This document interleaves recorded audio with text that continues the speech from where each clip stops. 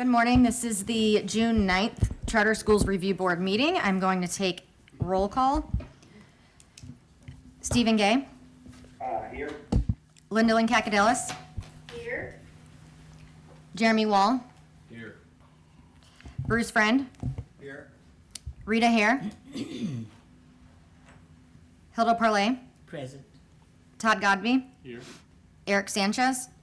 Present. Bart Danielson. Here. Shelley Shope. John Eldridge. Present. Okay, we have a quorum. Good morning, everyone, and welcome to the June 9th meeting of the Charter School Review Board. Thank you for the Office of Charter Schools for putting our agenda together today. Now you go to great detail and leave no stone uncovered.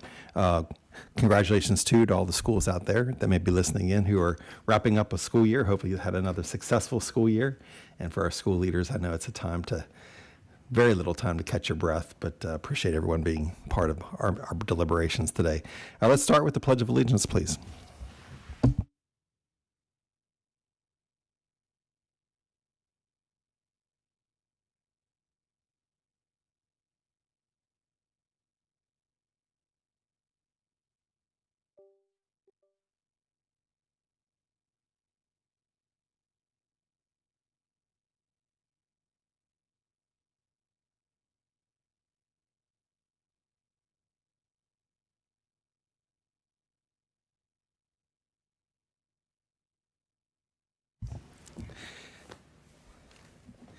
And for the record, note that Dr. Hare is here. Good morning. Yes, good morning. As a reminder, the Charter School Review Board's mission statement is to work to ensure the existence of high-quality charter schools in North Carolina. Our ethics statement reads as follows. Board members are reminded it is our duty to avoid conflicts of interest and the appearance of conflicts of interest as we handle the work of the Review Board. Does any member of the Review Board know of any conflict of interest or any appearance of conflict of interest respect to any matters coming before us at this meeting? If so, please state them for the record. Mr. Chair, I must recuse from North Oak. Okay, recusal, Ms. Parlay from North Oak. If during the course of the meeting you become aware of an actual or an apparent conflict of interest, please bring the matter to the attention of the chair. It'll then be your duty to abstain from participating in discussion on the matter and from voting on the matter. Hopefully you've had a chance to look at our agenda that's been publicly posted on eBoard, and we have in front of us as well. Can I get a motion to approve today's agenda? Motion to approve, Steve Gay. Thank you, Mr. Gay. Can I get a second? Probably seconds. Second. Any discussion? All in favor, please say aye. Aye. Aye. Any opposed? Passes unanimously. We also have to approve the meeting minutes from May 2025. They were provided to us by the office prior to today's meeting as well. Can I get a motion to approve the May minutes? Mr. Chair, I move that we approve the minutes from the May meeting. Motion from Ms. Hare. Can I get a second? So we have to have, All right, second from Mr. Gay. All in favor? Or any discussion? is that okay? All in favor, please say aye. Aye. Any opposed? Okay, hearing none, those pass unanimously as well. With that, I'm going to turn it over to Ms. Beccaro for the annual Charter Schools Review report.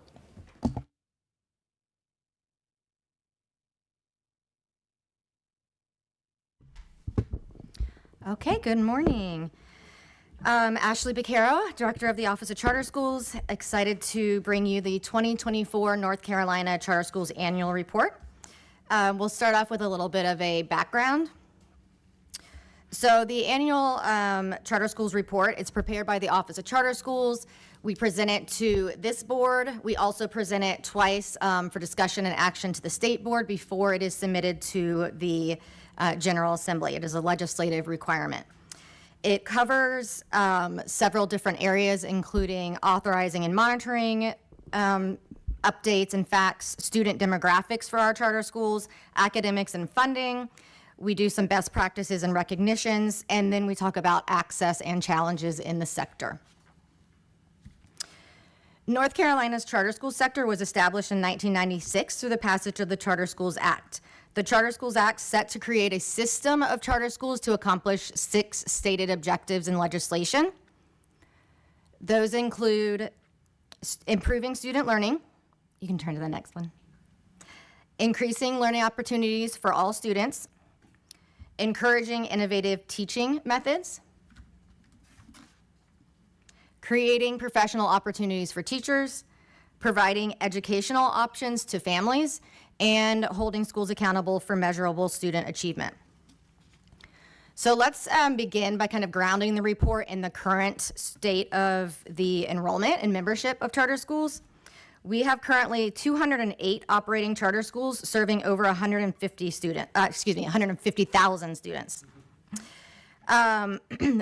As of this school year, we have 161 schools reporting a wait list at the start of the year, totaling over 74,000 students. As noted in the report, this wait list number can include duplicates, especially if there's maybe families in large metro areas that have applied to multiple charter schools. And finally, there are 63 counties within the state with brick and mortar charter schools. As of the 2022 school year, charter school membership has accounted for approximately 10% of public school membership. It continues to grow.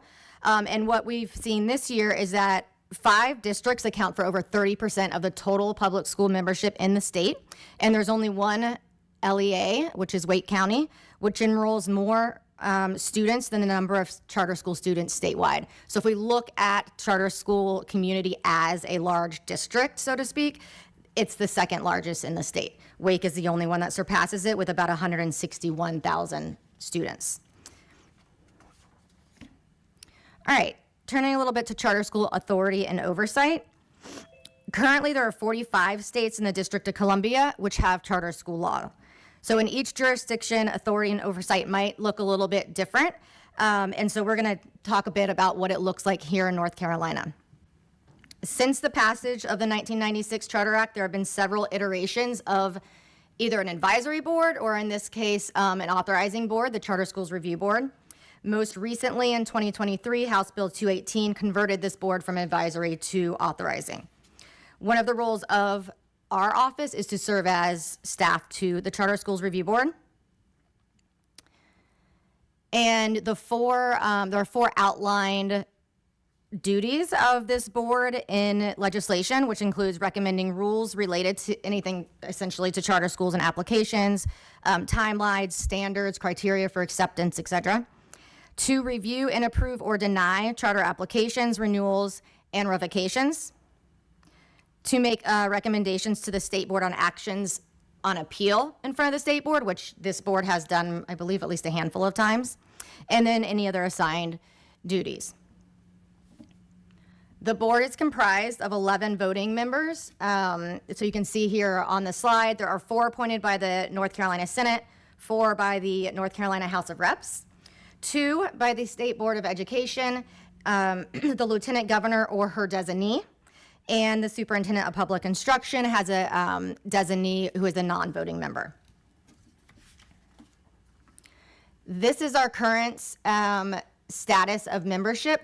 So you can see that we just last week, State Board did their appointments for this next upcoming term. So we have Eric Guckian, who will be joining us for the first meeting of the CSRB year, essentially in September, when we kind of start the next phase of our reviews. Eric Sanchez was reappointed. And then you can see that the vast majority of our appointments for House and Senate, those all expire at the end of this month. So we are working with the legislative liaison team here at DPI to try to get you guys reappointed if you talk to us about that, or to have a new appointment to your position. All right. The Office of Charter Schools.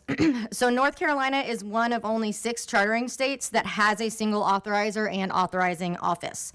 Last year, we added an assistant director. You all know Nikki. And now we operate with a total of 10 staff. Upon the expansion and kind of adding to our team, we took some time to talk about what we wanted our mission, our vision to be for the office. I think you can see those here on this slide, but the mission really highlights the 3 main areas of our work, which is authorizing, accountability, and support. We've also been very strategic in recognizing our capacity to serve over 200 schools, RTO boards, applicants, and the 150,000 plus stakeholders that are attached to each child attending a charter school. Our vision grounds us in the belief in equitable access and excellence so that every student thrives in the charter school that he or she chooses. And then we decided on values that we believe are most important in our work and which we strive to encompass and display as a team. While OCS was legislatively created originally with the outlined duties primarily as serving to staff to the CSRB or whatever iteration was, in effect at that time, and providing technical assistance to charters and applicants, clearly our work has expanded from those main purposes. So we have 3 teams which really kind of encompass the full range of what we do. We have the authorizing team led by Melanie Rackley, accountability team led by Jenna Cook, and external support led by Natasha Norns. And you can see how we divide the work just to make it manageable. Each year, we also report on national authorizing staff statistics. We are considered authorizing staff. North Carolina's average of 8 consultants compared to the number of schools in our portfolio equals about 26 schools per consultant. If we add our RTO schools, it brings us to about 28 schools, which is certainly an improvement over what we've seen over the past years. But 92% of respondents for this national survey oversee 10 or fewer schools per part-time staff member. All right. Before I move on to charter accountability, any questions or comments? It's a lot of information, so give some time to take a breath. All right. Charter accountability.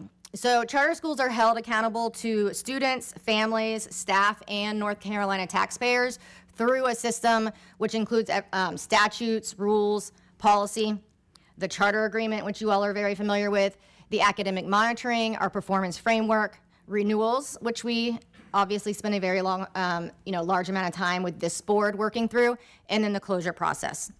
When charters do not meet accountability standards, they risk closure. The performance framework is a tool that we use in the office and in the state to report on overall accountability. And we just recently with you all did a major revision. It was the first one in 10 years. And it reports on 4 main categories: academics, operations, governance, and financial. It evaluates over 30 measures. We as a team are often, especially as legislation changes, reevaluating exactly how and what we are reviewing and collecting, because it is a very large amount of work, not only for us, but for schools. And this year there were over 2,500 document reviews. If we look at the statistics from last year's performance framework, 99% of schools achieved at or above 80% compliance or meeting standards and operational criteria. 37.6 were compliant in every single measure. There were only 2 schools that fell below the 80% threshold, scoring 72%. So that means they've met 72% of the standards. And then of the 210 operating charter schools, 3 were reported as cautionary or disciplinary financial status, which was a decrease from the previous year's 7 schools. So we have seen some improvement in that area. The goals of performance framework and what we've talked about with this board in revising it is to provide a clear and consistent measure of operational, governance, financial, and academic performance, to provide feedback for school leaders and boards, transparency to the public and other stakeholders, and then also to allow us to kind of track information regarding school performance, which is very helpful when we're thinking about renewals or accountability standards. All right, digging into charter school closures a little bit. This was the first year we've kind of did a deep dive into the data behind some of our, the closures we have in North Carolina, or we have had in North Carolina. There are 4 types of closures. So you can see here there's relinquishment. This is when a board voluntarily gives up its charter. There is assumption, which as you know, most of you know, we've only had one of those, which is when a board essentially assumes another board's charter agreement to continue operating a charter. Non-renewal, and then revocation. If in the previous year, we actually had a very busy closure season. We had 2 schools relinquish their charters, so they voluntarily closed their schools. That was Veritas in Mecklenburg and Apprentice in Union. And then 2 charter schools last year were non-renewed, which was Ridgeview Charter School in Gaston County and Children's Village Academy in Lenoir County. This year, we've only had 1 closure, which is Valor Preparatory, and this was also a relinquishment, and they have closed at I believe, maybe just a week or 2 ago. If we look at the total numbers, we can see here we've had 22 revocations, 55 relinquishments, 1 assumed, and 16 non-renewal for a total of 94. But those numbers can sometimes be a little misleading, so we wanted to kind of dig into those a little bit more and look at really what were the types of relinquishment, especially, and when they were occurring. And you can see on this next slide, we took the average years opened for these closed schools, and I think this is some pretty interesting data. The average year open for a revocation was just about 4.5 years. And the most common reason is financial or compliance related. So oftentimes we see both of those issues. So it could have been governance, like for example, one of the schools last year had financial noncompliance, EC noncompliance, and like open meetings, so governance noncompliance. For relinquishment, it's about 4 years. However, 55 relinquishment it is a very large number, but I do think that it's important to note that 23 of those schools never opened. So it's obviously a different matter of closing a school voluntarily when you have students attending as opposed to just not opening those doors in the first place. Previously, up until just a few years ago, we gave the charter agreements when they began RTO. So if a school did not make it through RTO, they had to relinquish, or in some cases we had to revoke. We had to say, you are not ready to open, and now we have to revoke the charter school and the charter agreement and go through all of the processes. That has changed, which I think has been very helpful, so that as you will vote today, charter boards do not receive their charter agreement until they have passed RTO, which is it's a better safeguard to having all these relinquishments for schools that just don't even open, or for having to try to revoke a school that's not ready because we already gave them the charter agreement. These numbers go all the way back to the beginning of charter school? Yes. 1997, 98? And then you'll see for the relinquishment, which I think is also very interesting, and this will probably be part of your conversation today for the RTO schools. The most common reason is enrollment and or facility. And as you know, those often go hand in hand, because if you don't have a facility locked down, it's going to be hard to get a parent to trust you to send their kids somewhere where they don't even know the location, right? The average years open for a non-renewed charter school, which I found also quite interesting, considering it's almost 3 times the other closures, that amount of time, is nearly 11 years, and the primary reason for a non-renewal is academics. So essentially what I think you'll see if you were to dig into that a little bit more is schools that consistently are continually low performing and are consistently getting 3-year renewals, and then finally they just don't get non-renewed, or they don't get renewed. In the report, we also kind of dug into some of the impacts we've seen with closures, because, as I said, last year we had 4 closures. That was kind of front and center for what we were doing in the office, and we have a small team that has to handle those closures. But some of the key impact I think you see is, one is employment, obviously, because you have schools that are losing, teachers, professionals that are losing jobs.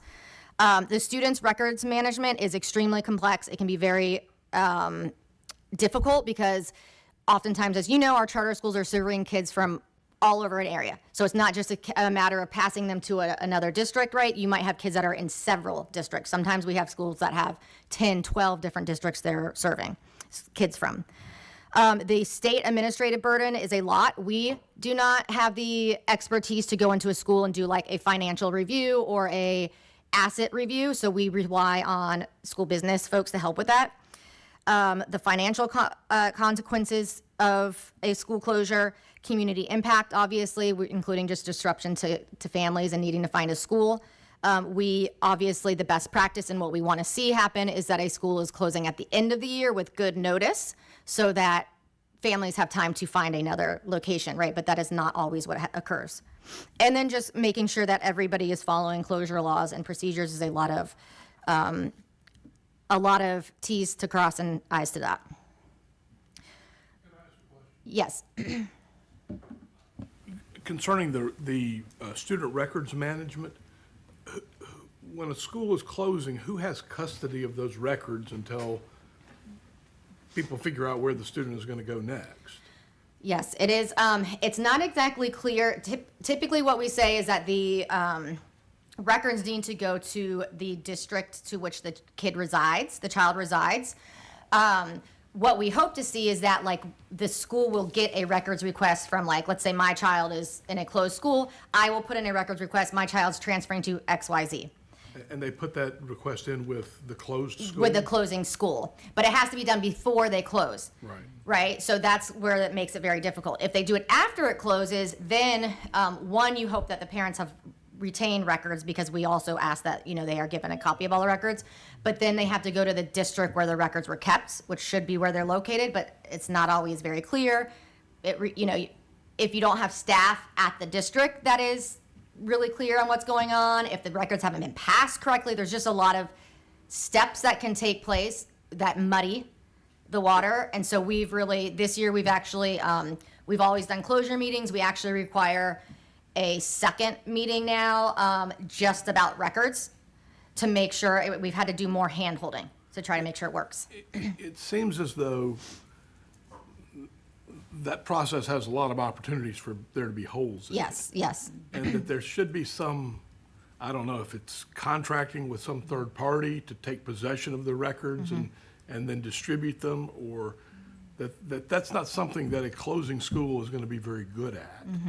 And I don't know what the process should be, but it seems like it's a big enough issue for students that there ought to be some more formal process that takes the records out of the hands of the school and puts them in somebody else's hands who's going to be around to do the job.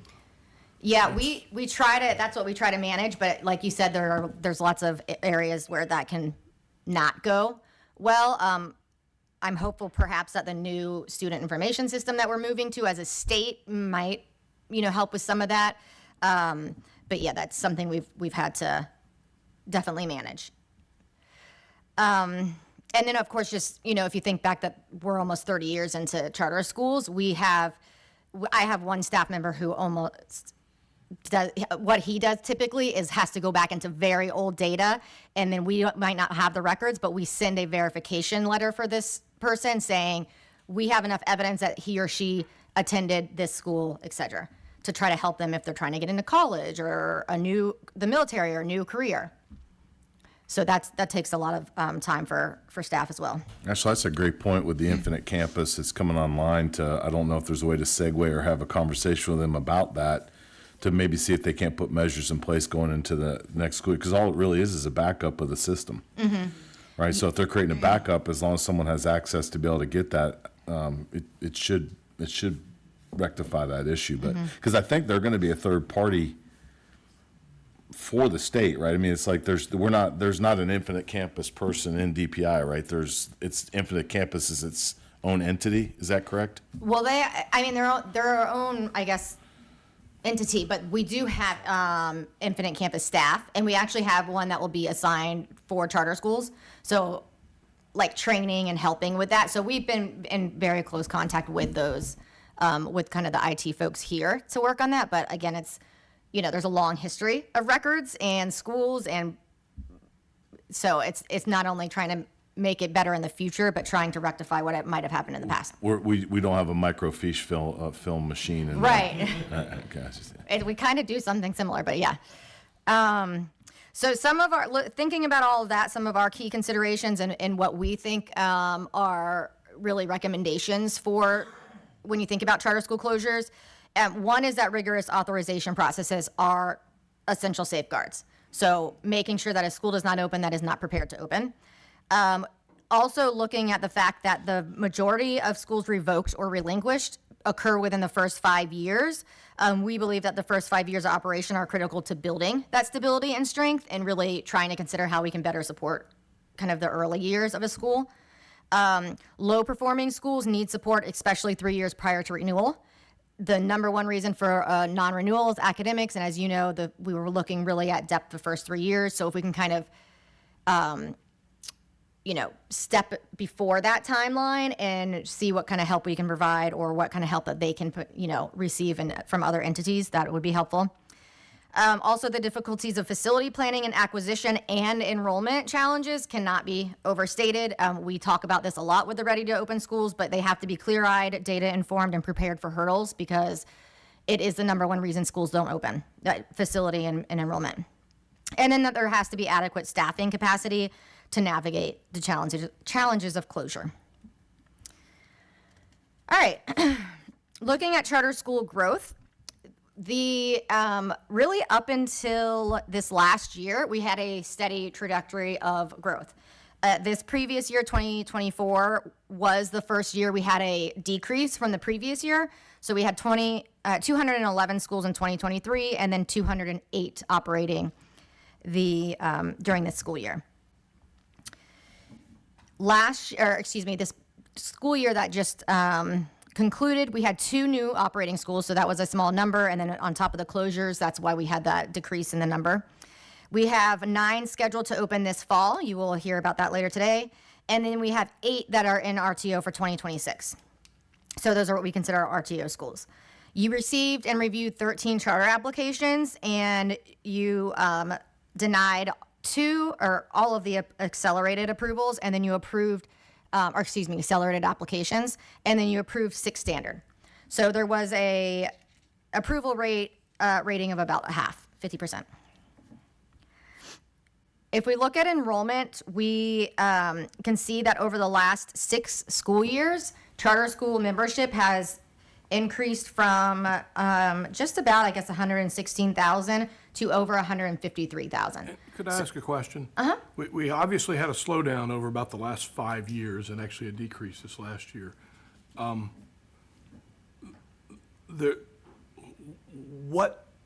this may be a question for you and for other board members, what do we perceive to be the reasons that, obviously you can't grow forever, but what are the reasons for that slowdown? Is there something that Bruce, has do you want- changed in the environment? Is there I just want to be clear when we say slow down.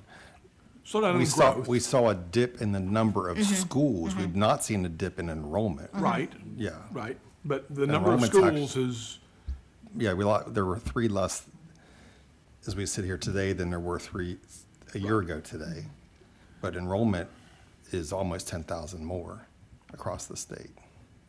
right. So, and our successful schools are quite successful, and we have waiting lists at a large number of them. I'm just wondering if the actual number of schools, have we had a decline in applications?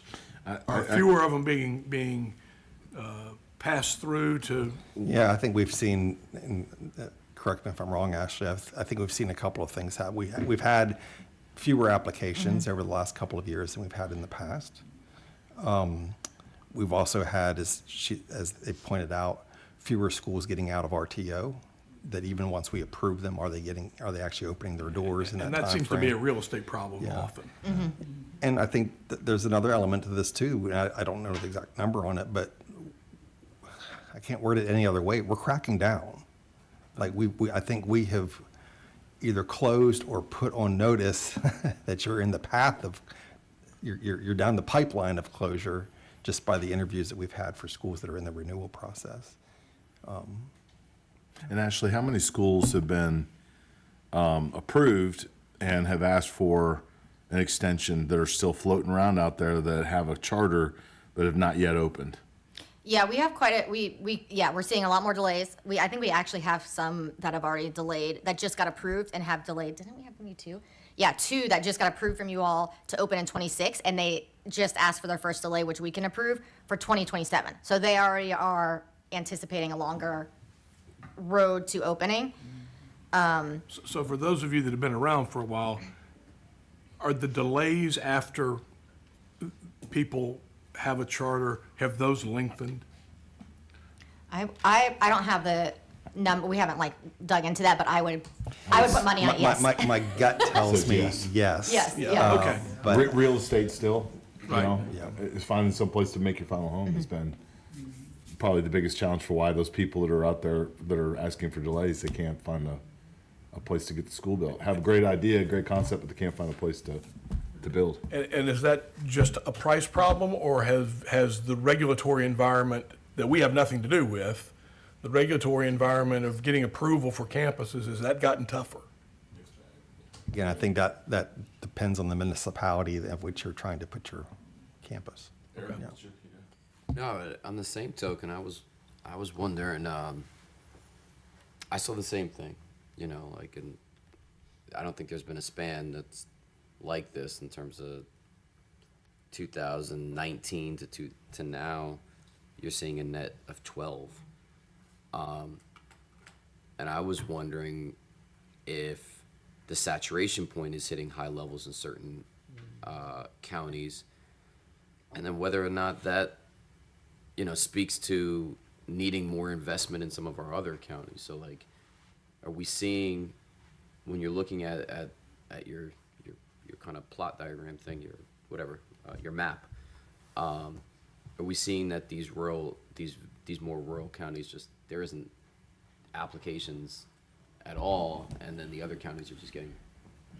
Yeah, I think so. I mean, the applications that we just got in, that you guys will see this summer, I think the top two counties were Wake and Mecklenburg. I don't know, Melanie's not here, but yeah. So you see them in the continue to see them in the big counties, which again, just because you're in a big county does not guarantee that you're going to get enrollment, as we just saw. Go Big withdrawal, they tried for, I think maybe they applied 5 years ago. I mean, it was and they tried their hearts out to get that STEM girls' school in Charlotte open, and they could not get the enrollment. So yeah, I think part of it is, you know, it's a very competitive market. You see, you know, in all different types of schools, you know, home schools, those sort of things, like numbers increasing. There's nearly 40 counties that don't have a charter Yes. school. I was shocked by that when you reported that number earlier, that Yeah. 40 counties don't have a charter school. Right. And a lot of them are also, like if you look into the Carolina demographic data, like the school-aged numbers are declining, right? So we're also not seeing necessarily some of them more than others. But Carolina Demography just did a presentation to the state board, I think a month or two ago, and they talked about kind of like a 5-year projection of where we see in some, you know, you see maybe there's like 2 counties, I think, that had like a really high increase that they're predicting, and then a lot of them that are decreasing in the school-age number of kids But think about that. You're and birth saying rates.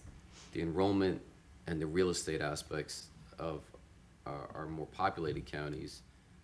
I mean, again, we're not here to propose legislature or different funding, but it would speak volumes to have some level of an increase in investment in the, what you said, 40? 40, counties? almost 40 counties. And what do we have? A little over 100 counties Yeah, 100, 203, I think. in the state? School systems and counties. Well, it's 100 counties with school systems. Yeah. So, yeah. All right. So what you're seeing here, like, yes, the number of schools are decreasing, the enrollment's still increasing. I think this is probably what we will continue to see, because schools that are really strong are expanding or growing students, and then those that are struggling are just either not opening or closing. Okay, so this is the demographic for ethnicity and racial data for this current school year. So the next, you can kind of see here the difference. You have the red is charter schools, and blue is the district schools. This is nothing we haven't seen over the last couple of years. If we go to the next slide, it's kind of broken down into the percentage differences we see. So we typically see more white students, Black 2 or more, and Asian students enrolling in charter schools. The largest disparity we continue to see with charter school enrollment is in the Hispanic population. So there's an 8-point difference percentage point difference between the enrollment of Hispanic students in in district schools statewide and then in charter schools. We've talked about this before, right? I didn't find much research on this, but I think it's, logic will tell you, common sense will tell you that there can be a lot of language barriers, right? If you're not marketing and providing materials in Spanish for Hispanic families, there could be geographic distribution, like whether charter schools are close to Hispanic communities, cultural factors affecting school choice. I've believe that there's not actually a term for charter schools in Spanish, so it's like that there might not be an understanding. We also get a lot of questions about, the belief that there's tuition involved and things like that. What I do, this slide I find really fascinating. If you look at the 2010 versus 2024 demographic data for charter schools, you can see that there's been dramatic changes in student demographic trends. In 2010, charter schools primarily served white and black students. So you had 88% combined population were just white and black students. Now you can see, obviously, a much different shift that represents a more diverse student body in charter schools that we see this current school year. So the report kind of goes into more depth about the exact changes in demographics, but I think this shows a lot. All right, special populations.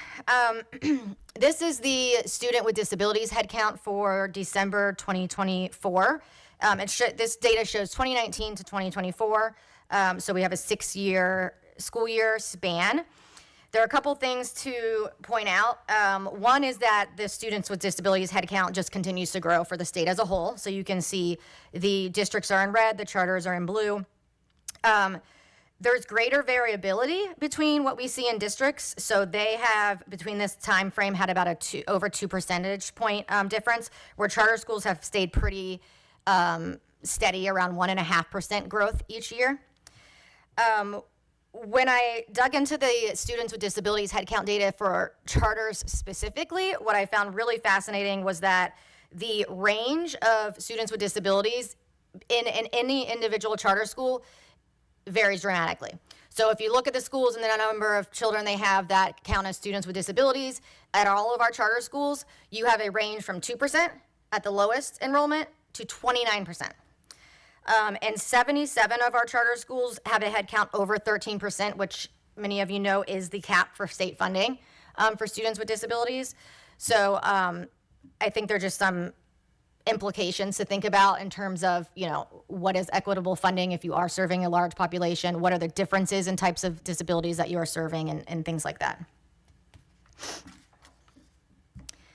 English learners, again, this is where we see the largest disparity between charters and districts. So the number of the headcount for English learners continues to grow significantly, really, if you look at 2019 at under 4% for charters, and now we're close to 6%. And then the same with districts growing from 8.29 to almost 11%. There's very little research on what could be, causing this, but it does when you pull up national data on English language learners, which I've noted in the report. It's very similar trends nationally. You just see fewer English learners in charter schools in general.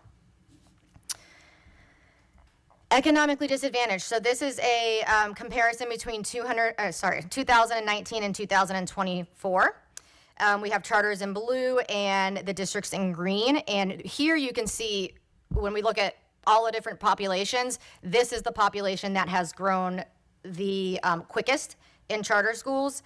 There has been over that time period, a nearly 17% increase, like an absolute percentage increase. But if we think about that relatively, it's 71% increase of a relative increase between 2019 and 2024. District schools also have an increase, but certainly not to that type of extent. So I think you could see, there's a number of reasons. I think one of the likely causes is the NC Access grant, the CSP grant, which was targeting economically disadvantaged students using weighted lotteries to increase their enrollment. I think that this probably could be good evidence of that being successful. There could also be changes in the intentional, targeting of certain populations, economically disadvantaged. And I think also just being rigorous in authorizing. And if you say you're going to serve students that are economically disadvantaged or any other type of demographic or special population, you need to show in your application and in your process that you are actually prepared to do so. And I think that we've seen you all do that during the application process and the RTO process. Okay, charter school access.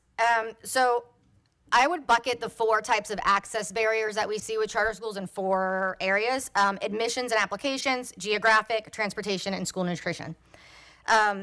Admissions and applications is essentially just having maybe confusion, lack of clarity. We get a lot of stakeholders that call that just are, they don't understand charter schools in general, maybe not the process for applying, maybe the application's not clear. I would say at least once every couple weeks I get someone asking about tuition, right? So there's just still a public perception or misunderstanding about what the process is. I also get a lot of questions about magnet schools, that are district schools. There just can be very complicated processes. So trying to make those very clear and helping schools, especially in the RTO phase, make that clear for them. Geographic barriers can exist, like we talked about, right? We have 63 counties with charter schools. So there's a lot of charter schools or counties that just don't have that access. Transportation is a barrier we're going to talk about in just a second. And then school meals obviously can be critical safeguards for certain families. And so having that access in a charter school is important to those families. Transportation. So every year we do a survey of charter schools asking about their transportation program. I believe 199 out of 208 schools responded. So the majority of schools responded, and this is the data I have. Over half of the schools offer traditional busing. You can see that we actually have enough percentage points to actually have an electric bus category now, because schools are transitioning to that, or there have been grant programs. I believe there were grant programs in the prior administration that some of our schools took advantage of, and now they have electric bus programs. But this is what we're seeing. Other can be, schools use all kinds of different programs for transportation. They might use private, smaller kind of transportation companies. They might use public transportation vouchers, encourage carpooling, things like that. The report goes into a little bit more depth about this, but just the challenges that we continue to see in transportation. Because we run the transportation grant, I get a much closer view of what the challenges are. And also, if you just do a review of national survey data and national publications, it's very obvious that transportation is a nationwide, and certainly we've heard about it in this state with many districts as well struggling to provide, the staffing, so there's bus driver shortages, the funding. It's extremely expensive to run busing programs. It's getting more and more expensive as most things are. Maintenance costs. I will also note that there is a state program for school bus replacement. Charter schools are not eligible for that. So there's not only do they not get specific funding for transportation, right? It's just there's a certain amount that's inadequate put into the general PRC, but there's also no program for helping maintain or replacing buses. So it's a very expensive endeavor. The next slide shows over the last 3 years that we've had the charter schools transportation grant recurring. The blue bars are showing the eligible expenses that we have received, and it's very small print. I apologize for that, but those are very big numbers, and they're all over. The 2023 was over $6 million, and in the last 2 years we've had over $8 million in eligible expenses submitted.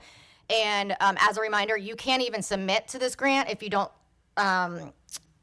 serve over 50% economically disadvantaged students. So this is just a small, this isn't all of our charter schools. These are just the ones applying, and our eligible expenses are over 8 million, and we have 2.5 million to a lot. So what we do is there's a $100,000 max. Nobody's getting that anymore because we just have too many eligible expenses. And so we take the number of schools that are eligible. We use a ratio to decide how much money they're going to get so that everybody gets I think this year it was 30%, right? So it's not as much at all of what they actually are, spending, but it helps. And we continue to kind of advocate for additional funding.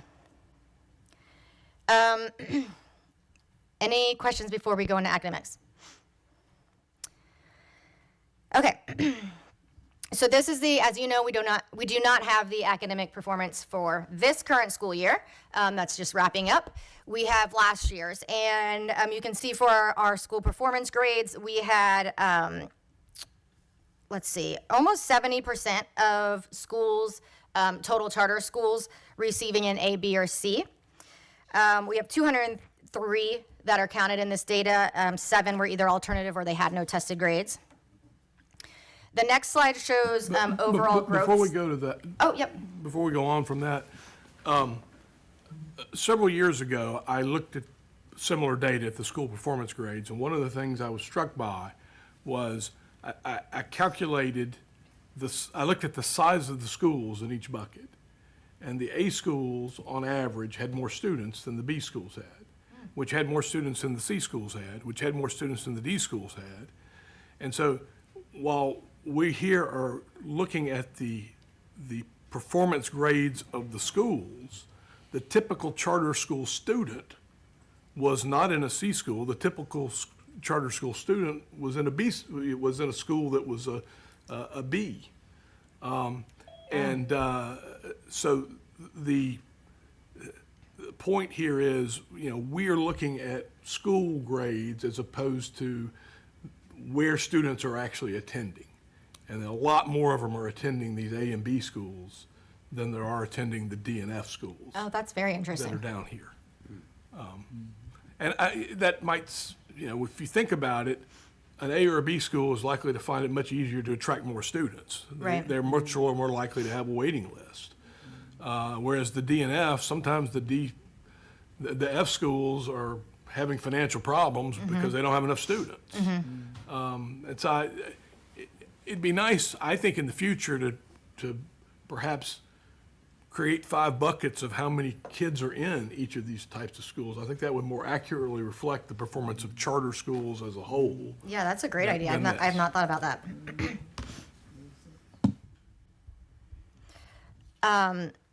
Okay, so if we look at growth, the majority, over 70% of our schools are meeting or exceeding growth. For last year, in the report, it's too much data to kind of put on a slide. But Megan, if you go to the next slide, there is subgroup data analysis. And what I did is took it from 2019 to the current 2023-24 data. It is nothing that we haven't heard before. There's been, learning loss presentations given. Essentially, no subgroup has returned to pre-pandemic proficiency levels in 2019. The subgroups showing the most severe declines in proficiency were students with disabilities, Hispanic, multiracial, and white students. If you look at grade level proficiency versus college and career readiness, you see much more dramatic declines in college and career readiness. So our top performers really struggled since the pandemic. And then the good news is that all subgroups are showing progress. We're just not yet to those pre-pandemic levels, but we are seeing progress. Actually, I should know the answer to this question, but has a new model for school performance been approved? No. I believe that it keeps being bounced around in the General Assembly. So there has not. I believe they might have been asked to, under Catherine Truitt's term, they went through this whole process, which is probably what you're referring to, of trying to figure out an alternative model. I believe that was presented to the General Assembly, and honestly, I don't know what happened with that. But I think there's still talk about trying to come up with a different model. Because it'll be interesting, because a new model's coming, and it's going to more than likely be growth-based. It'll be interesting to see how that impacts Right. this data. All right, thank you. I Yep. should have known that. And then this is our current low performing status. So what I did here is I took the four schools the four schools that closed, and we just updated the numbers based on what we had this school year. So we have 25% of schools were low performing, 26% continually low performing. 9% were continually low performing, but not low performing, which means that this previous year they got out of low performing status. So if they can do that again this year, then they will be completely out of low performing status, which would be great. So that's kind of the status we have now and what we're looking at when we think about trying to assist our low performing schools. The next slide is just using, so this does not account for the closed schools. It's using last year's accountability data because it's district and charter. I didn't want to mess with the numbers. But you can see here the district schools are in red, charters are in blue, and it just shows you the percentage of low performing schools. So fairly similar over the last 3 years. And the next slide is continually low performing schools. And you can see again, some similarities between the, I think there's maybe like a 1 or 2% at most percentage difference between charters and districts. And what we hope to see this year with our performance data, obviously, is a decrease in the continually low performing if we can get those schools that were almost out. Also, the 4 schools that were closed were continually low performing, and they are not removed. They are not removed from here. All right. Funding. So every year we just give some information about funding. As you know, the state funds are allotted based on the number of students and membership at an individual charter school. You can use state funds pretty much for anything aside from the purchase of a building, which is why facility costs are a main concern. And then federal funds are targeted to specific school populations, such as Title I or IDEA. The charter school funding was approximately $1.18 billion of the $12.6 billion state public school fund for this previous school year. In the report, I went into this in more depth, but I think there are some important benefits of charter development to talk about in communities when we're talking about funding and economics. One is facility renovation and restoration. So this year I asked schools if they had any kind of stories they wanted to share about their restoration and renovation, and some of those are highlighted in the report. I think it's great when a charter school can take over a building that would otherwise be empty or blighted and revitalize it. There's been community development of underutilized areas. I talk about the Points in Jamestown, which took over a large section of what used to be like the furniture alley. There's reports on job creation and economic development. So if you're building a multi-million-dollar school, the number of jobs it can create, not only like building it in the construction industry, but other community kind of ties. And then also highlighted some partnerships with local governments, public resources, et cetera. So one of our schools in Durham, for example, partners with the Durham Police, and they host their Saturday mentorship program at the school's basketball courts, right? So kind of having those type of partnerships, I think, are a great way to build community with charter schools and to use, resources and facilities efficiently. All right, almost wrapped up. Challenges and celebrations. So when we talked to charter schools, we did an annual survey on their top challenges, and the vast majority of schools responded. I think there was over 200 responses. You can see here that the overall, without a doubt, top challenge or concern on the mind of school leaders is teacher retention and recruitment. Over almost 54% of respondents stated that was their number one concern. That obviously has been a conversation among many people in the state and nationwide, I'm sure, just with, here, obviously, with teacher pay and trying to make sure teachers are staying, and finding high quality teachers is not easy. The second top concern was general budget concerns. I think this year maybe contributed a lot to that just because there was, this new funding in arrears and like the growth funding. There were some questions about that.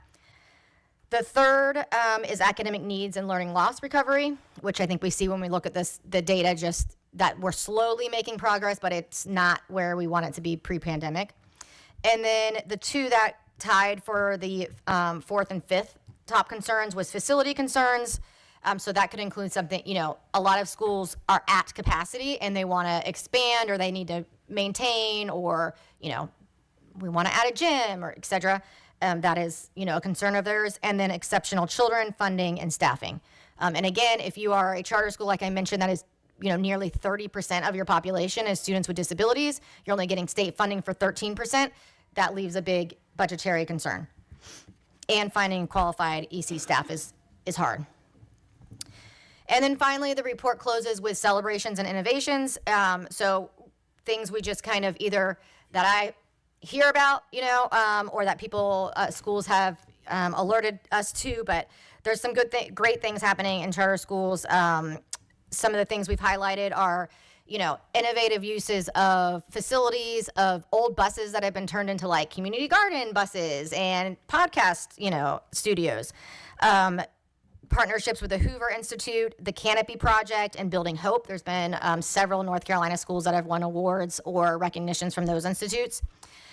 Brevard Academy out west has an on-site health clinic.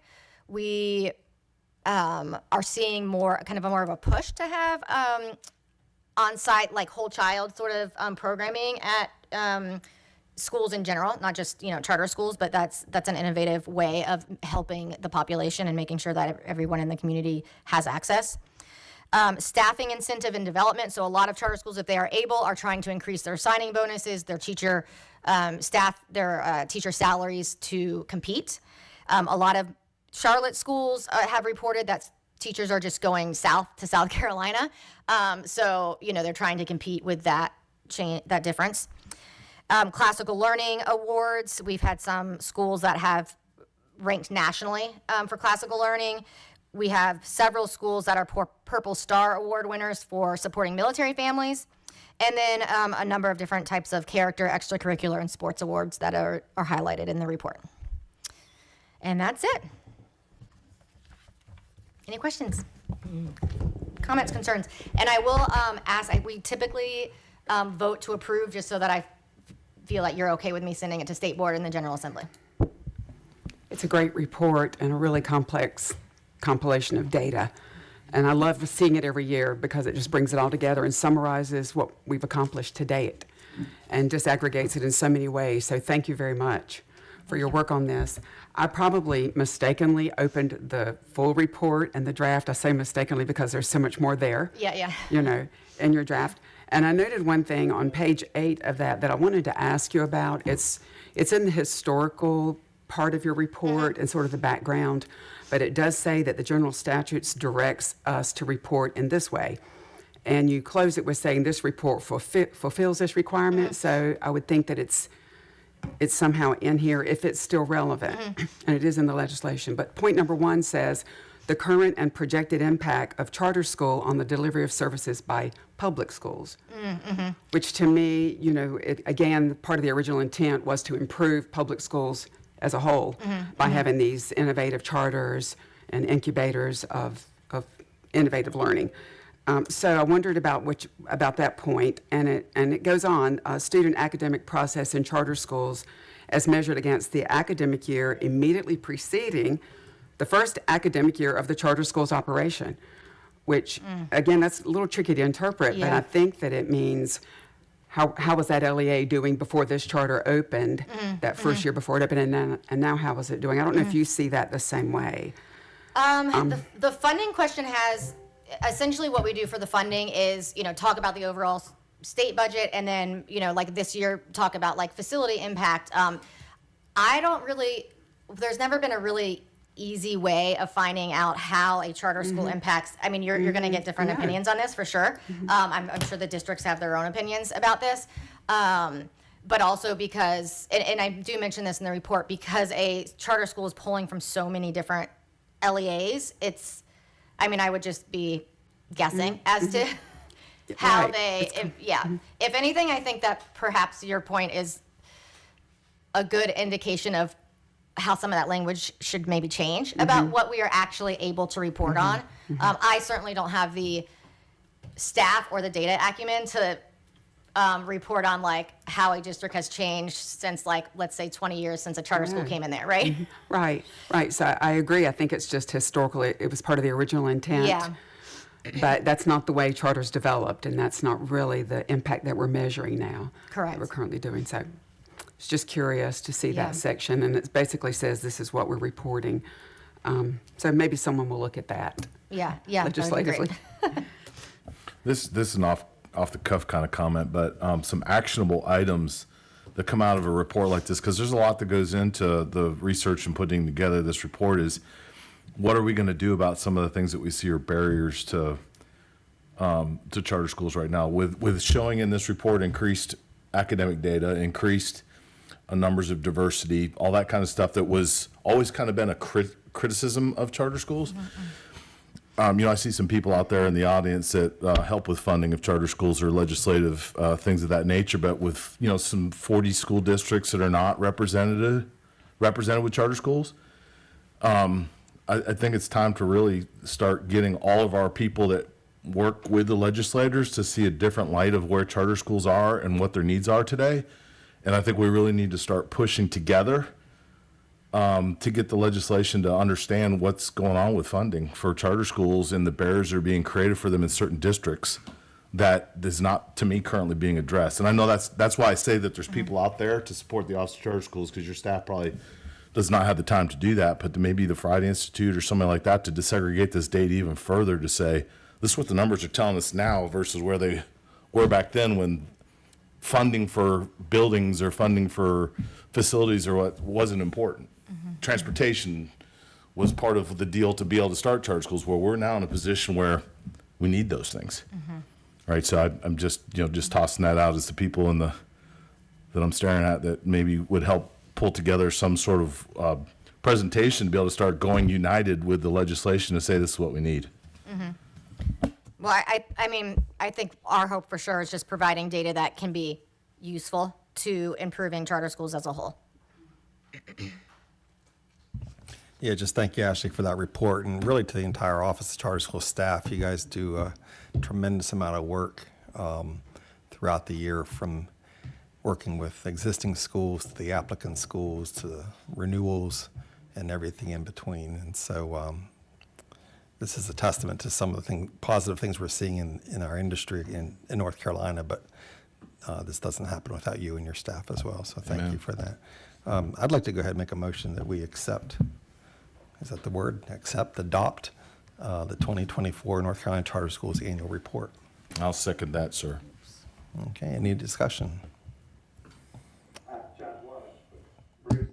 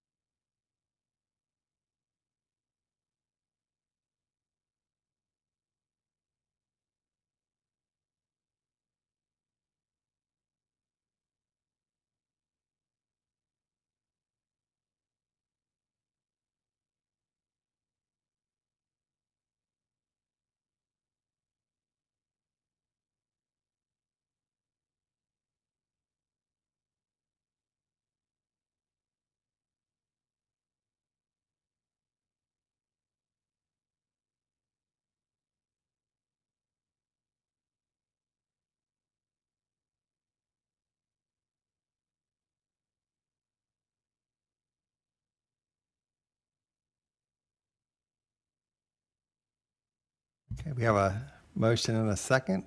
Any other discussion? Okay, all in favor of adopting the 2024 North Carolina Charter Schools Annual Report, please say aye. Aye. Aye. Any nays? Passes unanimously. Good job. Yep.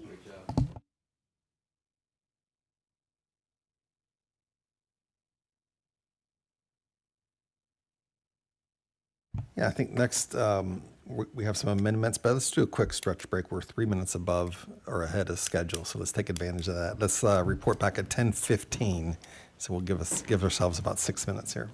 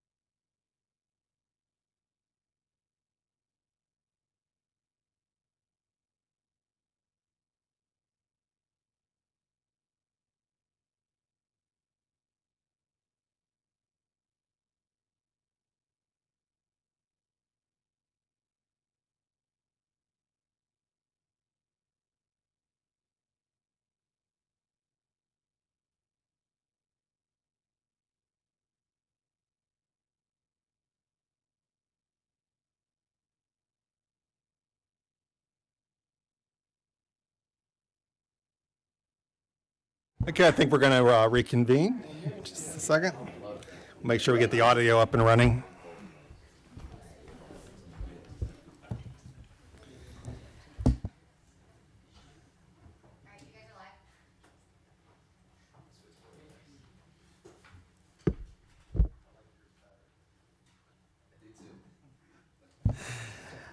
Welcome back. Next on our agenda are several amendment requests, and with that, I'm going to turn it over to Ms. Julie Wetzel. Good morning, Julie. All right, good morning. Julie Wetzel with the Office of Charter Schools. We have 4 amendment requests today. Our first comes from Arapahoe Charter. They want to amend their mission statement. They are located in Pamlico County, and they've been in operation since 1997. Currently serve about 500 students in grades K-12, and they're requesting that the Charter School Review Board approve this new mission statement. Their original mission statement is 1 page long, so I won't read that today. You can read it on eBoard if you'd like to. The proposed update modernizes the original statement, transforming it from 1 page to a concise and meaningful expression of the school's purpose. The updated version was developed with teachers, parents, community members, and students, and approved by the Board of Directors last month, and actually in April. Their new mission statement is, proposed new mission statement is, the Arapahoe Charter School community will empower students by recognizing their diverse needs, creating a challenging and supportive learning environment, and promoting positive impacts in an ever-changing society. And representatives from the school should be online if there are any questions. All right, thank you. Yeah, I have a comment as well. The first thing that comes to my mind is, and I'm going to brag on my school a little bit, but when I go into my kindergartners' classrooms, they can all recite our school's mission statement, and I don't think they could do the original Arapahoe mission statement. So I think this is Don't be surprised. I don't know that I could do it. I think this is a move in the right direction. Ms. Parley? Well, I applaud them, I really do. Thank you so much for not explaining your mission statement. And more importantly, you wrote them in 35 words, or wrote it in 35 words or less. Thank you for adhering. I'm going to go ahead and make a motion that we accept the change to the mission statement for Arapahoe. I'll second that. All right, we have a motion and a second. Any further discussion? All those in favor, please say aye. Aye. Aye. Any opposed? Okay, it passes, and congratulations to our friends at Arapahoe Charter. Yes, indeed. All right, our next request is from Tillery Charter Academy. They're requesting a grade level expansion. They're located in Montgomery County, serving approximately 230 students in grades K-7. The Charter School Review Board did approve the expansion to grade 7 last year. The school has been operated since 2019 and was originally approved as a K-5 school. The Board of Directors and school community are requesting an amendment to their charter application to expand to 8th grade in the upcoming school year. They're currently designated as continuously low performing, and they are not in financial compliance. So they are required by the general statute to obtain approval from the Charter Schools Review Board to expand their enrollment. You can see the data regarding their low performing status for the past 3 years, their school performance data, and then just last month they were placed on cautionary financial noncompliance by NCDPI, School Business Services. And we do have the school leader here in person today and board members online to answer any questions. And I'll invite Ms. Barber to come up.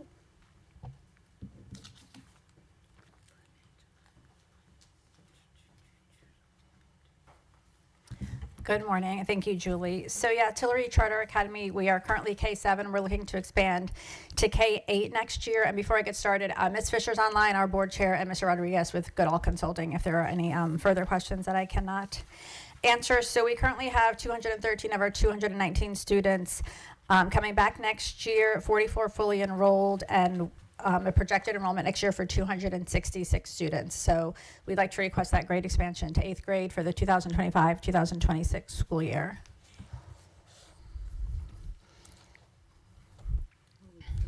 Questions, comments from board members?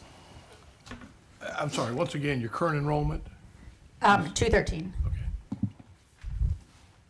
Could you just briefly summarize the financial noncompliance warning, the cautionary status? You know what's that about? Yes, sir. I think Anthony Rodriguez is on the line and he can speak to that also, but we've moved into our new facility last year. So just with taking on that responsibility financially, moving into our new facility is attributed to some of that.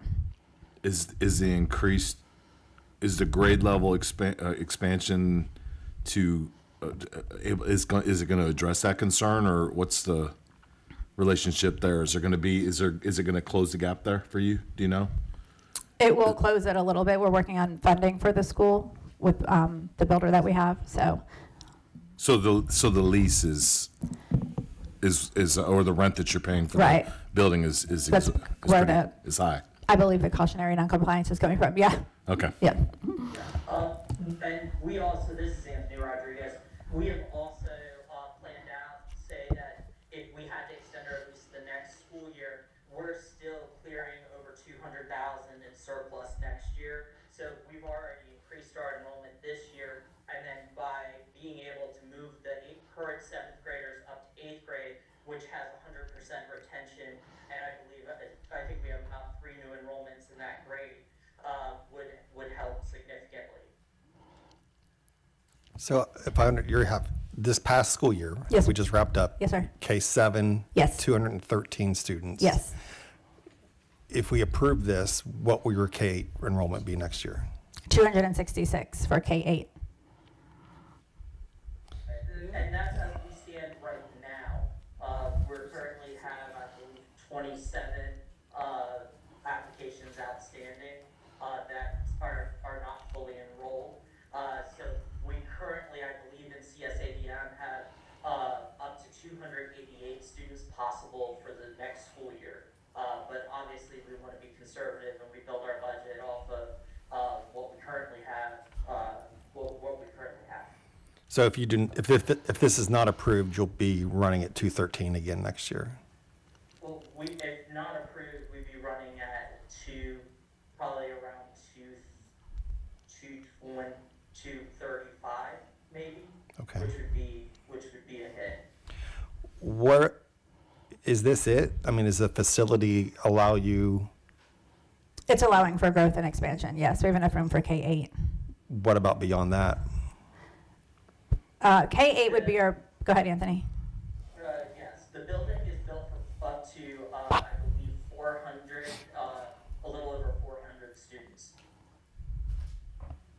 So with the increase in student numbers, are we increasing class size, or are we having to hire new staff?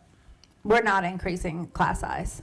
We keep them at 48 per grade level, so 24 per class. So then there's additional cost coming from staffing as well too. So has that been factored into whether or not this $200,000 surplus is going to be there or not? This has been factored in, yes. Yeah, we factored all of that into our budget as we move forward. Question here, with all the talk about the growth and adding the grade level, the May 15th letter references declining membership that was noted at the end of last school year. So can you explain that? A decline in membership, you mean enrollment? That's what I would assume. Declining membership in accordance with Charter 006, which placed you in financial noncompliance. Decrease in funded ADM of 10% or greater. So I'm not following the student numbers when there hasn't been any mention of decline. Oh, okay. Do you want to speak to that, Anthony, or do you want me to, or Chrissy?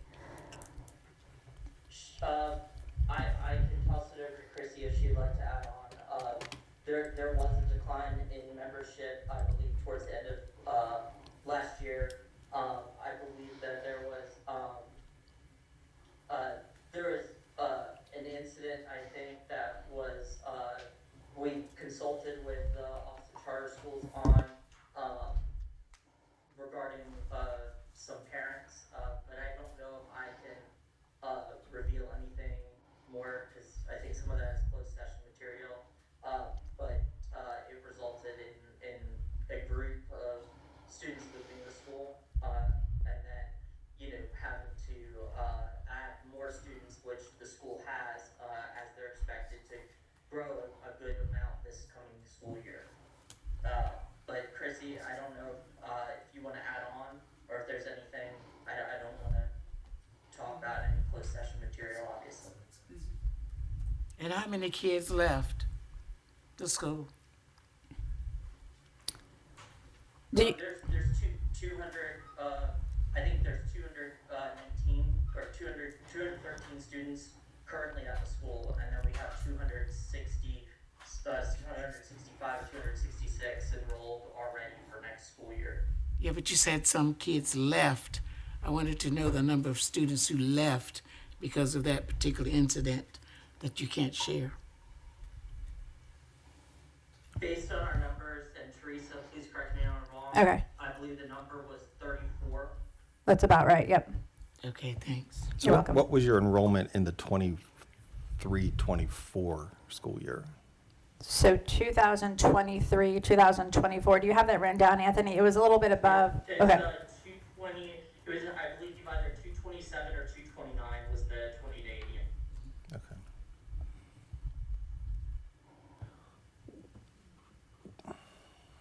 What were the discussions at your board meeting around this change? Is this fully supported by the board? And the reason I'm asking is I look at your board minutes, and this is a pretty significant change, and your own minutes reflect someone presented it, it was voted on, next item, like this. Maybe I'm oversimplifying that, I'm sure. Right. Christy Fisher can talk about it, but I believe the votes were unanimous by the board. Were there any concerns raised by board members about? Yes, hi. Go ahead. About adding on the eighth grade? Or about Yeah, he's saying, were there any concerns about adding, with the expansion that we have going on for K-8? No, the board was fully in favor. It was unanimous. That's what we've always intended since the school had started, was to add an additional grade each year. And like Anthony had stated before, all the current seventh grade students are planning on returning next year. Yeah, you're cutting, Grade. we're having a hard time hearing you. What percent of your, so you said you had 48 students per grade level? We have three that have applied. That's as high as we can go. 48 per grade level, that's as high as we'll go. Currently, we have 18 seventh graders, and they're all fully enrolled again for next year with a couple more that have applied. Okay.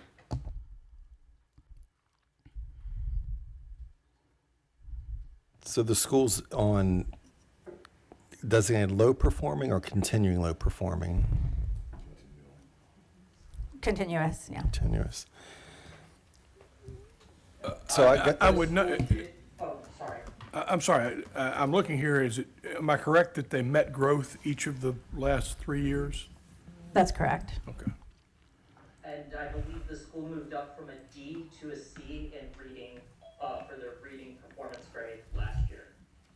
That's also correct. When was your last renewal? 3 years ago. So this year, we'll start the next renewal cohort. We had a 3-year renewal. You So received a we'll- 3-year. Yes, ma'am. So we'll start that again at the end of this school year, I believe, for the next renewal. Speak about the move. You said you moved. Did the whole school move from one building to another, and was it adjacent or miles away, or It just was remind about a half a us? mile away. We moved from one facility to the new facility in the beginning of last school year, so early 2023, September 2023, we moved there. It was significant. We started the school year late.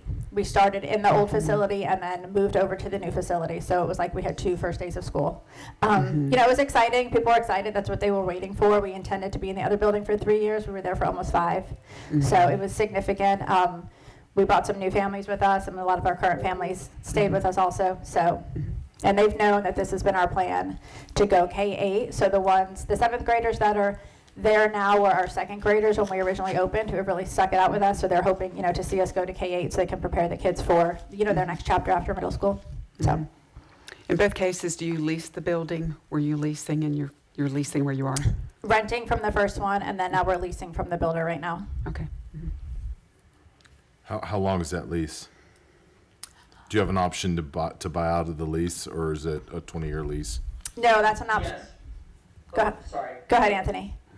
Yes, we have an option to buy. Currently, we're working with, we are seeking proposals for bond funding.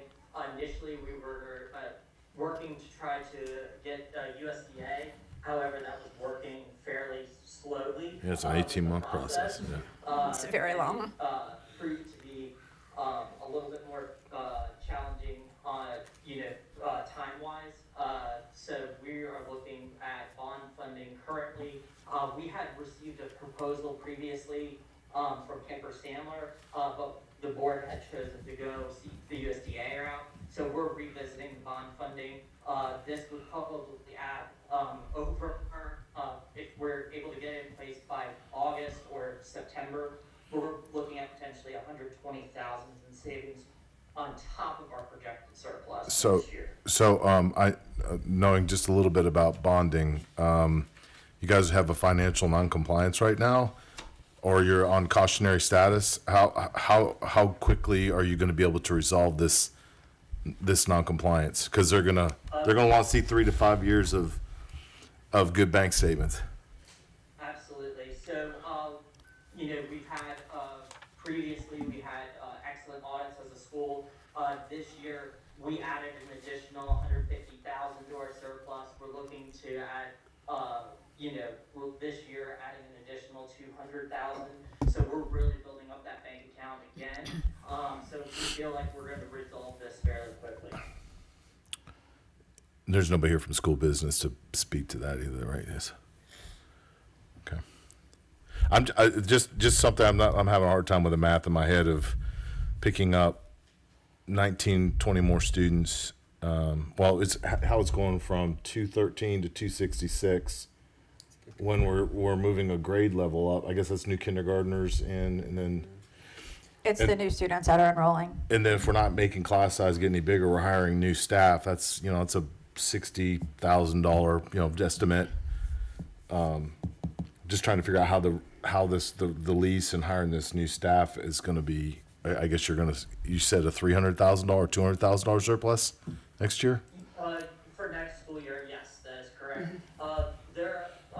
So while we are also backfilling other grades, so other grade levels are smaller. So there's some grades, like last year we had 36 students out of the potential 48 in the whole grade levels. So we're starting to fill out those grade levels as well. So we are adding additional students. It's not that we're only adding, moving up 8th grade and keeping those 20 students. We're also kind of backfilling the other previous grades that are not as full for a more remote rural school. So we're able to build up those grades on the lower level and get them closer to the 48 full grade levels that they can be. One last question I have for me, because I don't mean to dominate anything, but when I look at and maybe it's just a misunderstanding on my part. You said you had $150,000 surplus this year? Yes, we expect $150,000 surplus. So on this financial non-compliance status, it says a negative unassigned fund balance. What number one is a negative unassigned fund balance? So what am I missing? So last year the school obviously lost. Oh, it's from last year? Lost a good Okay. amount of money from the lease that from the first year of being in the building, which we expected because it was a heavier cost. So the school had lost a lot. They built that up in the new school year into the positive of about 100, into the positive of 150,000. Okay, thank you. Yes. Someone threw out the number 266 enrollment if you're K-8. Your minutes that you attach say the number is 288. Has that number been That would be shifted our down? projection. That's what we want to, that would be our goal. But if we were to open tomorrow, we'd have 266 students. Those applications are sitting and not fully processed yet. Right, we're making phone calls to the It families could who are. be It could 288. be, yeah, and we're making phone calls to the families who are still missing like one piece of documentation, so we're not actually counting them as fully enrolled. So, And also, your letters of intent indicate that all of your staff will be returning? all except one who's moving, yep. Okay, that's good, isn't Yes, it? yes. Yeah, our retention rate is good. Do for you have staff. any classrooms that are ending the year and they had to have subs? Subs We in had a the room? long-term sub in middle school position for the end of the year, since about January. So, One, just one, yep, and that position's been filled with a full-time teacher. good, So- okay. So, Mr. Chair, I see they're advertising on the website that there are K-8. They got to draw the 8th graders in, Ms. Barlier. so Not you yet. started out as a K-5 school, so when they were I guess this is a question for the office. When they went to grade 6, went to grade 7, we did not approve that because we didn't have to, because they were not on non-compliance, or I'm sorry, not on continually performing back then? Correct. Probably so. Okay. Yeah, and we opened as K2 and then added our grades. Yeah. So I guess the question is, I understand from the parent's perspective, there's, the K-8 is attractive, right? Because at least you know where your student's going to go through their middle school years, which is important. At the same time, you're under, if your capacity is 48 students per grade level, then you're not at that capacity in most of your grades, if not all of them. Why not focus on that? Why not focus on building the capacity with what you have, turning the academic performance around before biting off this whole new grade level approach? I mean, we're trying. I mean, we're very attractive to the community and to people wanting to come in, and then they come in, they change their mind, they want to come back. It's just the nature of the business with the charter school, I think. We're attracting the families, we're getting the interest, we're seeing, feedback from families about, especially the ones that are there who want to stay, and, continuing their kids' education through middle school. I think K7 is a good start for us now, but for the ones who have been with us and have started with us since and, have hoped that we've gone to K8, this is really, what they're looking for their kids to be successful in middle school, the ones that have been with us and the ones that have transferred to us. Where are the students right now going when they leave your school, as they finish their 7th grade year? Where are they heading off to? Most likely their district school. We're pulling from 7 counties. The majority of Montgomery counties, they would be going to their home middle school, or they would be homeschooled. And at this time, Tillery, Tillery's 7th graders are, and last year's 6th graders, they were last year's 6th graders.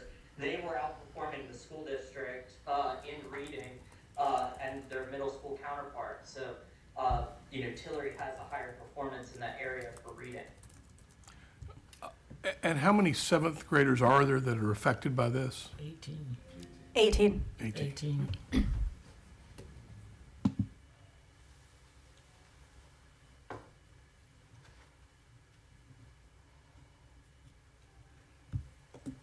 Other questions or comments for folks from Tillery?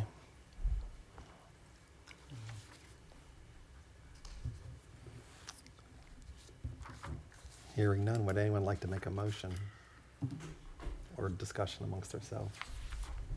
I'll just say it, I'm really torn on this. I think that not having the 8th grade can be problematic for families, for sure. I think we'd lose families if we didn't have the 8th grade, because we have students who have siblings. I think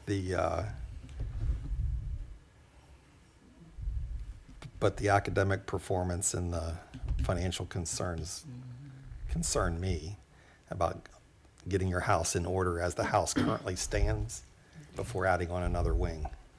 Probably not the best analogy, but, and I recognize it's a small number of students.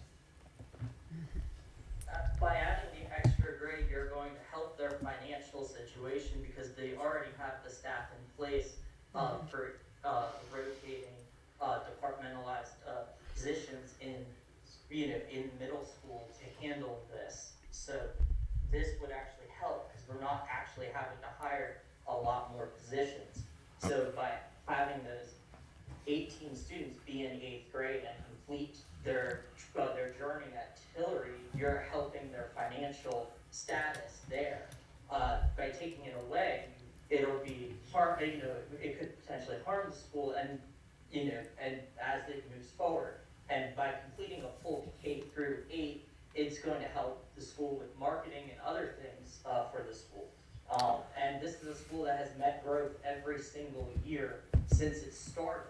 And they moved up from a D to a C in reading, so their academics are there as well. So this would be very helpful for the school. So you're not hiring any new staff? Because when I asked if you were, the answer was We hired an additional to complete for the replacement of the long-term sub in middle school.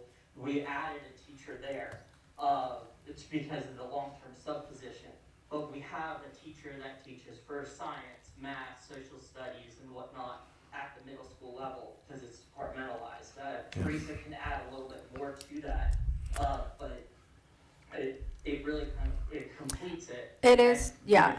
It is departmentalized, and the teacher that left has already been replaced. And then we had an elementary school teacher that's not returning, and that person's been replaced already also. So not new positions, it was just replacing Replacing ones. positions, Okay, all right, yes, sir. that makes sense. So, yeah, I mean, the way I'm looking at it right now is, I mean, I'd love to see the academics get, if they're making strides there. I mean, they have a 3-year renewal that's coming up very soon that's going to give them an opportunity to come in and show that they were able to deliver on the things that they're talking about today.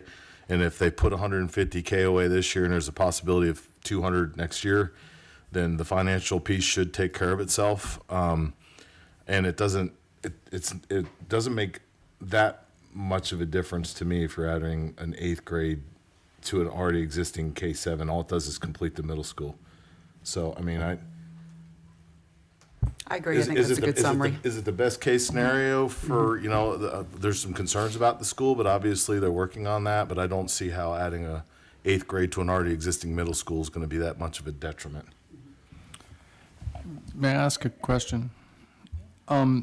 So I think as I understand it, your financial noncompliance is related to what you guys believe to be a one-time kind of sudden incident. It is not historically declining or eroding. Is that correct? Okay, thank you. That is Yes. correct. And one of the things is that, you know, those 18 students, you take a budget that we're projecting, you know, the surplus that we're looking at over 200,000, whatnot, and building upon that, 18 students accounts for probably nearly 180,000 in that budget. So, it does have a financial impact on that end. I'll go ahead and make the motion that we accept the addition of an extra grade level. I'll second. Okay, we have a motion and a second. Any discussion? My discussion for it will be that I intend to be on this board 3 years from now. And by the person that made the motion, I hope that I'm proud that I made this motion so that you guys can come in and say we did it. You will be. That's the expectation. Other he let it in. Good. Yeah, I just would like to say, I agree with Dr. Eldridge that adding an 8th grade completes the middle school, and and the parents, I think, would really appreciate this. So I'm very much in favor of going ahead and adding the 8th grade. Other comments or questions? I'm going to support this, but I have reservations. I really do. And I would just politely beg to differ with one of the comments that said our academic house is in order. If it were, you wouldn't be on continually performing. right.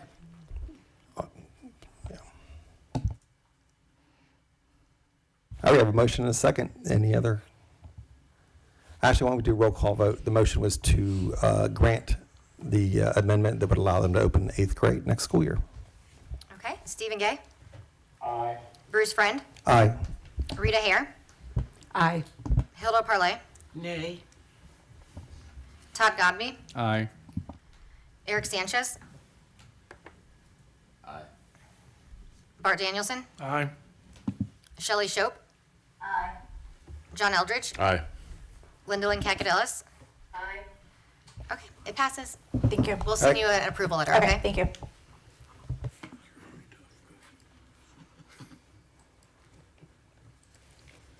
All right, next amendment request is from Monroe Charter Academy, and they are requesting a grade level expansion. They are located in Union County, currently serving approximately 125 students in grades K-7. Last year, the Charter School Review Board did approve the addition of grade 7. The school has been in operation since 2019. It's a Title I charter school serving approximately 78% of economically disadvantaged students. They're requesting an amendment to their charter application to expand to 8th to 12th grade, beginning with 8th grade in the 25-26 school year. They are currently designated as continuously low performing, and they're required by general statute to obtain approval from the Charter Schools Review Board to expand their enrollment. You can see their history regarding their low performing status for the past 3 years, their school performance for the past 3 years, where they have been low performing for the past 3 years, and they met growth for 22-23 and did not meet growth during the last school year. The school has renewal stipulations from 2023. As of this date, it has met those stipulations. No current compliance issues that our office has been made aware of. We've included the original approved enrollment chart so you can compare that to what their current enrollment is. They do have, where they are located, they have a temporary certificate of occupancy that will expire on June 6th, which was last Friday. And they continue to work with local officials on that certificate of occupancy. We do have Dr. Ford here in person and board members online to answer any questions. I have a question. Did it expire? The temporary certificate of occupancy? Yes, it did expire last Friday. Good morning. Good morning. Yep. Feel free to, you want to add anything? No, I think she summed it up very well. So this request, just so I'm clear, this is a request to add 8 through 12? Or just 8th? So it's to request for us to be a K-12 charter, but only add one grade level each year. So for the upcoming school year would be just 8th grade. Okay. I guess and this probably goes back to the deliberations we just had.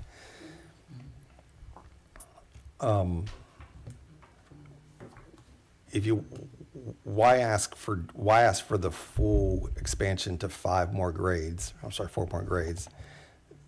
than just, let's tackle one?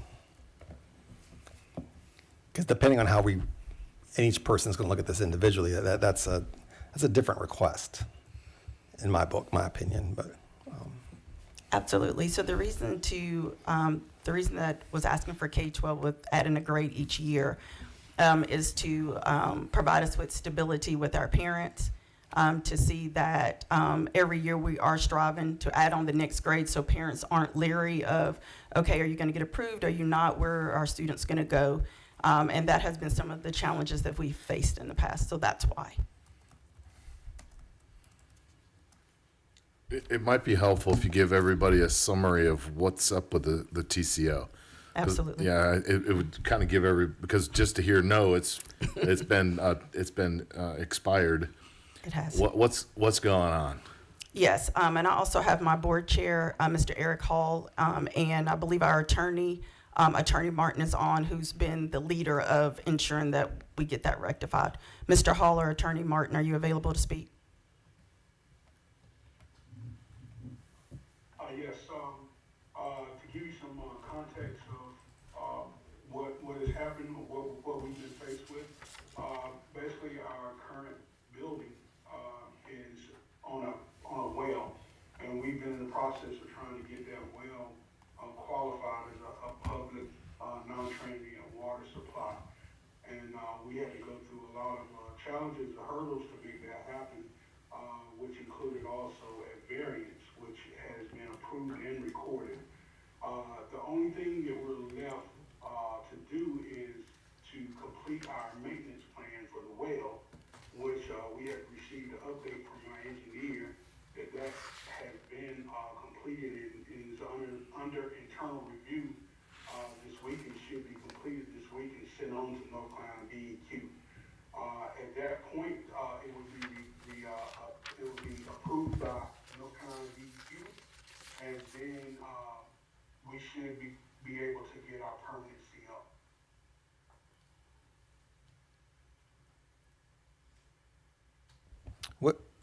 The year you just wrapped up was year 6, correct? Yes. So you had 122, that was your population? Yes. Okay.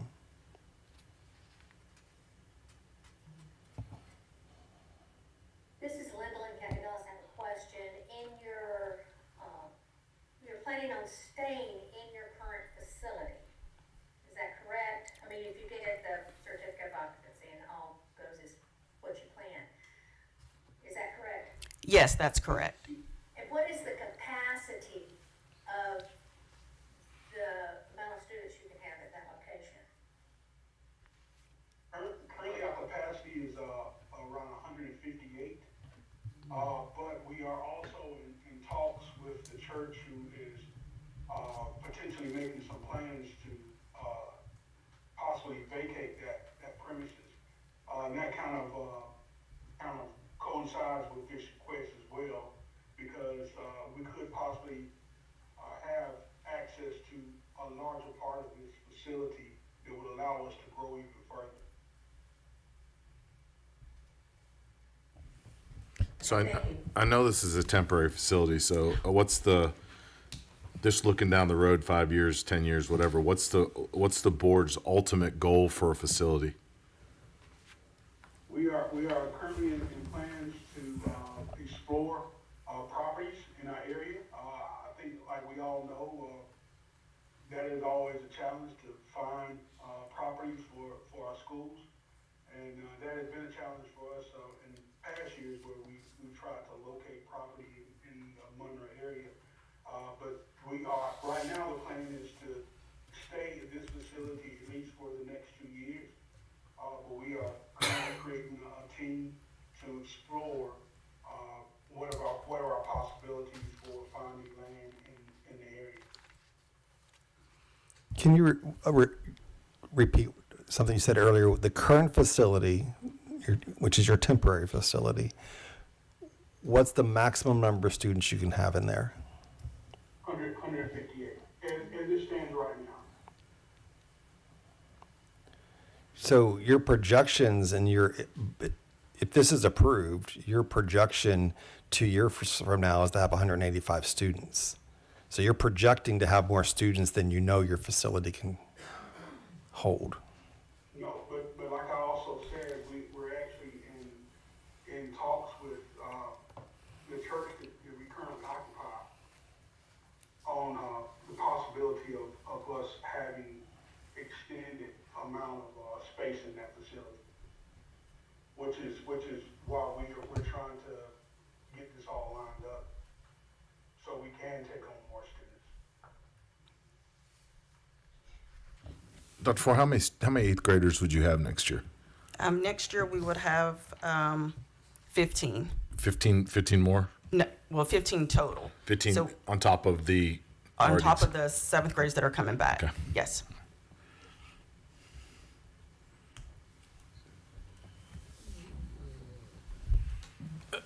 Let me ask a question here. And I don't run a school, but my impression is that the costs involved in operating a high school are higher than in running a school that just goes through the 8th grade.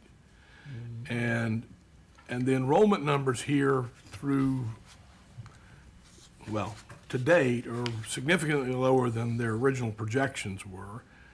And I worry about having very small class sizes for high school that has higher costs per student to operate effectively.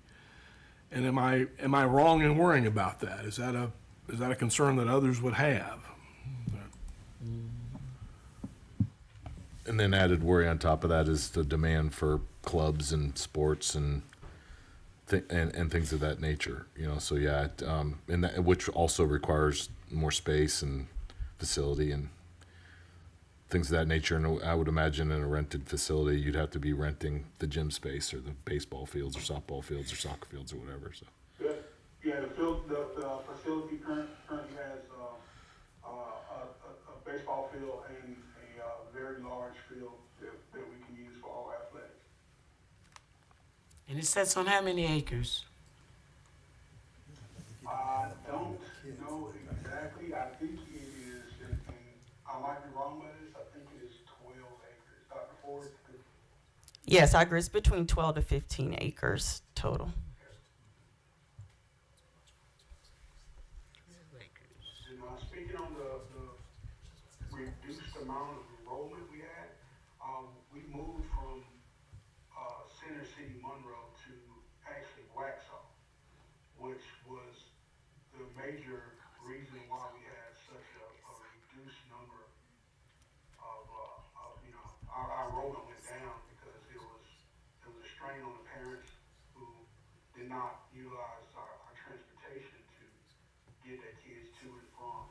I was also one of those parents who I just could not make it logistically work for my family to continue to bring my kids to Waxhaw.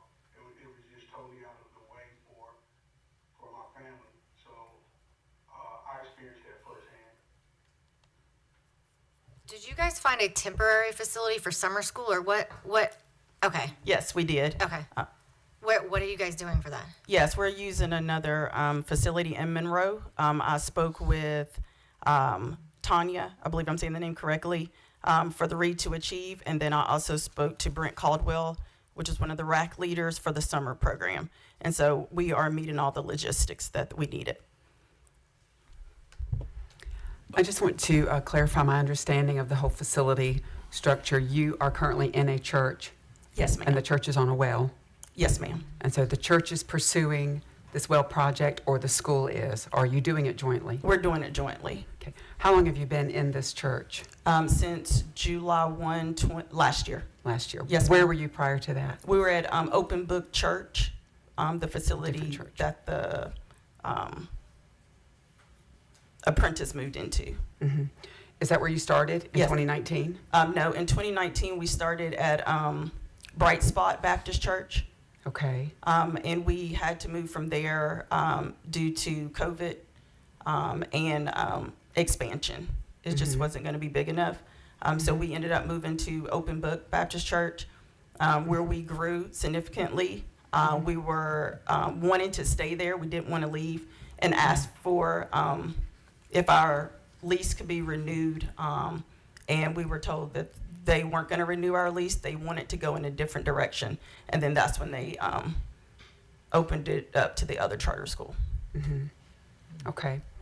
And so have you been adding a grade level each year? When you started in 2019, what was Monroe? Yes, ma'am. Every year we've added, except for there was one year that I came before the board to ask for an expansion, and that was denied. But then I was able to come back the following year, and it was granted. Did you start as K2 or K3? We started K3. You started as K3? Yes, ma'am. Excuse me. Your board minutes say that the current facility can add one more grade level. Would that be the 8th grade? Yes, And then it says after that you need a new facility for the high school. that is, yes. And you guys also, because of you moving, you've lost a lot of enrollment, right? And you're trying to recover. We are, yes, sir. And the property currently has access to the sports like athletic field and things that students could use. Yes, we definitely have a baseball field. We have a large field that's beside there that's just open that we can use. Got it. I've also been in communication through my own connections as a former Carolina Panther cheerleader, so I've reached out to the Carolina Panthers.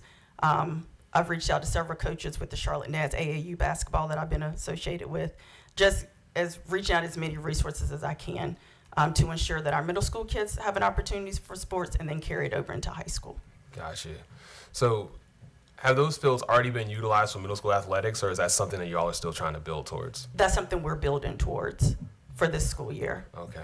So here's I do not love to limit anyone. I love to dream big, right? Yes. But I am wondering, why not take this as an opportunity to just build a really excellent K-8 program, get your middle school athletics off the ground, start to establish yourselves in the community as a school that can do that really well. Yes, sir. Before you then start trying to do all the things that come with high school. Okay. It's just a question. I'm not opposed to that. That's what actually I was going to somewhat propose to, because there's so many other things to work out, right? This TCO is a big thing. I mean, Yes, we sir. got to get that thing done, right? People got to know that once that's done, you can say we're here, right? Until Yes. then, everybody's like, well, they're going to be open next year or not. Absolutely. And so, us, that's obviously is fiduciary responsible for, state funds. We want to make sure that if we're going to make any kind of improvements, it's not going to be something that, in 2 years it's just gone again. So I do think that that's something wise to consider. Just finish your your K-8. Okay. Get it really super strong, and then as you're doing that, there's a committee that's working on what your move is looking, where it's going to be. Let that continue to do its work, and then hopefully you have a high school that you can come back and talk to us at that time about, right? Can I ask, have do a question, they need approval to go to 8th grade anyway? Yeah, okay. Is your This field, is Lindland Cacadelas. I want to just maybe third that. It sounds like John seconded it. And make sure I understand this. Would the school be open to amending this amendment to just adding an 8th grade and not, we're not approving a high school at this time? Yes, ma'am, we would. and back to you. That helps me, because like the others said, I think this would give you time to make a strong K-8 program. Because going into the high school area is a whole different kind of movement there. And I feel much more comfortable adding the 8th grade, approving the 8th grade only, and not considering the high school at this time. I have an additional concern, which is the school performance has been poor for the last 3 years, but it was worse in, they met growth in 2022 and 2023, but they didn't meet growth. They were an F not meeting growth in 2024. And that seems to be going the wrong direction. And if the school is going to place its energies on something, I think that's something that it's critical that be a first priority to be. I can feel a lot more comfortable. I don't like to see an F ever, but I really don't like to see an F that doesn't meet growth either. And just given all the issues of trying to expand into high school, it seems to me the school's going to be much more successful in expanding into high school if they've got a middle school that they can be proud of. And so that would be a significant concern for me to approve 9 to 12. What So is where are we? What is your, I have a couple more questions. What is your current enrollment in the middle school grades? Our current enrollment right now, sorry, give me 1 second.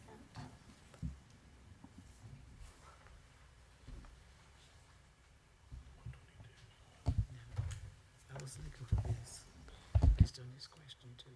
50, as of right now, 50 students in middle school.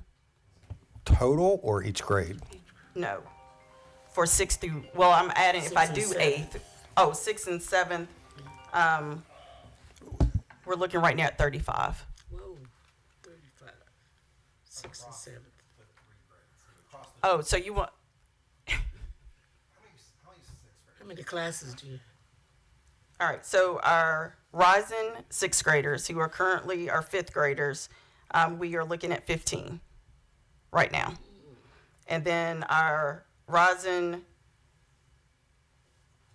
7th graders, we're looking at 16. And our rising 8th graders right now, currently, we are looking at 14. And that's what that's the ones that are coming back and completed applications. Yes. Yeah. I just have real concerns. I feel like we were presented an amendment to go all the way to high school for the sole purposes of having a high school. I mean, it takes years of planning when you think about creating a high school. Yes, sir. Years. I get the sense that this was, okay, let's do high school so we can get some more enrollments. I mean, there's your answer why there's not middle school sports. It's right there. You don't have the student pipe, you have the fields, you don't have a team. And again, going back, looking at each school individually, I do think the strategy of having a K-8 solution is attractive to parents more than K-7, going back to the discussions we had with the school previously. But you heard me say I had reservations about approving the last one, that your performance is worse. I don't know, that's just some of my thoughts. When are you guys up for your next renewal? Like, when will you be back for a renewal? Next year. Next year. And right now, the data is met growth, not met for next year's, and they'll come back next year. We met, and then we didn't meet. Right. This is Lynn. Can we make a motion? Make a Question. suggestion. When you come back for renewals, you've got really small numbers. So if you have one or two students that, do poorly, very poorly, that's gonna that can affect your performance, classification. You've got your charter in 2019, so you started at 4th grade in 2021. When you come back for your renewal, please let us know how well students are doing that stay with your program. I'm assuming you may have, or maybe let me ask you, what is your retention in your K-5? They're staying with you, or are you having a lot of change with your students? Yes, ma'am. So going into this upcoming school year, yes, over 70% of our families are staying with us. In the previous years, we've had growth, like we haven't had a high turnover of students. The biggest turnover of student enrollment we had was from last year, when we left Open Book Church and moved into our current facility. And the reason behind that was, I'm very transparent, was a lot of in-house sabotage, a lot of sabotage in the community that we weren't going to offer transportation, and that wasn't the case. We actually have 3 buses that we run, Waxhaw, Monroe, and even the Wingate area. So it's just building that back up and letting families know that we are here, that everything that they heard is not true. Okay, anyway, again, I could feel comfortable approving an 8th grade. I could not feel comfortable doing a K-12. And then, again, when you're coming back for a renewal report next year, will give us an opportunity to look at this performance again. Because you've got to, and I know you know this, the performance has got to get better. Yes, ma'am. What's the procedure here for, we've got a request that I get the sense will probably be denied, but there is a request that hasn't been made that probably. Well, you can make, you're welcome to make them, anyone's welcome to make a motion. We don't have to, the motion made doesn't have to be on necessarily what they thought it was going to be 30 minutes ago. Okay. Yeah. With that, I will go ahead and make a motion that we approve Monroe Charter Academy to open an 8th grade next year, but I would, and that would be my motion. Neil I'll Purley second seconds that. that. Yep. We'll just- Okay, we have a I motion seconded to allow Monroe Charter to expand to 8th grade for the 25-26 school year. We have a second. Any discussion? I'm recusing myself from this.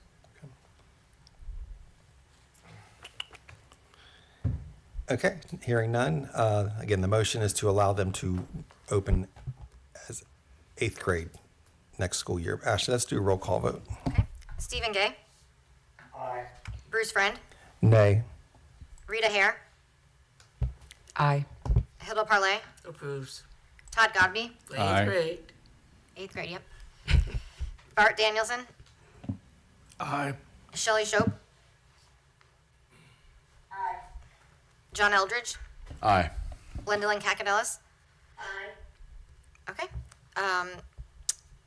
It passes, so we will send you an approval letter. And then also for summer school, don't forget to send us the ECO of your temporary space. I will not. Okay. Congratulations. Thank you. And one more.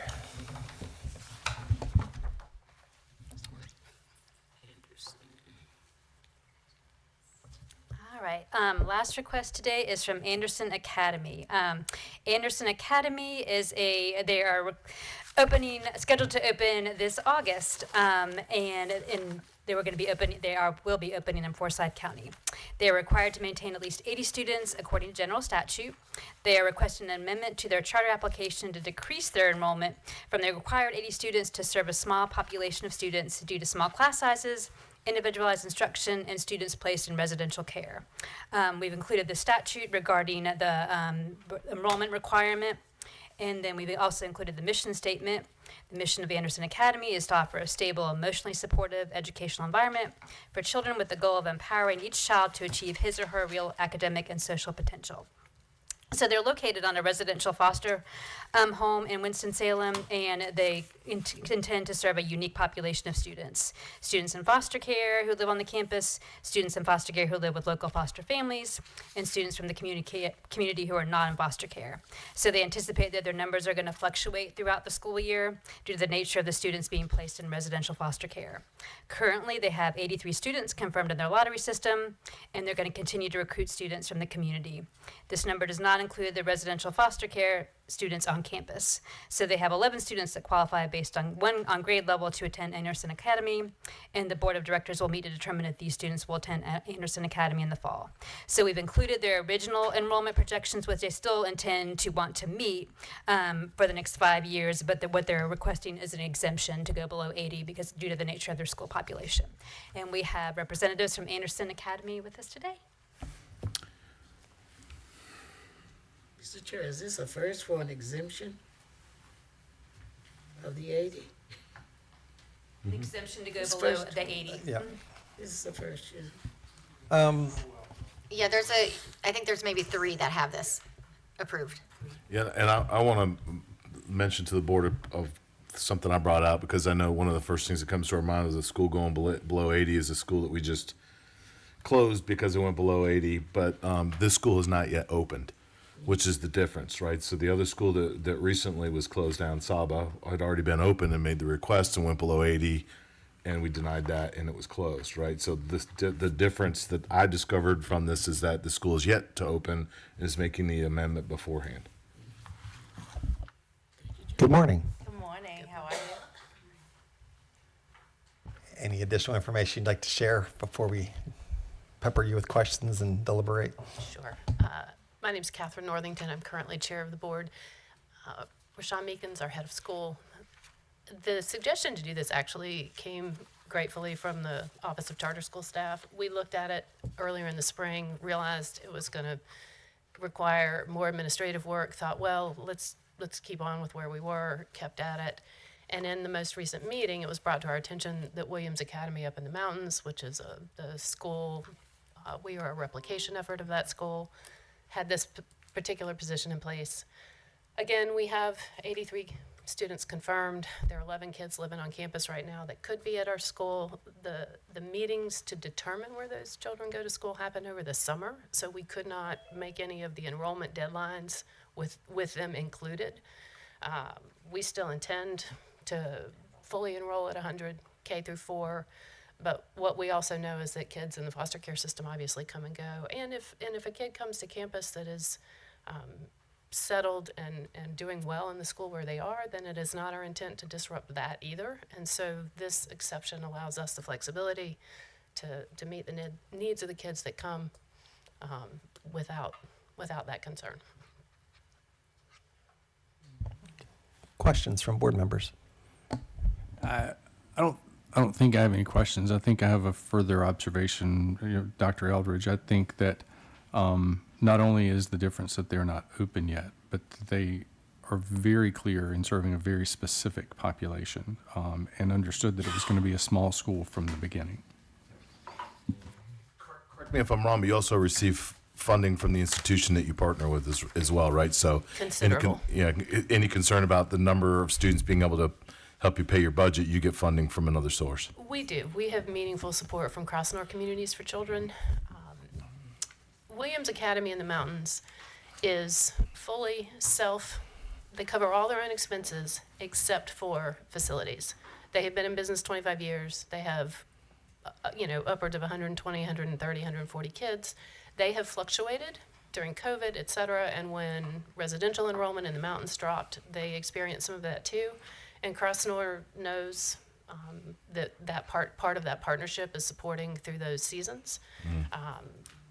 We are certainly, Crossnor has covered the cost of construction. They're supporting our mental health. You'll see our budget later this afternoon. They're about half of our expenses currently in the budget that we've submitted to you all. So they are well aware of our situation, and I serve on the board of Crossnor Communities for Children as well. So we try to keep some overlap there so that everybody stays. Right, well, I'll connected just and say that informed. I can't think of the work that you all do and how important it is probably the most difficult work that I would imagine that can be done, right? And so applauding that, I'm going to go ahead and make the motion to go ahead and accept this amendment approval. I'll I second. want to second that, Linda Catanella. All right, we have a motion and a second to approve Anderson Academy to not be bound by the minimum of 80 students enrollment. Any discussion? I'd like to follow up my second by saying I visited Williams, Marjorie Williams, and you guys do an amazing job there. Thank you for what you do, and it is an honor and a privilege to second this and continue to do what you do. Thank you. I would say that when the legislature wrote in an exception, this is exactly the sort of thing they wrote the exception for. Exactly. Okay, we have a motion and a second. Any further discussion? Hearing none. Ashley, let's do a roll call vote. The motion is to allow Anderson to not be bound by the 80 student minimum. Okay. Stephen Gay, Aye. Bruce Friend, Aye. Rita Hare, Hilda Parlay, Enthusiastically approves. Todd Godby, Aye. Eric Sanchez. Okay. Bart Danielson, Aye. Shelley Shope, John Eldridge, Linda Lynn Kakadillis. Aye. Okay, it is approved unanimously. And we will also alert school business, and this just keeps you from getting placed on non-compliance if you fall below 80. Thank you so much. Thank you all. Thank you. Okay, I think that concludes the amendments. Next up is Great Schools North Carolina, Madeline Hannigan.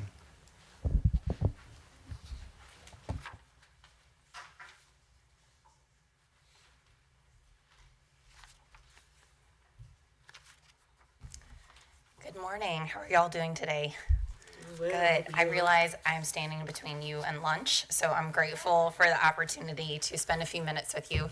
I also want to apologize. My voice cuts a little in and out. As many of y'all know, I have 3 small children, and we have the gunk going around our house at the moment. So thank you so much for having me. It's truly an honor to be here with the Charter Schools Review Board and the entire support team at the Office of Charter Schools that supports your great work. Again, my name is Madeline Hannigan, and I serve as the Executive Director of Great Schools North Carolina, a nonprofit grant-making organization that launched in 2024. Before I jump in, I want to thank you again for the opportunity to speak here and also for your leadership in shaping the future of public charter schools across the state. I know that your work extends far beyond this room into the daily lives of families, students, and school leaders. I'll stay on this slide for a moment here to just highlight that my organization and I come deeply committed to this work, ensuring that each family in North Carolina, regardless of location or background, can choose a great public school for their child. I know this is a vision that all of us in this room and those listening in share today. Specifically, we believe that great schools begin with strong leaders. And when we invest in those leaders and their forward-thinking vision for their schools, we can help create the conditions to help each school be the best it can be to serve the kids that choose that school. Next slide, please. Thank you. And the next slide, please. Thank you so much. So Great Schools North Carolina launched last year in 2024 to serve public charter schools statewide as a nonprofit grant-making organization. So we are very much still an early stage organization ourselves. I've been calling this our toddler year, if that hits anyone's sense of humor. We were created to fill a very specific need here in the charter school landscape. As Ashley's report highlighted earlier, charter schools have been longstanding in the state. They've seen tremendous growth and tremendous opportunity. We are specifically a vehicle to galvanize significant philanthropy to support great schools across the state. And we are proud to do that in partnership with the Office of Charter Schools, the North Carolina Association of Public Charter Schools, and the North Carolina Coalition for Charter Schools. We want to be very clear about the specific value add that we uniquely bring here as a grant-making organization, and then uplift broader ecosystem issues such as facilities, like we were talking about earlier, and areas where we can all row together to spotlight the barriers and obstacles that still need to be removed to help more schools thrive. We specifically focus on equipping school leaders with funding, resources, and connections that they need to succeed and to positively impact students furthest from opportunity in their communities. The core of our work is grant making, but our approach aims to be about more than just dollars so that we're a long-term partner to the schools we work with. So just a little bit about our approach to supporting leaders. We offer significant grant opportunities for proven leaders across the state to serve more students and improve their outcomes. We also seek to pair our grant dollars with high quality capacity building programming and targeted supports focused on critical areas like operations, academics, governance, and more. And finally, we seek to create community and connection among leaders who often feel like they are alone when they are tackling their big bets, their big issues that they are facing, whether it's their first year of operations or their 20th year of operations. Next slide, please. Since our launch, we've awarded more than $1 million in grants, and we've begun working with 5 charter schools across the state that are located in 4 different counties. We would not be here if we didn't truly believe that there was a need, and our kind of pilot grantees, our first round here, speak to who we are proud to support and those that will come after them when I spotlight our upcoming grant opportunities. So we are currently supporting the leadership teams at Durham Charter School, Rise Charter School, and Pioneer Springs Community School via our inaugural school quality cohort. Each of these schools is receiving a direct grant and programming aimed at strengthening their instructional programs, deepening community engagement, and accelerating student achievement. And then in addition, we are proud to support the Sledge Institute and West Triangle High School, both of which have received preliminary approval from this board and are at various stages of RTO. Sledge at the very final leg of their journey and appearing before you today, and West Triangle High School is a delay school that will be starting RTO for an opening in fall 2026. These are our first 2 startup grantees, and we are providing them with startup funding and support focused on navigating RTO, and most importantly, having a strong first year of operations and having a strong start that ensures that these schools are around for years to come. I want to spotlight our upcoming grant opportunities and just say that we are continuously learning and growing. So this is what we are currently working on, and that we hope to expand our offerings over time in response to what folks tell us that they need and want more of. I'll start with our school quality grant. So in late August, we will open the application window for our second school quality grant making cycle. This is a cohort-based program for existing charter schools that are ready to make the leap from good to great. So what this means, just to kind of break that down a little, you have a strong leadership team, you have a leadership team and a board that are rowing together. You have met or exceeded growth the past couple years, and you were D-rated or higher, and you have this vision of where you want to go next with your build out, with your academic improvement, with your growth, and you're ready to roll up your sleeves alongside us to jump into 18 months of programming. So this would start in January 2026 and come with that direct funding and a network of support and programming. So please keep an eye out for an info session in mid-August, and we'll share that broadly via our friends at OCS and the association and coalition. Next slide, please. Our startup grant, our application cycle for this will reopen in January. So schools that receive preliminary approval from CSRB, from this board, during the upcoming 2025 interview cycle will be eligible to apply. And again, this grant opportunity provides early stage financial support and technical assistance to help schools navigate RTO and launch strong. And then finally, I'll just touch upon our third grant opportunity. Thank you so much. Next slide, yep. Our Founders Fellowship. So this is a rolling opportunity that we offer via an interest form on our website. This is designed to be a grant for a seasoned education leader who has a vision for a school, but has not yet started their charter application, has not yet gone too far down that path. And so we want to help these leaders refine their vision, prepare their budget, and prepare their strong charter application to come before you at a later date. And I'm proud to share that we did just start working with our very first Founders Fellow. She's an incredible educator based in Greensboro, and she'll be applying in the 2026 cycle. So we'll be working with her for almost a full 10 months prior to her submitting those documents and then eventually coming before you guys. We look forward to sharing more about her over the upcoming months.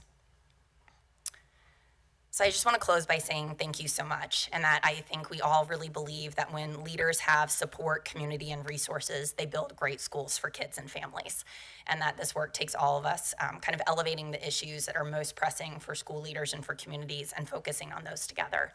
As a new organization ourselves and as a new grant-making organization, we are aware of the power and privilege we have as a funder.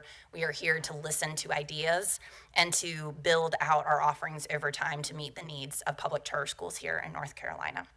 So I just want to thank you again for your time. I'm happy to take clarifying questions and also ideas or suggestions y'all might have around things we should look at and focus on with our efforts. I am so glad you're here today. Thank you. I'm sorry, Bruce. Jumped in front of you. No, it's fine. I'm so glad you're here today. I wasn't wanting to push the button for a second. That's why I'm so two things. One, I noticed that you guys have a partnership, or you're supposed to at least you work alongside the coalition and the association. Yes. How does that look? How does that work? Do your boards get together and work? Because I noticed they jumped. Dave and Rhonda were here in the room with me. Right. So it's at the moment, it's really just people being people. So Dave and Rhonda and I have monthly meetings. We sit down together, we talk about what we're working on, what issues we're hearing about from schools, and then we think about where are the areas where our common interests overlap. Each organization represents different members, different interest areas. We might not agree on all things, but one common area we've been focusing on together has been charter school facilities, and in particular, laying out a menu of options that we can start to ask for, policy-wise, legislatively, advocacy-oriented, that we can start to tackle over time to help improve facility access, affordability, and expertise. Do you all work legislatively, or do you work through them to get the legislative stuff done? That's a great question. This is very much a learning session for us. So we're pleased to have, I would say, some light lift representation this session, just focused on building relationships. But for us, as a 501c grant-making organization, it's not our core focus or our core skill set. Cool. So we're really trying to help figure out over time, what are the clear lanes and roles and responsibilities that each of the players on the field can really kind of cement and stamp, and then we can row forward stronger together. Right, because I think this is and this is just my 2 cents. I think it's a very unique opportunity, given the data that we saw today about what's good that's happening with charter Absolutely. schools, to have the three groups to get together to really brainstorm how do we legislate for what we need, but then also how do we fund it and make it happen. So I appreciate you guys working together on that, and I'm excited to hear what the continued growth of that looks like. And then the second last question I have is, or just actually a comment to make, is have you guys ever given any thought to a leadership cohort for low performing schools, grant opportunities? Like I'm thinking about the SIG grant from the school improvement grant the federal government gave years ago for how to turn around low performing schools. Yeah, it's a great question. It's definitely something we've discussed as a team. I'd be really interested to sit with folks on CSRB and at OCS to talk about how we could complement the supports that are already being offered. I realize that as a board, you guys have every single school in front of you at their different kind of renewal life cycle journeys. And I think there is something to be said for catching a school at the right moment in time, where perhaps they've received a 3-year renewal, leaning in really heavily with them during those next 3 years, such that when they come back before you, those 3 years have represented meaningful improvement for that school, not just a holding pattern. So it'd definitely be something we'd be interested in exploring. It would require different staffing and programming for what we've currently offered. Kind of our sweet spot right now with school quality is these are schools that are kind of C-rated, and they have a lot of the right ingredients pulled together and are just kind of looking for a boost from us through the direct grant making and the programming. But I think when we take a step back and we look at our landscape here and just schools that are raising their hands and asking for more support, that's a tremendously overlooked area right now. And where are you located? I'm personally based in Charlotte. I live there with my husband and my 3 sons, and we work statewide. So I spend a lot of time in my car visiting schools, and so does my team. I have a team of 6 people who work with me. And how many times can schools apply for grants? That's a great question. So if we encourage reapplicants, so, again, we haven't been around very long ourselves, so we just did our first grant making cycle last year. Each school or leadership team that interviewed with us received feedback from us. So we are trying really hard to not be a black box type grant making organization where you put something in and then you hear back a yes or no. So we definitely have some schools we've stayed in touch with and continued to offer them feedback and support on their ideas. And those would be the sorts of schools and leadership teams that we would encourage to reapply to us or to stay in touch with us as their vision and their idea evolves. I hope that answers your question. Yes. Yeah. Thank you again for your presentation. I guess the question I have is, and I know you're this is just getting off the ground. So when it comes to providing schools support that they may need, whether it's on the financial side of the house or school improvement, do you have, so when you're granting dollars to the school, do they then choose who they may want to partner with for that additional help, or like what process or what's in place to make sure that they're using Yes. your dollars wisely and not working with an organization that can talk a good game but doesn't deliver? Absolutely. I think that's such a thoughtful question. And again, I'll share what we're doing so far to do that. I think school leaders and boards are in an incredibly tough position where oftentimes they find themselves almost at the end of their rope on a challenge, and whoever raises their hand and says, I can help you with this, looks very appealing, right? And I think that can leave our leaders very exposed sometimes. So one thing we are trying to really do is that if you work with us at Great Schools North Carolina, if you're one of our grantees, any programming or vendor or consultant we point you towards has been personally vetted by us. So that's something that we start with. Taking a step back, right now, we are doing programming in a couple different ways. So first of all, schools do get direct, unrestricted operating dollars that they are allowed to use. They have monthly check-ins with us. They have progress reports due to us. So there's coaching involved around, okay, how are you going to direct those resources? What is the challenge you're trying to solve with them? If you come to cohort-based programming with us, which our leaders are receiving, these are consultants that we have brought in or programming that our team is directly putting on. Many of the incredible staff on my team have deep charter school expertise and have themselves started schools, have led financial planning for schools. So we're doing stuff in-house. And then finally, to your point, I can give a tangible example of a startup school. We're working with them on their facility search. So we brought to them 2 vendors they could interview who would be kind of technical assistants, broker type providers. And then the school leader ultimately got to pick who he felt like was the right fit for him. But these were folks that we had vetted up front and said, you really can't go wrong between option A and option B, and we can help coach you through. But ultimately, we want you to pick because you're in the driver's seat with this. Yeah, thank you for that. Yeah. Any other questions or comments? All right, I'll keep up.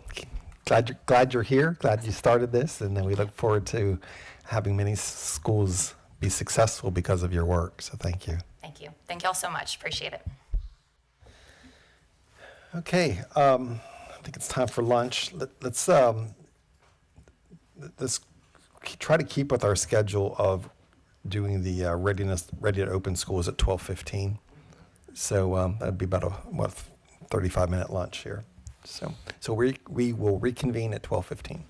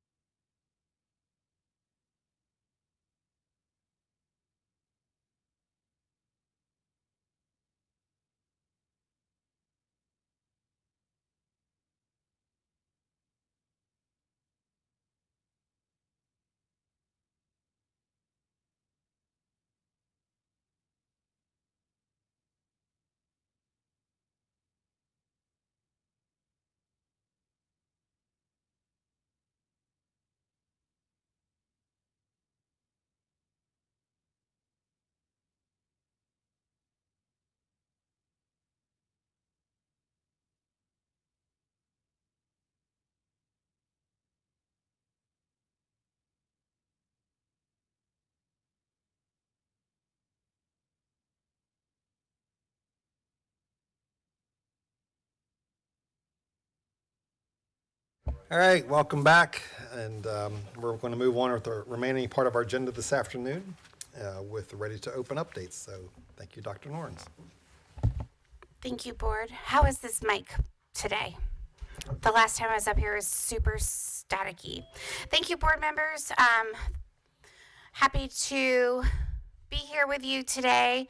Dr. Natasha Norns from the Office of Charter Schools.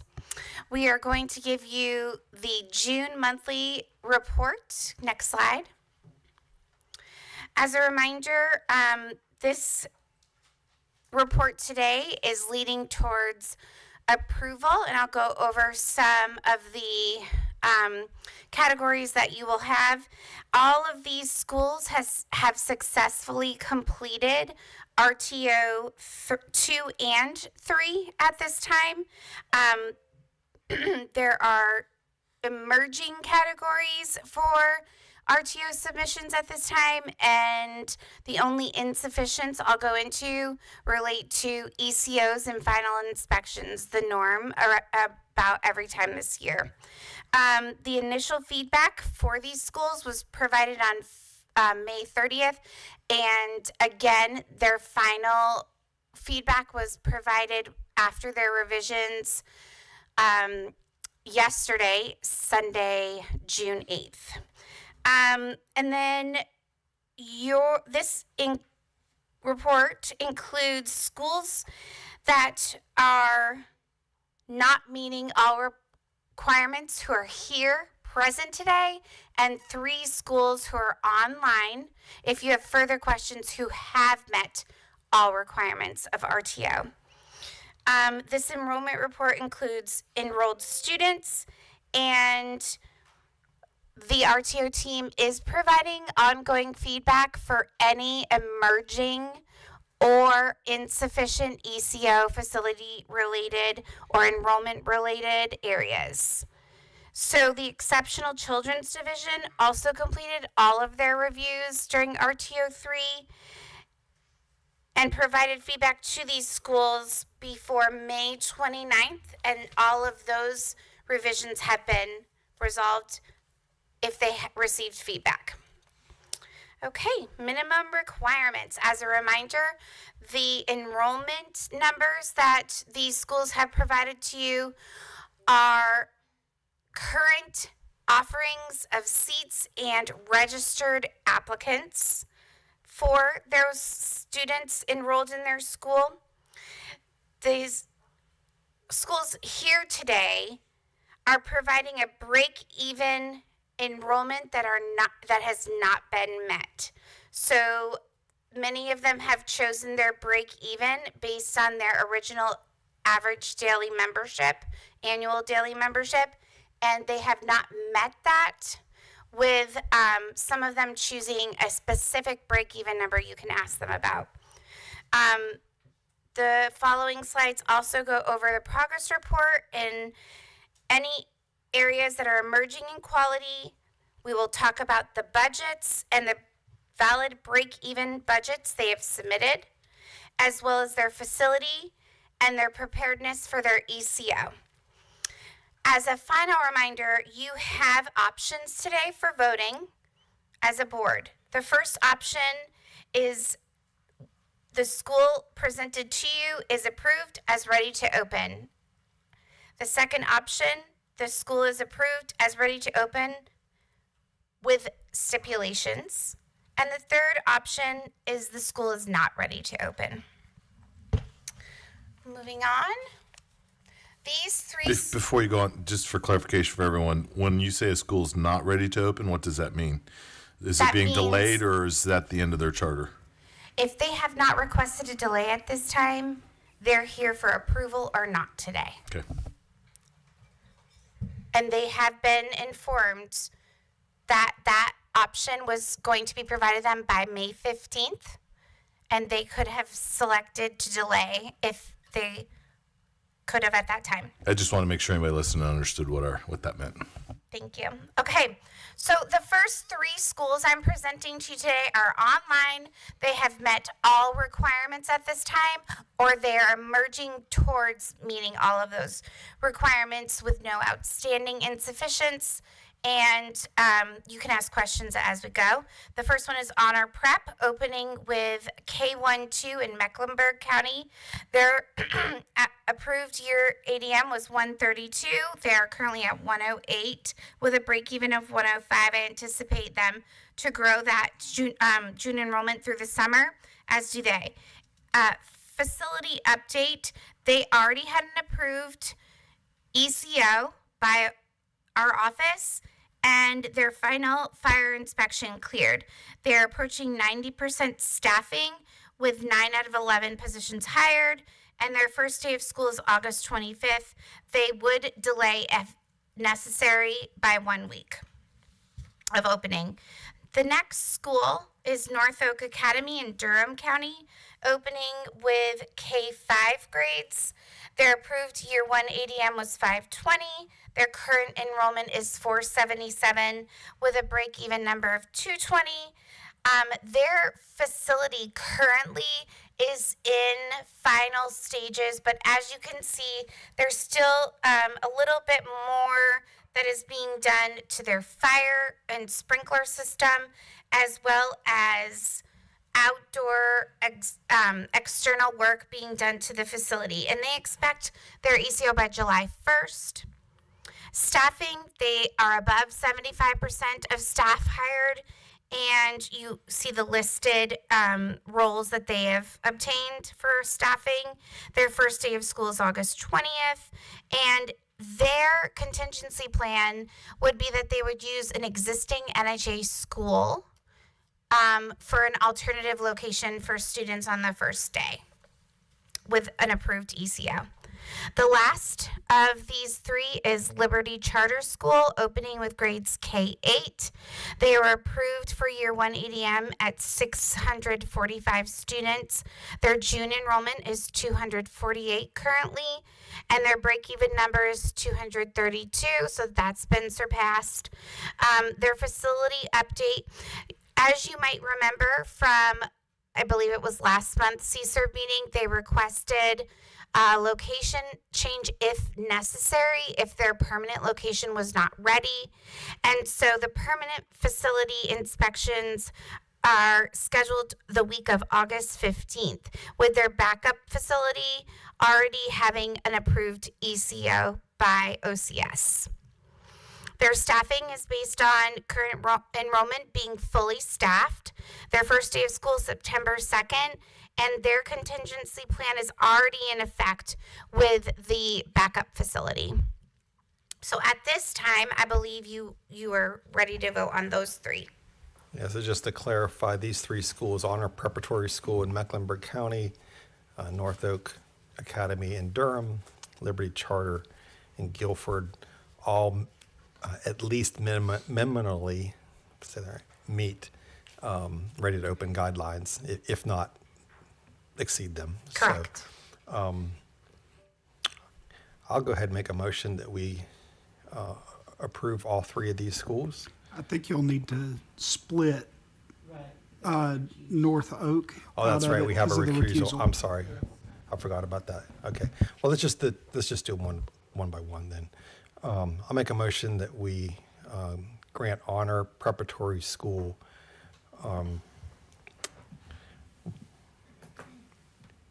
how do I want to word this? As ready to open. Yeah, ready to open status. Yeah. I'll second. Go to Prolay. All right, we have a motion and a second. Any discussion on Honor Prep?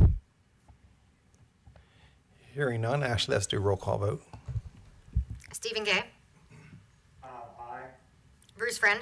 Aye. Rita Hare. Aye. Hilda Parlay. Approves. Todd Godby. Aye. Eric Sanchez. Bart Danielson. Aye. Shelley Shope. Aye. John Eldridge. Aye. Linda Lynn Kakadelis. Aye. All right, it passes unanimously.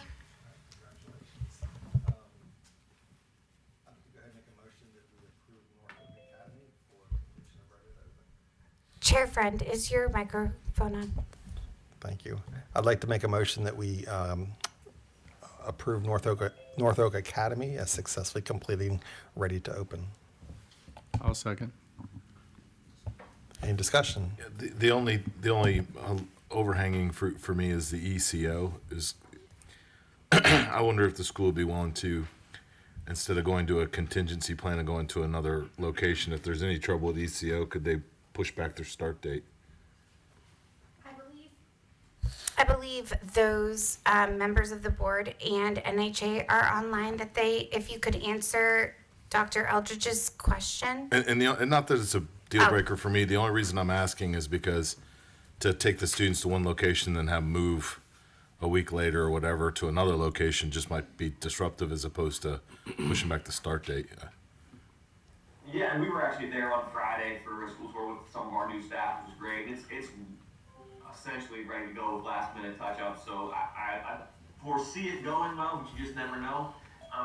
Yes, that is part of the contingency plan, would be to push back a little bit. We're hoping not. We hope everything goes smooth, obviously, but we have that as a tertiary plan as well. Awesome. Thank you. Yeah, I agree with Dr. Fuga's comments, and hopefully this will be an interim situation for us. Okay, we have a motion and a second. Any further discussion? Hearing none, Ashley, let's do a roll call vote. The motion is to approve North Oak Academy to successfully exit RTO. Stephen Gay, Aye. Bruce Friend. Okay. Aye. There you go. Rita Hare. Aye. Todd Godby. Aye. Bart Danielson. Aye. Shelley Shope. Aye. John Eldridge. Aye. Lyndalyn Kakadillis. Lyndalyn, are you there?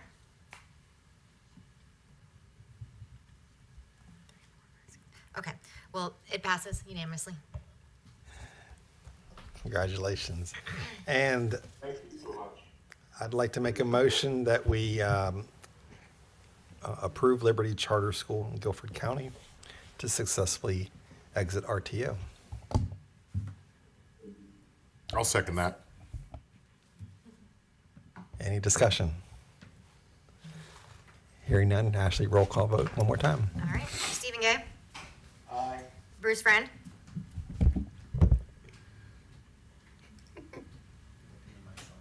It's weird. Oh, it might be.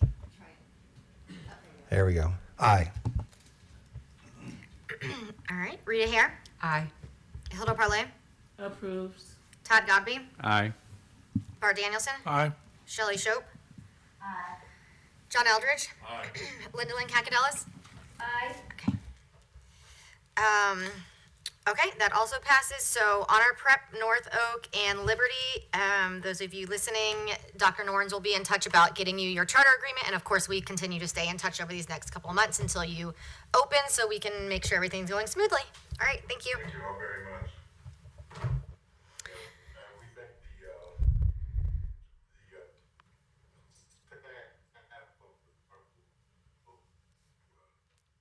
in helping us accomplish all the things we're able to accomplish, and our supporting team at NHA. It's been a phenomenal experience and a great opportunity to serve the needs of children and family in our communities. So thank you.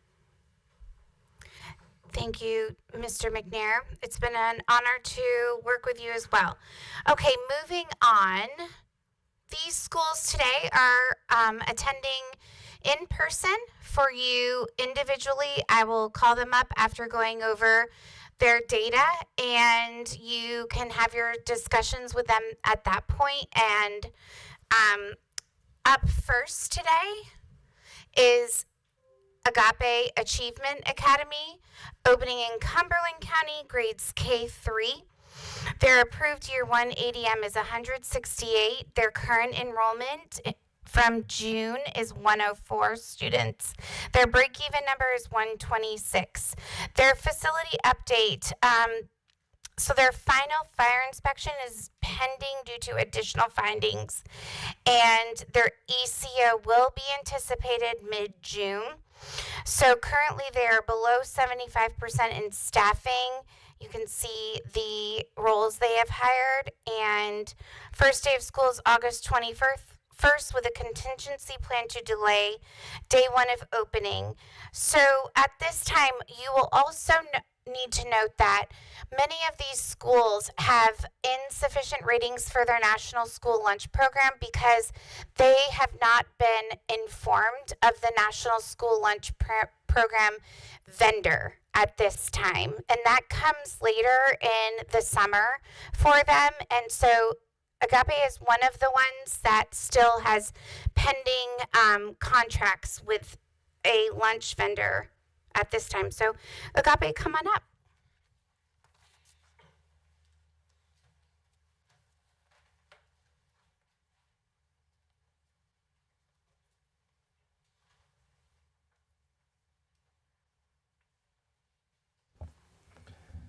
Good afternoon. Good afternoon.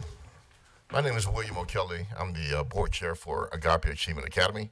And I'm sorry, to my left, you're right, is Dr. Doris Taylor.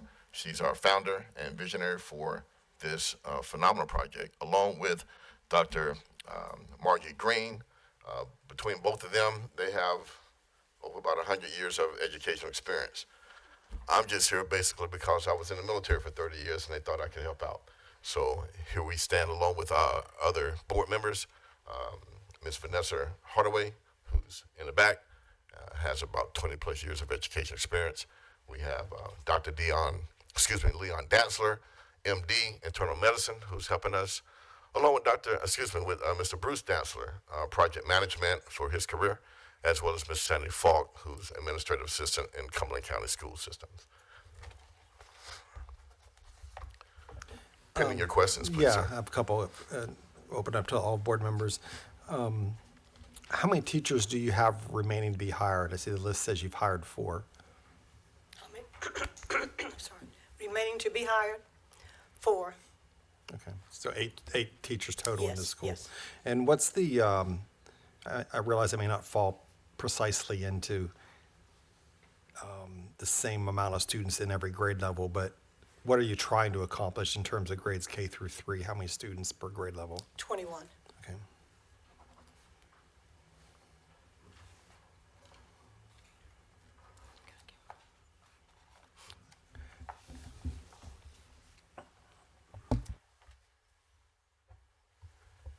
That's 21 per class, right? Yes. A total of 42 in each grade level? Yes.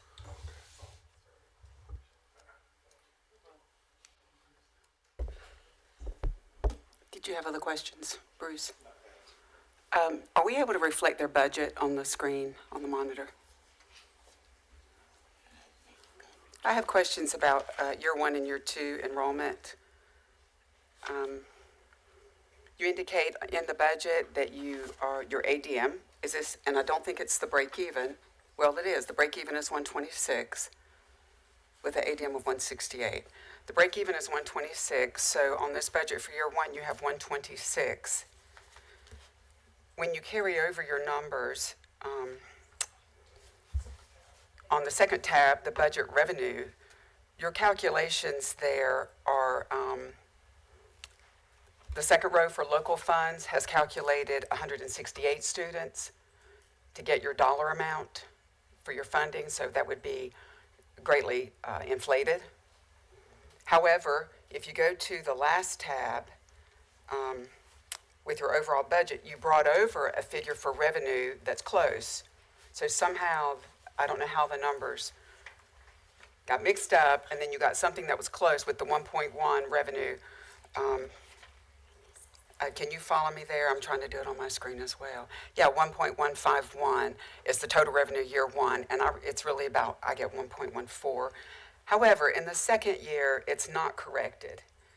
And in the second year, you show 158 students is your expectation at 1.4 million, and that would be 210 students. That second year of state ADM funds should be 1,060,000. And that carries over to all the other numbers throughout your budget. And so I just stopped at year 2 because I didn't see this working, the budget working.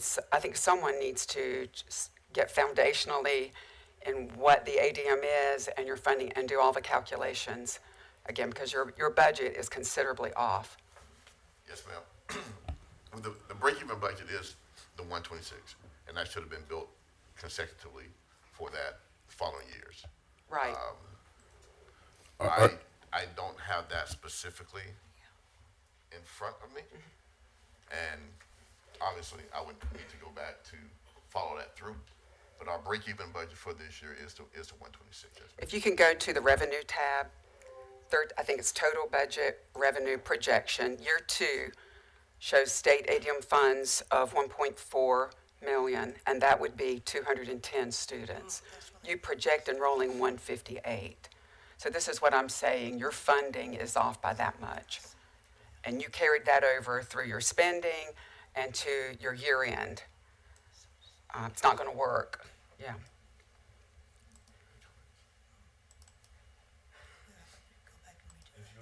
Overall budget, again, that's a deficit in year 1, isn't it?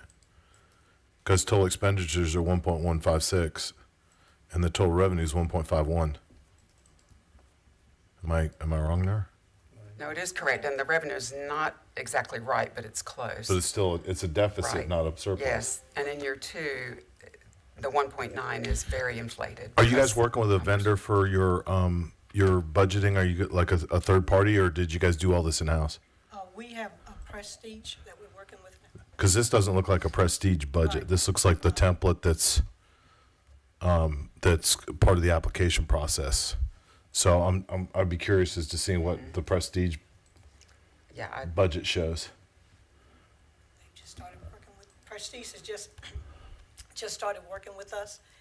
This was done before, but we do have Prestige that's gonna be. Yeah, because I think that might be for clarification. I mean, that would be nice to see what that budget shows, because they'd plug the numbers in and they'd have the accurate Yes, data. and we just talked to them on last Thursday, and they're gonna be getting with us. We did talk. So to they them. haven't built your budget up yet? Not this year. Okay. So we had them before, and then the lady who was working with us left the company, and we didn't get a replacement. Okay. They were working with us on that. But we did talk with them on Thursday, and they're gonna get with us.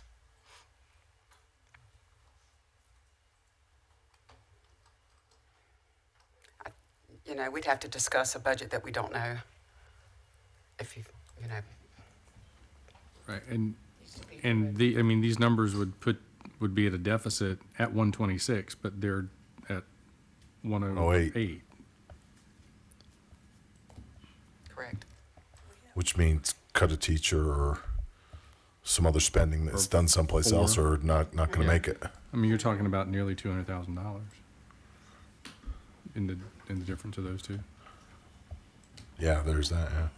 So if you're currently, your June enrollment is 104, what do you have in the pipeline to get you to that 120, to a very minimum at 126, if not higher? What are some of the things that are happening, or do you have the students in the pipeline? It's just a matter of parents making the Yes, sir. final Thank you for that decision? question. In the pipeline right now, we have 137. We're expecting to exceed 168 with having to go into a lottery by the time of August. And 168 is our cap for this year. You've already had the lottery, right? No, sir, because our seats, we had up to 168. So the expectation is that by the time August hits, we would have exceeded 168 and definitely have to institute the lottery. Oh, so you haven't had to have a lottery yet because you weren't fully enrolled. Okay. So as of today, in the pipeline, as Mr. Friend was asking, we have 137. So somewhere in there, I think that's how your numbers got mixed up. Some of these entries have the 126 enrollment, some have the 168 in the funding. The calculations are done based on 168. And then for year two, I assume your year two was maybe projected at 210. And that's why year two has numbers for 210. Yes, But ma'am. that's not what's in your enrollment, on your enrollment tab. Yes, ma'am. You see. And that definitely noted. And as we can reconnect with Prestige from before, definitely we will make sure that's worked out. But that's our numbers as of right now, at least on the student Yeah. side of the house. Yeah. Yes, ma'am. Like, there's so many questions with the budget, and whether this is a break-even budget or there's any kind of surplus? Is this a we have to vote today kind of thing, or because I don't feel comfortable voting one way or the other. If they can make it work, great. But right now, looking at it, you wouldn't know. Yeah, no, typically the charter agreement starts on June 30th. It's the So we'd have to have a 5-year charter special call agreement, so kind we of could thing. have a special call meeting between now and then. Are you guys, and so if you have not had a lottery, you have seats available, so anybody applying essentially is getting in, unless you have some of your grade levels already filled? Is that what you're telling me? Okay. Yeah, because if you look at their numbers right now, just on the chart that's on the. Yeah, there you go. So it's like they've got 26 out of 42, 27 out of 42. So based on this number as of May 27th, they're under that enrollment. So they're saying that since May 27th, when this has been turned in, I'm assuming you said more students have enrolled. Yes, absolutely. Absolutely. Actually, we're coming close to our cap for kindergarten particularly. And we do expect more. I want to say that throughout RTO, budgeting has been a challenge, and these budgets have continued to be a challenge for Agape.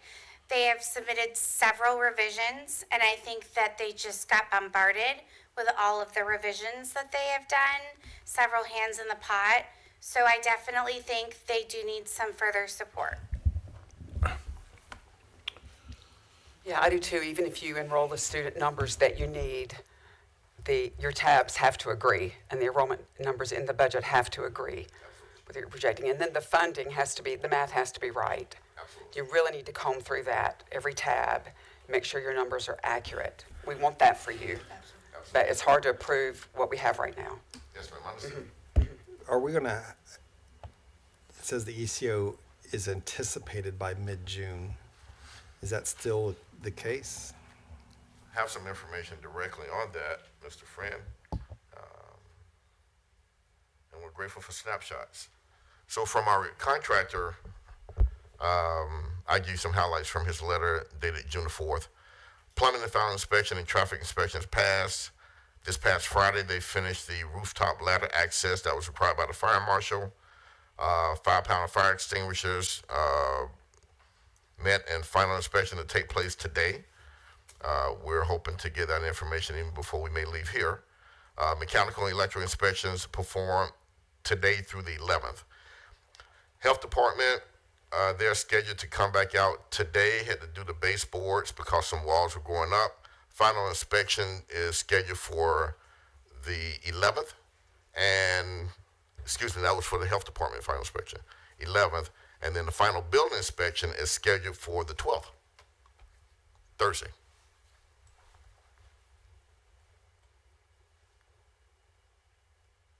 Yeah, thank you for that. I was just trying to make sure that if we didn't vote today and we end up having to call a special meeting because of the concerns over the budget, that there wasn't anything else that was going to hang us up. Correct. Or hang you up. Correct, By sir. June 30th, that would be problematic.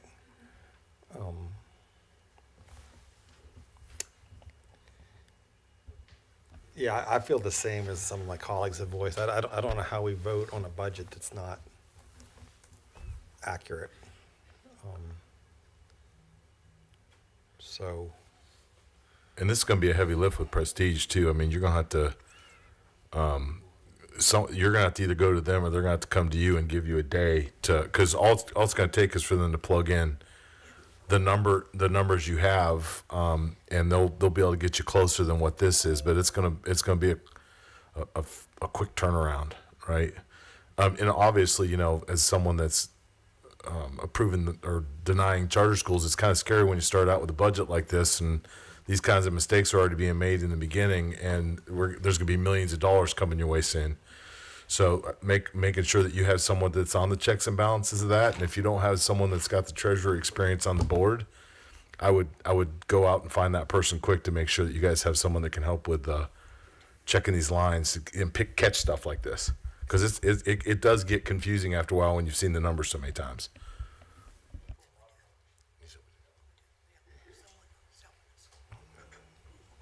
So repeat for me one more time. Based upon what's currently committed, plus what's in your pipeline, you feel confident that you're not only going to hit 126, you're going to surpass 168. I do. I expect us to have to go to the lottery after the 168 very soon. Very soon. We're looking at an area, basically 4 quadrants in the area that we're in, demographics, 30+ thousand homes or so, people. So I believe the demographics are definitely there to support what we're achieving, even from the time frame of when the last submission was for the report that you're looking at versus what we have today versus, probably the end of the week. I don't think that'll be an issue at all. Yeah, you're cutting it really thin, right? Because parents are making decisions about, if they haven't already made a decision about where their child's going to go to school next year, they're not going to wait. They're not going to want to wait till August 1st to make that decision. So I apologize if you could tell me again. The number in front of us for June enrollment is 104. But what since that's May 30th, I think is what I heard. But Yes, sir, like, what is the number today? 137. Okay. We just had a campaign Saturday before last, and we actually enrolled 20, we enrolled 17 people on site, and after that, we've enrolled like 10 more people, so that brought us up. We're now 137. And that these was are on site. and these are enrollments, not applications. Yes, these are enrollments, yes.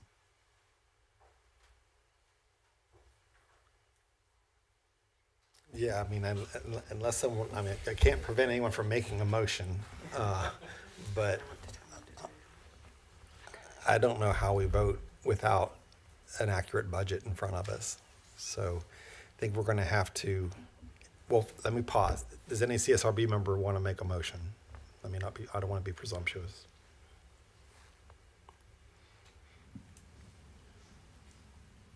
I could make a motion that we require them to return. Well, I don't think, Yeah, I don't think we need to do that. okay. When I say if they want to make a motion, it would be to. On those either 3 things. To give them a thumbs The up or RTO, thumbs down the RTO. today. If we're just going to table this until we get a new budget, then we're just going to have to work with the office and. Do we make a motion to have them come table? in. I don't really think we need a Yeah, motion to, okay. Then you don't need one. you don't need to make a motion to say you're not going to vote. you're asking for a motion if we want some action. Does anybody want? Yeah, does anyone want to take action today? All right, hearing none. Ashley, I think we'll just have to work with your office and between now and June 30th, have a special call meeting. But to the school, like, we can't have a special call meeting on June 30th and get your budget on June 29th. Right, so we need time to be able to digest the budget. So we just need to keep that into consideration as well.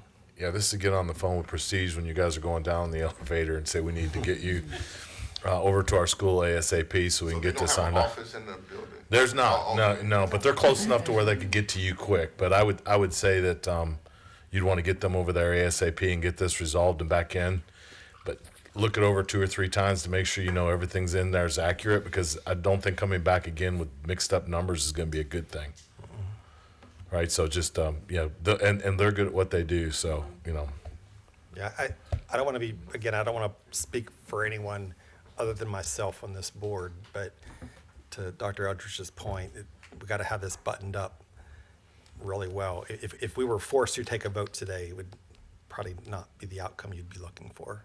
So, at least my vote. Understood.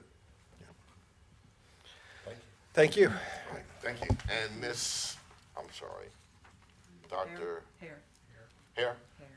Thank you for that note, honestly, really appreciate it. We know you've worked hard to get this far. We want to see you successful. Yes, ma'am. Going down the road, we will have Prestige on the phone. They're going to meet with us this week. Great. We'll have- Thank you so much. Make them earn their pay. Okay, thank you, board. Next up, you have Nalanda Academy. As you will see, their year one ADM was 196. June enrollment was 64. They may have an update with that. Break-even number is 111, which you received information last week that was an updated number as well. And currently their facility, they have an ECO from the former school that was in that building. They're waiting for a renewed fire inspection for this year, and they believe those inspections will come by the end of June. Their staffing is significantly below 75%. At the time when this report was created, there was no school leader. We found out, I believe, Wednesday or Thursday who the selected school leader was. I met her today. 2 staff members were offered positions, and the first day of school is August 18th, with their contingency plan being delayed by 1 week. One area to note is the key staffing is still insufficient by the perception of the Office of Charter Schools. And come on up, Nalanda.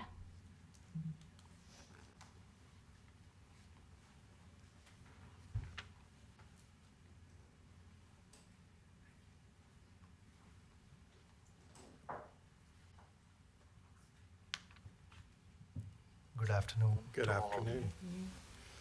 Thank you for giving us an opportunity to come and present ourselves. Here's my board. To my left, I'm Dr. Raj Palavaram. I'm the chairman of the board. To my left is Dr. Abnish Singh. He's the vice chair. And Amy Dave, she's one of the board members. And we have Miss Jeanette Congdon. She is our board member, attorney. And our newly hired administrator, Miss Usha Chris. And my colleague on the board, Mr. Marcus Schmidt. So this is my board here, and I know I'll be happy to answer any questions that we have. So far, I've been looking after this building. Inspections should be completed by end of this June. There was one fire panel that needs to be replaced, so the landlord is working on it. So he just sent us an email, I just shared with Dr. Norins also, that they should be replacing it anytime. So we're hoping that all inspections should be completed by end of June. So the building should be ready. It's all ready to occupy, actually. In your budget, you have in year one, 15 and a half positions. That's admin, instructional support, instructors. How many of those 15 and a half have been hired as of today? As of now, we have the administrator that we have hired, and we have 4 teachers already ready to come on board.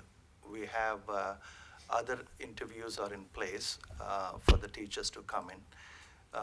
So remaining people we have identified, but we have not given them any contracts or anything. We have done the interviews, but officially we have not brought them onto the board since we've been engaging with enrollment week going on. So five. Yeah. 5 positions have been hired out of the 15, okay. When do you expect, your school year was going to start on August 18th, when would staff be reporting for the first day of work? We are confident that hiring all that should be completed in next 6 weeks' time. And they should be reporting on the first day of the school, at least be there. But they will have orientation on all that starting from August 1st. So I'm going to repeat the question. What day? Yeah, 2 weeks, 2 weeks prior to that.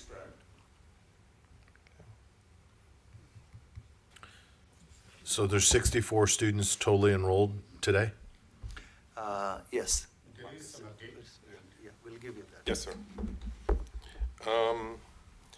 As it stands of this morning, we're at 77. We did significant marketing efforts over the last 2 weeks. I'm going to speak about those in a second. Total, how it looks like from a trend or statistic perspective, we increased 12 students since June 2nd. So within 7 days, we managed to add 12. In May, we total added 24. It was more applications, but we had to reject some through to age. So if the trend continues by our marketing efforts, we feel confident that we break the 111 and go above that. And as to the efforts that were going on right now, we have first of June 7th, we spread 200 flyers at the event. June 6th, 600 flyers in friendly communities that already have students enrolled. June 5th, 500 flyers in North Raleigh. Last week, 8,000 door hangers within a 2-mile radius of the school, which slowly start to convert. We have 200 flyers distributed out in front of Target, which is right next to our school. 6,000 flyers went out within 1 mile of radius with USPS, so we're expecting the conversion to that too. Local apartment communities are asking us to participate in the board meetings and talk about the school, as well as we were at Art Space Studio and distributed or had a stand there. Do you want me to elaborate on what we're doing going forward? So just saying out loud, because I think it's important for everybody that's going to present, that typically 15 to 20% of the people that said they're coming aren't. And if we're at 77, you take 20% of that and subtract that from the number that you have. Mm-hmm. Yeah, this is our core weakness that we are standing right now. I understand it's a first-year school in a very prime location where there's a lot of options, but also we draw, or we start seeing a lot of draw from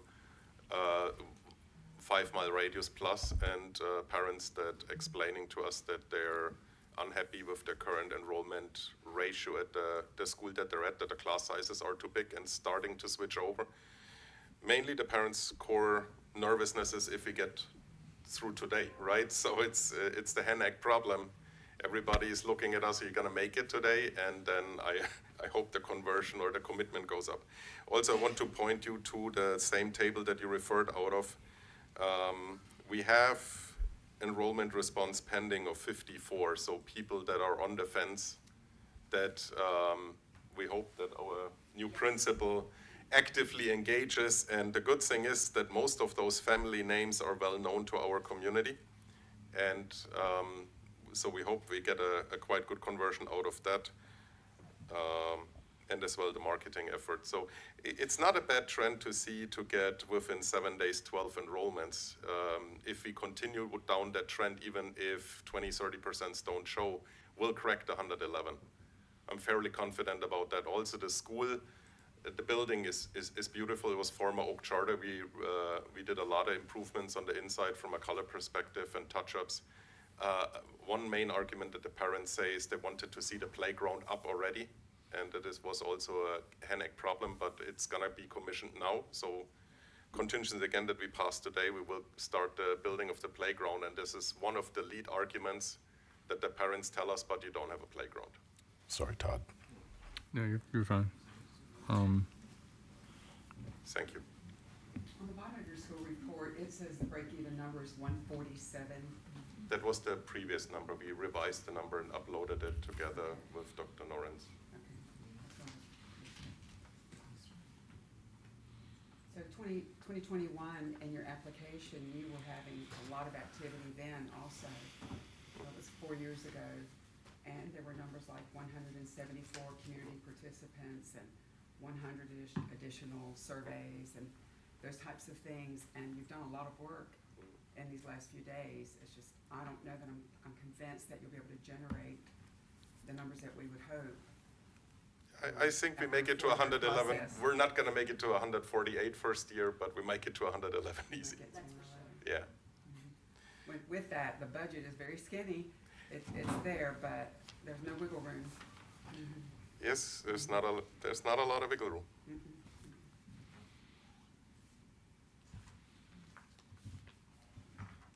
Other comments, questions? I guess I just, piggybacking off of my earlier question, the school year is literally just weeks away. And the majority of your staff isn't even hired yet. I just don't know how are you gonna bring these groups of educators and other staff members together, build the culture that you want to start the school year successfully, for them to get to know each other. I just feel like you're really behind in staffing for this school right now, for a school that's going to open on August 18th, and the teachers are coming 2 weeks before that. And plus they have to be trained. Yeah. Your professional development has to occur. Yeah, I'm gonna refer to our new principal, because one good thing, or one part of main decision point of hiring her, is that she comes with a network of people that vouch to follow her. So it's somewhat of a already cohesive team, but I'll let her elaborate, and Ami elaborate if you don't mind. Please, Steph. Nice to meet you all. Thanks for the opportunity. And like Marcus said, I am coming with a team of members who have committed to be in the school and work along with me. And we have 7 interviews lined up for the next 2 weeks. And we have already hired 4 of them, a couple of them being the international language teachers who are ready to come on board. It's just that the timing was, we couldn't finish the interviews and give you the big numbers.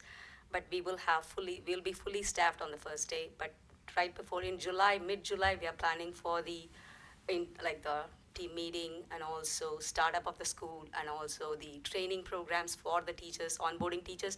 Most of our teachers are already trained, and they are part of Wake County in other schools, but they want to be a part of Nalanda, and they are choosing to come transition into this. And definitely we have a curriculum coordinator who has already put together the design and everything, and then the teachers as well. So we are ready, and we are confident that we can make it on the first day for sure.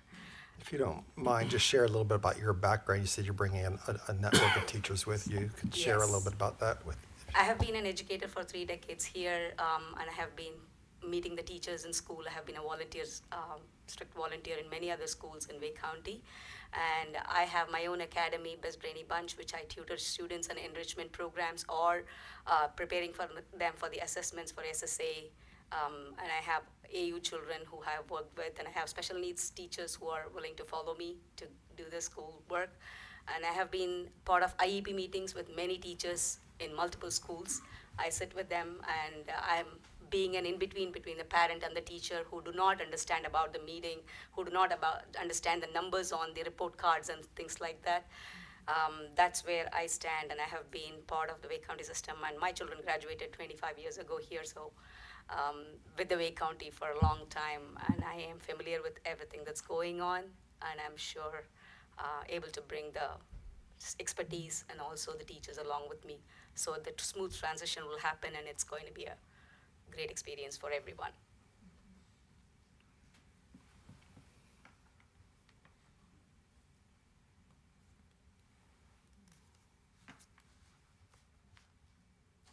Any other questions or comments from the board or staff? School, what is your name again? My name is Usha Krish. Usha. Krish, Krish, yes. And when were you hired? How long have you been on Yeah, board? I have been part of the Nalanda program for over 4 months now, but as a hire, I have been only just 2 weeks ago. Okay.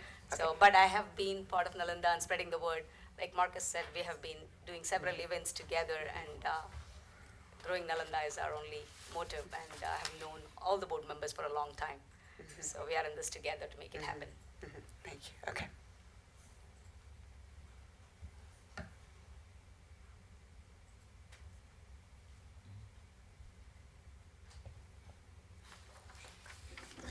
Any of the board members online, give you an opportunity if you have any questions or comments.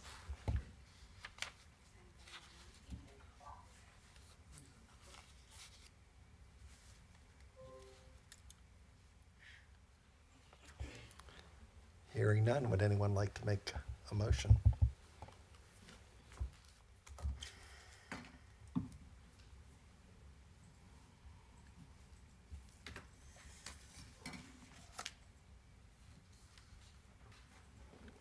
I think I still have a question.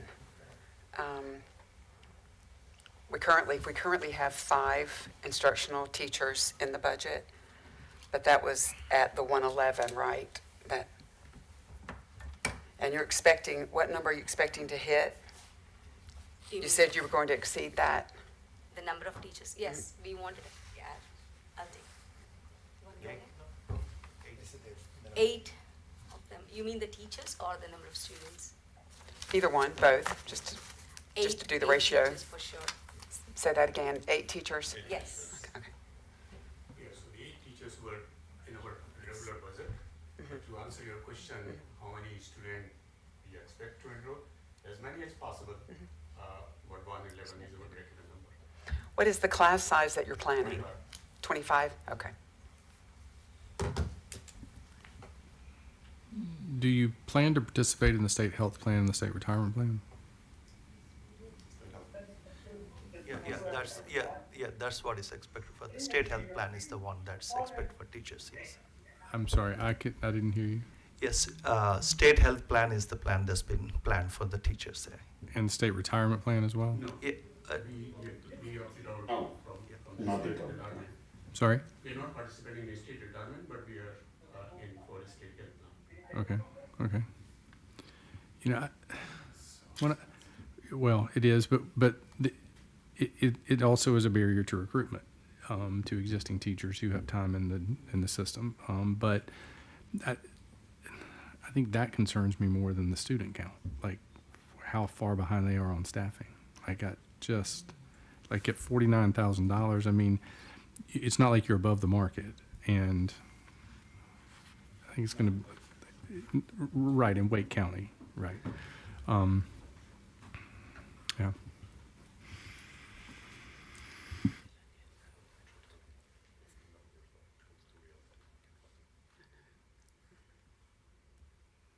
I just have a concern about the enrollment. Ooh. So what I heard was a commitment that, not a commitment, but they absolutely will hit their break even at 111. Probably not going to hit the 196. So they acknowledge that. And I heard you're at 70, low 70s, right? 77. Yeah. And somewhere in the notes, I noted 56 pending applications. Does that sound familiar? We have 54 now, since 2 converted over, which is what we expect. So pretty much from the pending ones rolling over into full documented enrolled. And again, also this, since Usha is on the board and people see there's a principle, they actually do the commitment. So we expect, if we're at 77 and we add 54, if that would be an ideal dream and they all convert, we'd be good off. If we continue with 9 applications every 7 days, we're also going to be very nicely positioned. We have a bunch of more events coming, including events. So I think even that will yield. I think we're on a good path. And again, if we have a good enough enrollment, which we are going everywhere in every single events and community and going outskirts, I'm talking about North Raleigh, Wake Forest, and if we are exceeding 150, then we will be in good hand to compensate our teachers well as well.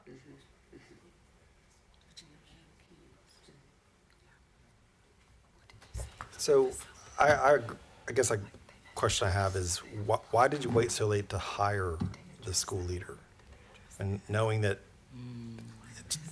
you just acknowledge having that person is like the biggest recruiting tool any new charter can have. Why wait so long to get that person in place? Actually, we didn't wait. We've been doing this process. We've been looking for somebody who really fits into the kind of team what we are looking at for the Nalanda Charter. Somebody who really is part of the concept of the Nalanda and be part of it. So that was the main thing that what we were looking at it. We've been interviewing, we have interviewed. In fact, we had a person from Georgia, we had a person from Baltimore, we had people we interviewed. But in the last minute, they had to stay back in their own places. So one person from Baltimore, he's from North Carolina. He wanted to come back, but in the last minute, the place where he is employed, and he was offered something different and a higher position and higher pay, and he couldn't refuse that. He said, I'm sorry, I have to stay back here. So in fact, the hiring would have been happened at least 2 months prior, if not for waiting on these people there. And so finally, since Usha has been working with us for quite some time, we have seen her with all the experience and expertise what she has. We thought, yes, let's start with that somebody whom we know been working with us and be part of the concept. So that's what's happened there. But the efforts have been going on. Is who's gonna be doing all your student data, your student information system work? We contracted with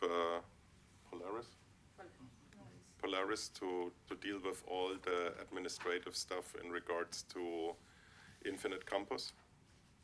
And that is a huge help because, again, they will train the trainer. So as our teachers on board, they will train the train the teachers and then slowly retreat back to be our second level support for everything. And they have been participating all the mandatory meetings since.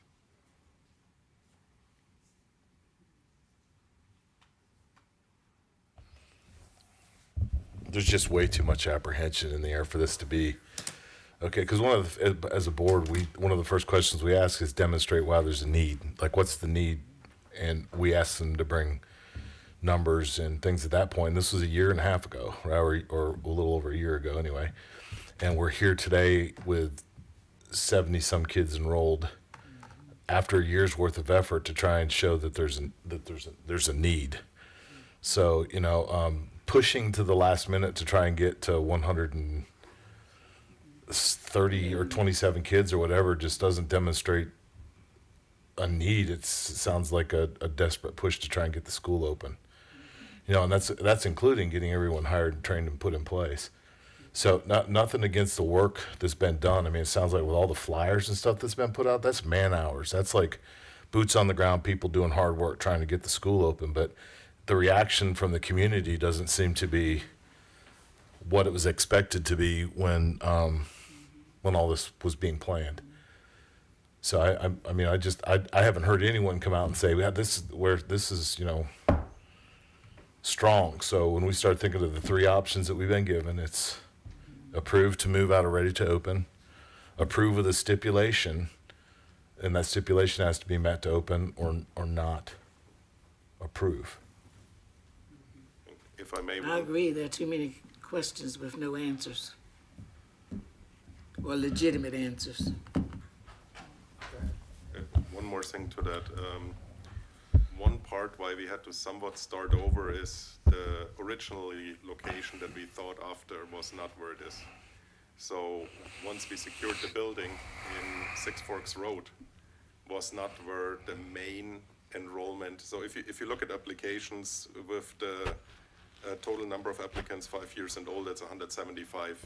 Since we decided we go to Six Forks, we had a huge washout because people don't want to drive from Apex to Six Forks roads. And ever since we are now settled up there and the washout has occurred, we built back up to our number of 77, predominantly from the local area.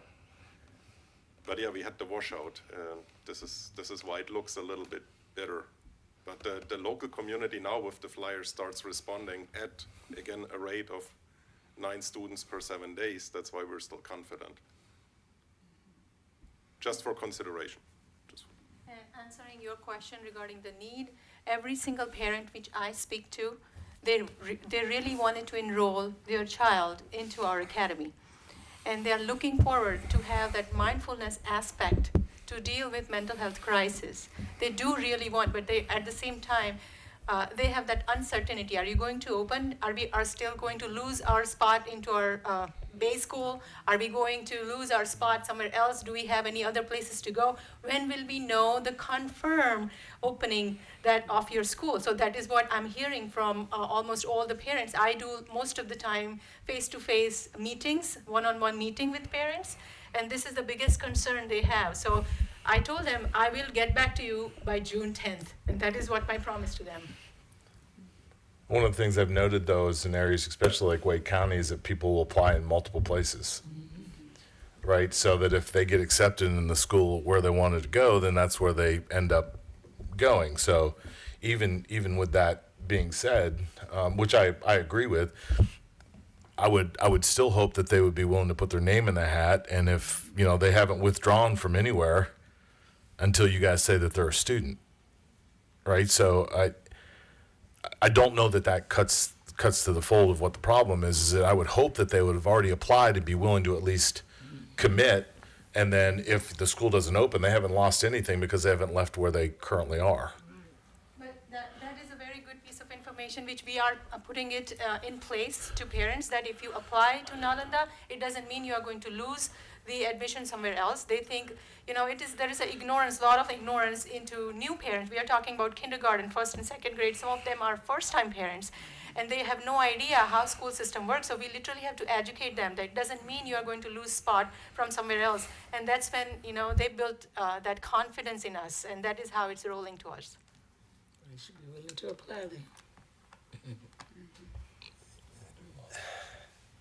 Yeah, I appreciate your candor about the change in location had a negative impact on your all the initial marketing work that you were doing, and now you're further away. But your board made that decision, and there's a consequence for that decision, which these numbers seem to be bearing out.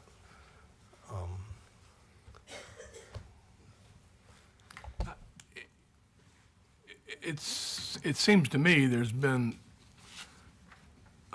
an expectation that things would move faster than they did, and now they're in a situation where they just don't have the numbers that they need, and they're hopeful. When I think pretty clearly they've redoubled their efforts, or maybe tripled or quadrupled their efforts, but it's very, very late in the game to be this far away from where you need to be. I just wanted to make a comment. The biggest problem that we've had was getting a facility. It was very difficult to try to enroll students when we didn't have a school. So that was where the focus was we spent a lot of time trying to find a place that was suitable to open. Now that we have, the push has gone forward and it's showing up that we are getting the enrollments. But we haven't really had the time to focus on that when what we were doing was trying to get a building and a place where these children could go to school. Ashley, was there ever any discussion with this group about delaying their opening a year? Did that ever come up, Natasha? Are you Didn't guys they on have the a second delay? They're on a delay. Yeah, they are on the second delay. Right. And the first delay was because of the first facility didn't work out. I believe so, yeah. So, I mean, we've had schools that have come in and asked for a second delay as opposed to limping into the finish line, so I don't, where are we in that part of the game? We haven't discussed the delay this year. This would be their third delay? Yeah, so you would need to approve that if they were to delay. Also, did you contract a lease for this current building in September? Isn't that when you secured the building? No, we have the lease. They have given us to move in January, actually. Okay. To start upfitment and all that in the building. So they started doing that.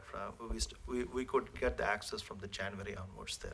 So the first building what we had on the Capitol Boulevard, it's completely too far from that. So all that students what were there, completely lost. We started completely all over again. Then we had to start from the In fact, sincerely, all the efforts started sometime around January time. Once they confirmed that, we have signed the lease and came into our hand. That's what has happened. So last building, they almost came, and all that they backed off. So went back actually there.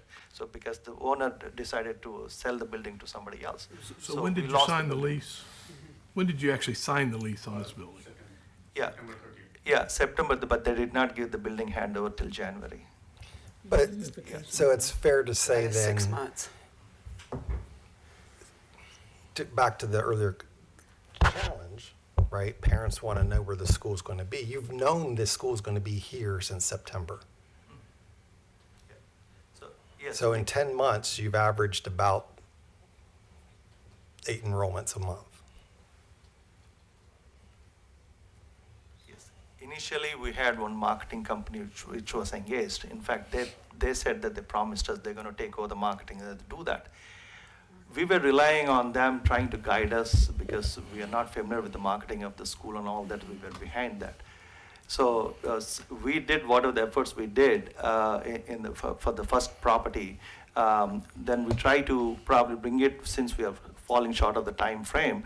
So we requested a company to be with us. So we almost wasted for 3 months' time with them. Hardly didn't move anything. They kept on postponing. We're going to do this. We're going to do this. We're going to do this.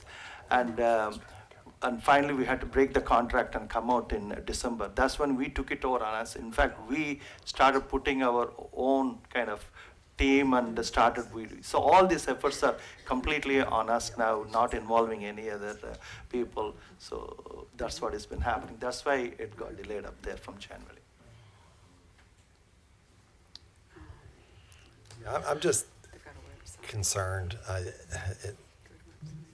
You've known that this is even if this wasn't your first location, parents have known that the school was going to be at this address since September. You could look them in the eye and tell them that, and that would have been true. And here we are with very small enrollment. Why that is for your board to figure out. Like, if you picked the wrong marketing company, that's on you. If you moved the school to a new location and then you've lost all your families, you made that decision.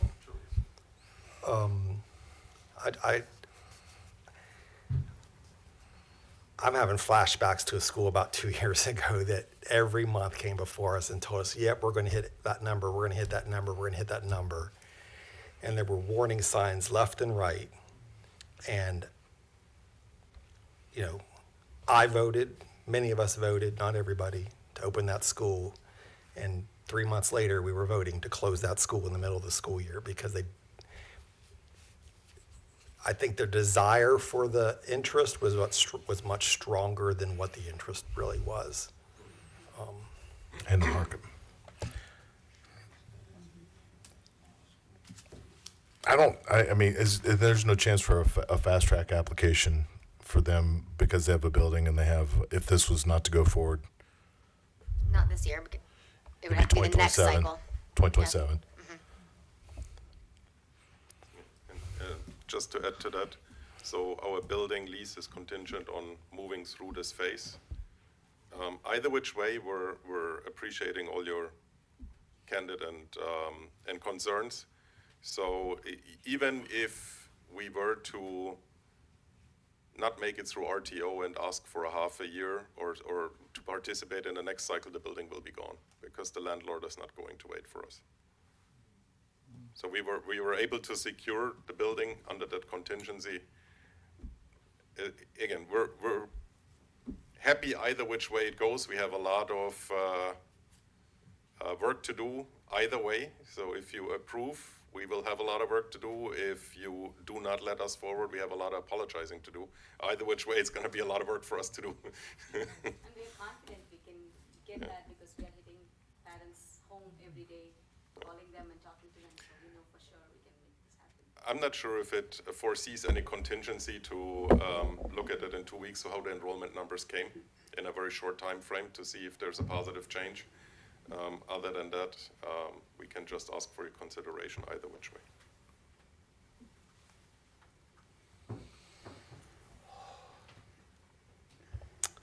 Okay, would any board members like to make a motion?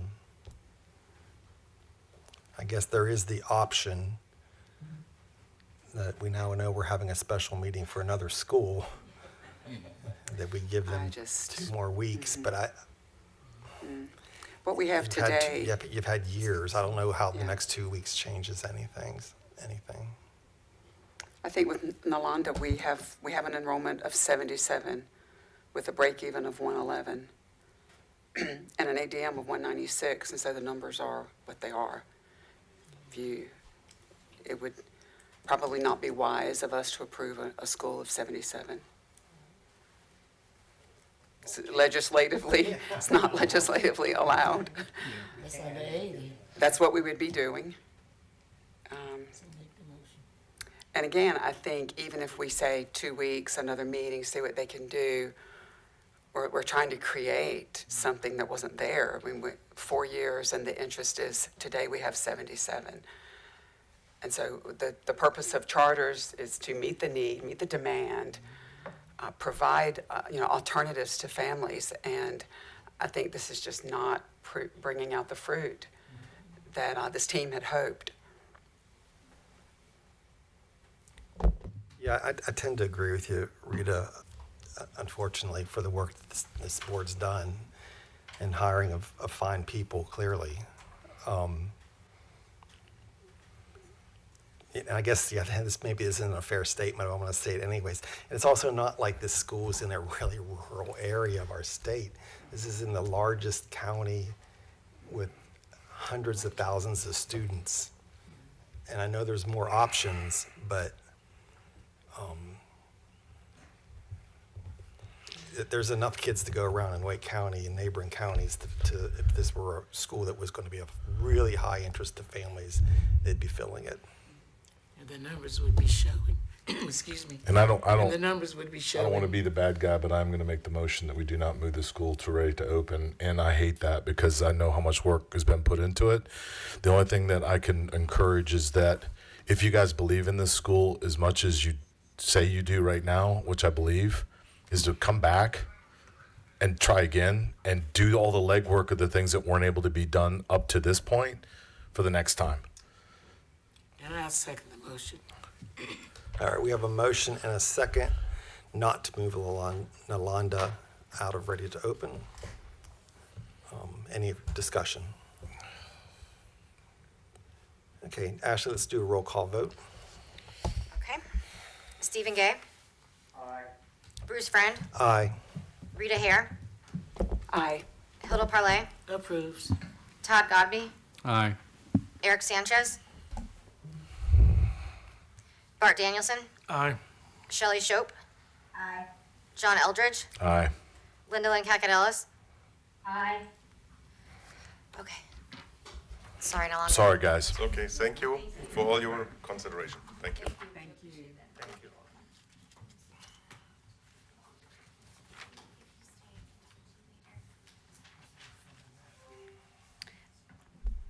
All right, here we go. Next up is Carolina Achieve, coming to you in Alamance County, opening year one with kindergarten through second grade. Their ADM was approved to be 300. Their June current enrollment is 148. Their break-even number is 150. They had their modulars delivered last week to their location, and they expect their ECO to be ready by June 15th. They're above 75% fully staffed, and 2 roles pending for their teachers. First day of school, August 21st. Contingency plan delaying the first day by 1 week. Join us, Carolina Chief. May I ask you a question before they come? So are they on this list because they're 2 below their break even? They are currently on this list because their facility is not ready. Okay, Thank you for asking. thank you. Come on up.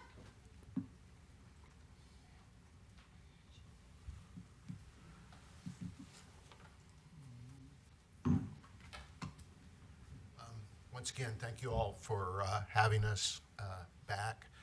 My name is John Oxall. I'm the chairman of the board, and I have with me Trip Cogburn, who's our head of school. He's been on board about a year, and Tiffany Alrafay, who is a founding board member as well.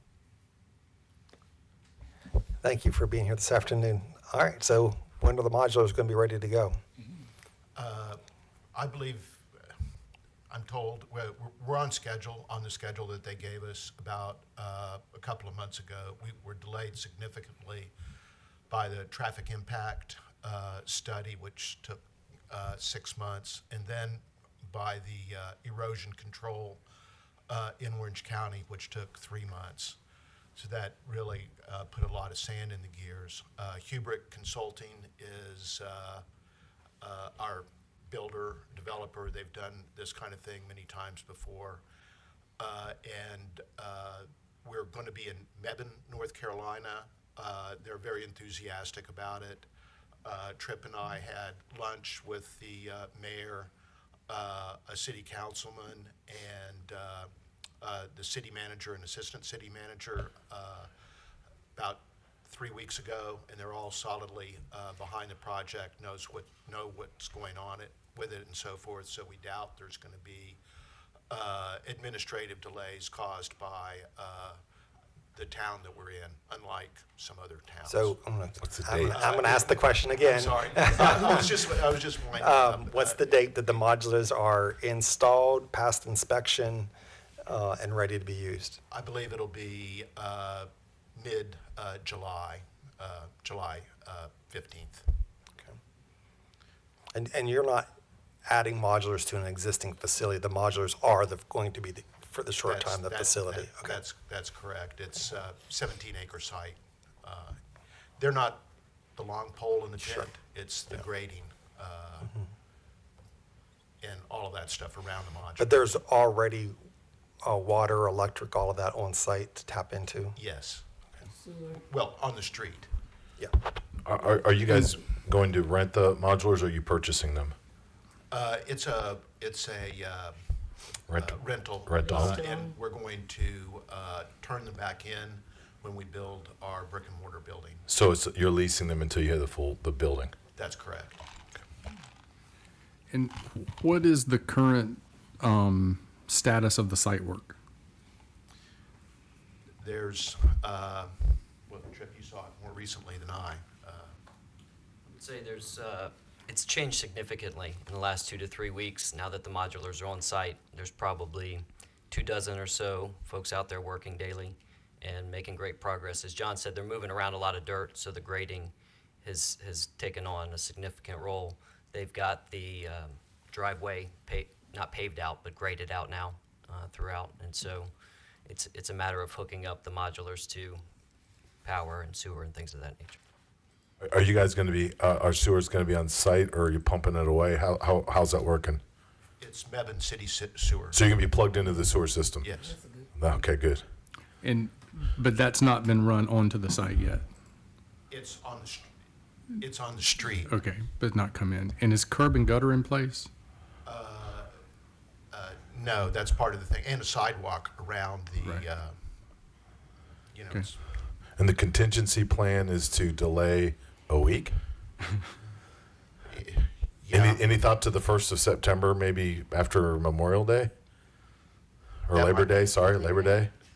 That might be Yeah, a better. after Memorial Day is a long time. After Labor Day, yeah. Because if all this stuff is just now being done and you're saying July 15th? Yes. Wow. Need to hire those guys. I think after Labor Day or Memorial Day, one or the other would be a much more realistic. What's been communicated to contingency plan. families? Do they think it's a week in case something doesn't happen? Like what are families seeing? Because I'm sure if they're driving by, they're like, there's no way the school's going to be done. I mean, I'm sure that's the word around town is they're not going to get done. So are they aware that there's probably going to be there could be a delay? They're aware that we would delay till August 28th as of now, yes. Okay.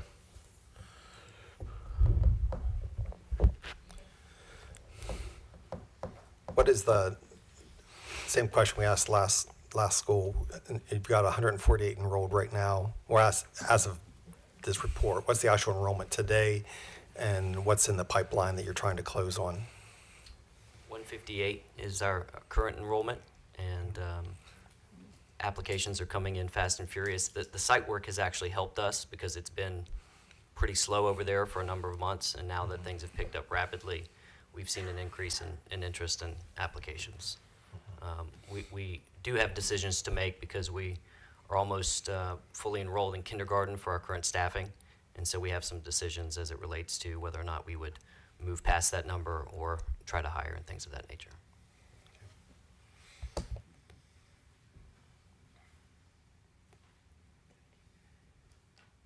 Other questions from board members, CSRB board members? Does your contract with your site developer have any provisions for a finish date, or it begins to erode the contract? Yes, it does. It said that it would be ready no later than July 31st. Okay. Okay. Oh. So there is incentive Incentive for them to for be the done. site contractor. I think he's got more incentives than just that. He's probably the largest developer in North and South Carolina, and if he doesn't bring this in on time, it's kind of a black eye. You know, I think people have to depend on him. And as far as the remaining permissions that you need to get from the town, they're well aware, they're lined up too, that you're not waiting for, your TCO because they tell you they have a backlog of other people who are ahead of you in line, and all that work's been teed up. There has been no delays at all to date from the town of Mebane and from the mayor, Mayor Hooks on down. They're all very aware of what needs to be permitted and all of that kind of stuff. They really want this school to be there. Furniture orders and stuff like that, are they, is the contractor doing furniture, or are you responsible for that? We're responsible for furniture, and we've got it in 3 different storage facilities. So I was gonna right ask you, now. which facilities are you using? Okay, all right, so the furniture's already in place and ready to go? Yes, we're hopeful to be able to move it onto campus as soon as As soon as you possible. get that Yeah, occupancy. we were just meeting about that this morning, yes. Apparently, there's occupancy that you can get that allows the storage of furniture in there. Yeah. Yeah. With your current enrollment at 150 and 5 teachers on the staff, are you planning for 30 in a classroom? We've got, actually, we've got 13 of our teachers hired.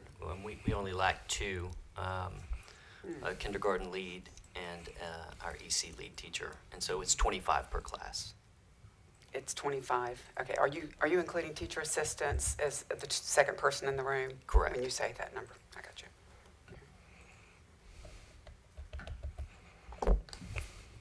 Any other comments or questions? Would anyone like to make a motion? I'm ready to make a motion to move them out of, ready to open. I second. Good. We have a motion and a second. Any discussion? Okay, hearing none. Again, the motion is to move Carolina Achieve successfully out of RTO. Ashley, roll call vote, please. Oh, there we go. Okay. Stephen Gay. Aye. Bruce Friend. Aye. Rita Hare. Aye. Hilda Parlay. Approves. Todd Godby. Aye. Bart Danielson. Aye. Shelley Shope. Aye. John Eldridge. Aye. Linda Lynn Cacadillas. Aye. All right, unanimous. And we will be in touch with you over these next couple of months, just getting everything settled and waiting for your ECO. Okay? Congratulations. After these types of interviews and stuff, someone told me a long time ago, opening a school is not for the faint of heart.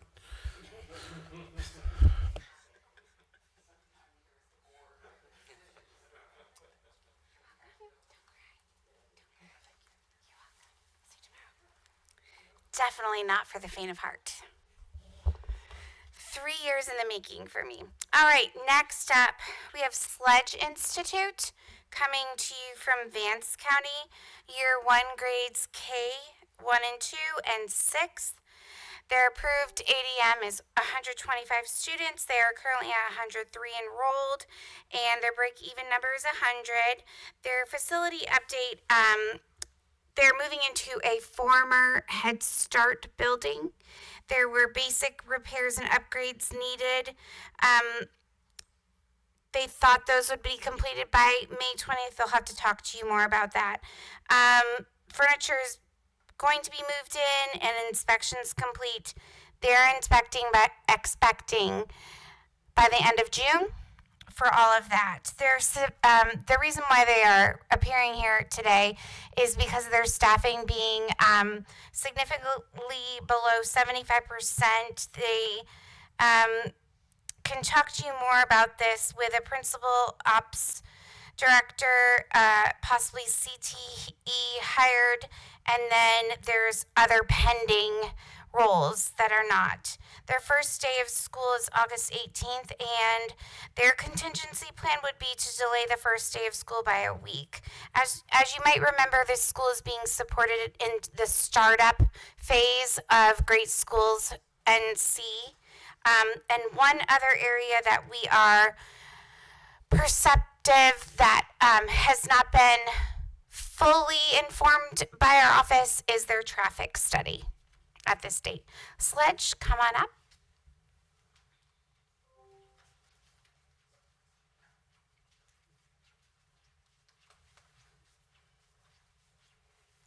Good afternoon. It's nice to see you all again today. A lot of great things have transpired at Sledge Institute since we last saw you, so we're excited to share some of those things with you today. My name is Waikia Macon. I am the chair of the board, and with me today we have Dr. Chandra Sledge Matthews, our CEO, Chalise Henderson, our board member and secretary, Elaine McCoy, our vice president, Mike Williams, a member, Jared Mack, our executive assistant, who helps with operation, and then online we also have Dr. Veronica Scales, who's a member of our board, as well as Ricky Uden and Nigel Bierman, our CPA. And we welcome questions. Where are you have with? one. Go ahead. I'm really interested to know what your rationale for opening a K2 and then going to 6. Because sixth grade kept me up at night. We had a lot of interest we're hearing from families that they wanted a different sixth grade option, and that was families in both Vance County and Warren County. And so that was one decision that we went back and forth with very early in our development and decided to do the K through 2 and 6. And then each year we're gonna fill in between and grow up until we're K through 12. Go back and then go up. How many of the 103 that are enrolled are sixth grade? 40. Wow. Yeah. What's the status of the traffic study?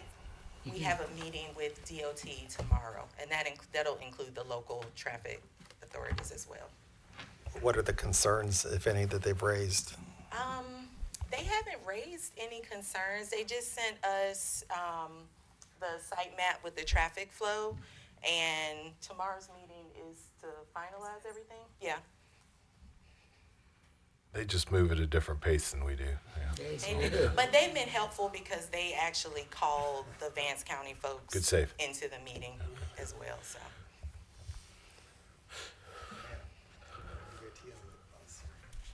I don't want for schools anymore. And can I speak to the staffing? Yeah. Please. Yeah, okay, so, one of the things that we are learning as we, I'll back up and go to losing the 20%. I am fairly certain that we have already lost our 20% because we have 129 applicants, but only 103 enrolled. And they enrolled after Henderson Collegiate and Vance Charter had their lotteries. So that 103 have been consistently communicating with us and engaging. We've been hosting one-on-one family sessions. So they've started bringing in registration documents and all of that. So that 103 is solid. I'm willing to bet my dog on it. But as we're engaging those 103, we have a very high EC population. And so for staffing, we needed to kind of readjust our strategy there. So I prioritized the EC staff first. So we have a exceptional children's director that's just joined us, and she started reviewing those IEPs and 504s and meeting with those families. And then she is also taking over the hiring for our EC teacher. With our budget, we're staffing off of our break-even budget. Even if we get that extra 22 students, which we're still fighting for, we're still going to staff off the break-even budget staffing model, because I believe that those 2 extra teacher positions, I think we're going to need extra EC staff. So that's the rationale there. But we're aggressively interviewing. We will be fully staffed, because I don't open school without a full staff. So we will be fully staffed by the end of the month. And then our teacher contracts start July 1st with our professional development schedule happening. So we don't have your break-even budget. What we have is a 115. So you are operating from a break-even, which would be the 100? 100 is our break even. Yeah. The budget I have is 115. We submitted one. That's what it's called, but it budgets for 115. Yeah. So that is significant, and you have zero balance, and I assume that's intentional, that each year you spend out to a zero. Okay. But so that leads us not to know really how it would be budgeted, and we don't have the break-even numbers. We have 15 more students, which would be, multiply the math, maybe 11,000 each, yeah. Mm-hmm. I submitted in the last budget request for the break-even, whatever the last one is. It was the, or is that the May 19th? No, last week. Yeah. So that, yeah, our last break-even budget was 100. Nigel, if you're on, do you want to hop on and talk through this? I am on. Can you hear me? Yes. Thank you for having me. I'm sorry I couldn't be there in person.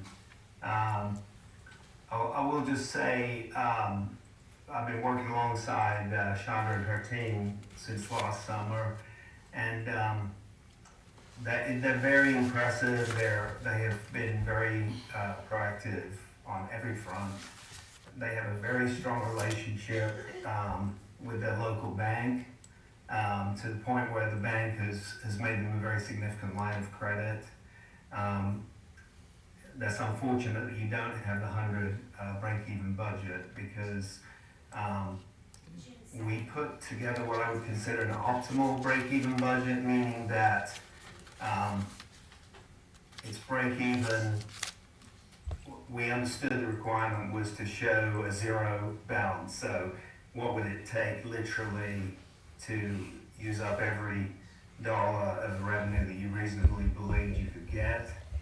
And so I think the 100 is actually very conservative. And I'll give you an example of that. There is both a CEO position and a head of school position in that budget, which they would, that is the optimal and the desire. But at the same time, just that one position alone, if you combine those into one position, that would save at $10,000 a student. You can reduce enrollment right there by another 10 students. So those kinds of things. So I'm sorry that's not in front of you, but again, I think the 100 is very conservative, and I believe they're already above the 100, Chandra. Yes. So what it sounds like is happening in the zero budget is that there's cushion that's been made just to show that each and every dollar has been spent. So if it were done in a manner in which what was needed, not to get rid of every dollar, there'd be a surplus. That's exactly right. So the 15, I think the 115 also was produced that way. So it was kind of like, well, what level of staffing could you have if you had 115? But you're exactly right. So we didn't want to present something that was unrealistic or something that was not achievable. And so I think that was at least the exercise that the school went through is, if we had 100 kids, could we operate in the manner we would like to operate? And I think the answer to that is yes. Yeah, Nigel, I appreciate that. That's good information. And I did note, very strong administrative pay that could be adjusted if necessary. I also noted there are no student devices in the budget. So I don't know what So- you have a plan there. Yeah, we've but already that makes gotten- sense. Yeah, we've already gotten that. So we receive support and funding from Great Schools North Carolina. We're also a part of the New School Venture Fund Innovative Public Schools cohort. And then I had a Founders Fellowship that gave me a significant funding. So I use that as our operating funds for our planning year. So we were able to get devices and some other larger purchases with that initial startup funding. And then there was one other thing I was going to say. Oh, furniture. Vance Charter School actually donated furniture to us, so we didn't have to purchase furniture. So we have that in storage. It'll be moved to the building on the 11th. What type furniture? Student furniture, teacher desk, some shelves. Yeah. They bought new furniture and they gave us that, let us have our pick of what they didn't use. How close are you guys to Curvance Academy? Where's Carvance? By Crossroads? Yeah, opposite side of town. Because they might be another place for furniture, because I know that they've been struggling too. They might be a place to call.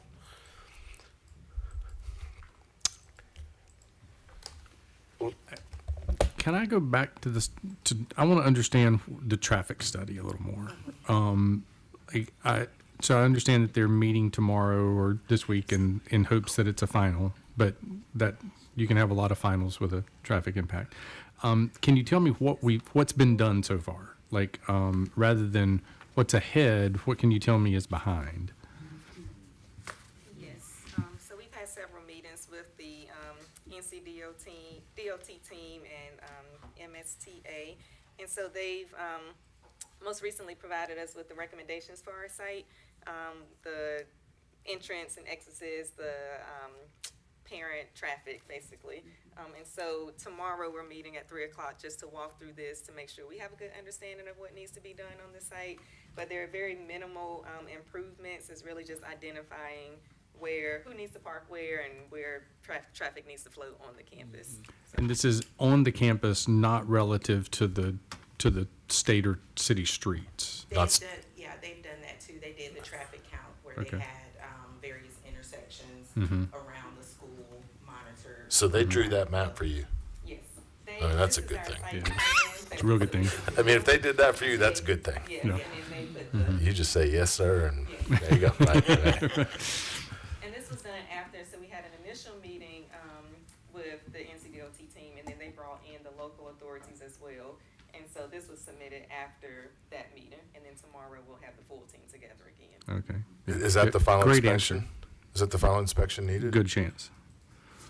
I'm sorry? Is that the final inspection needed to get the certificate of occupancy? Yeah, no, not the certificate of occupancy. You want to speak to that? Yes, so the final inspection for the certificate of occupancy should be completed on June 27th, and we're expecting to have the occupancy by June 30th. The building is an existing school. It was a former Head Start building. There was one challenge with the egress from the kindergarten classroom, and so the architect, Hager and Smith, is working on that plan now. They should get that back to us by Wednesday.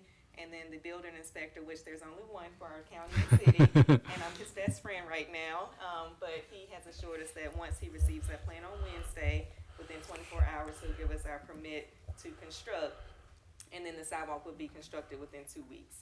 So we're looking at having everything complete by the 26th, and they come out on the 27th to do their final inspection. But the fire marshal and the building inspector have been actively involved with this project. Even the planning director and county manager have all been involved in it as well. So we're looking and very hopeful for a June 30th ECO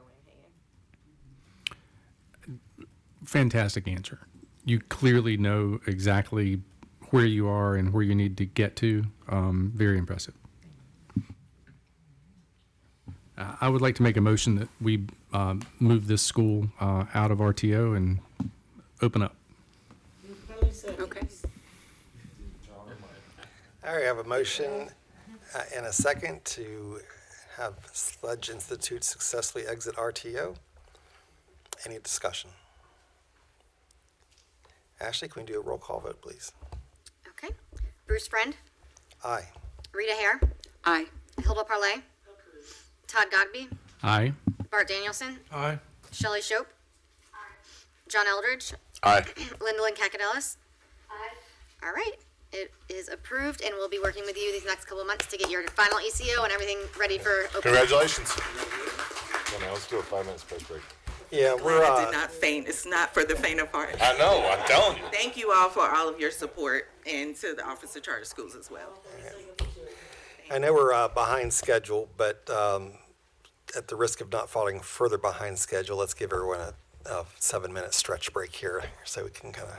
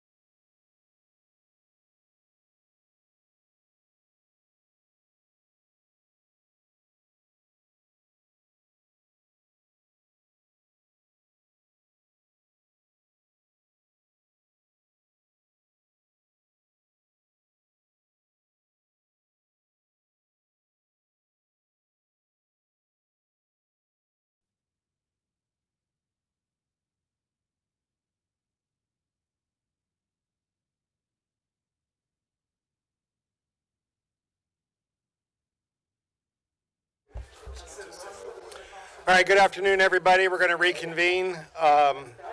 We still have 2 more ready to open schools to go through.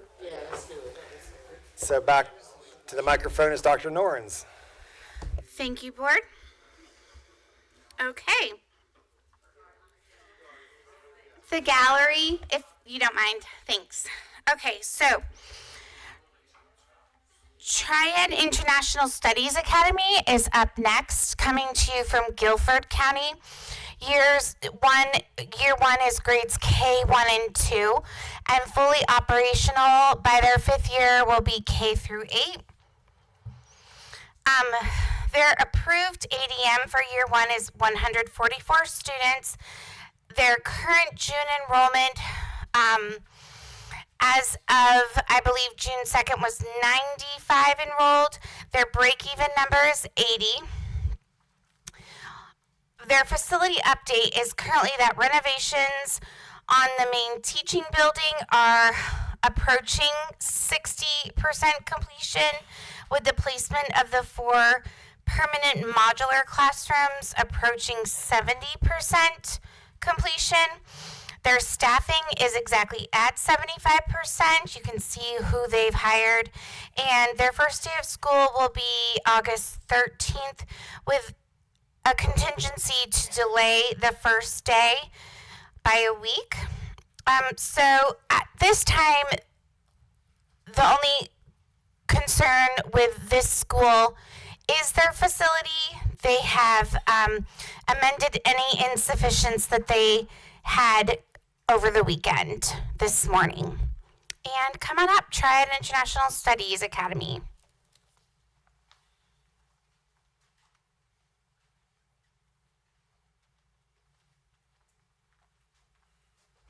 Good afternoon.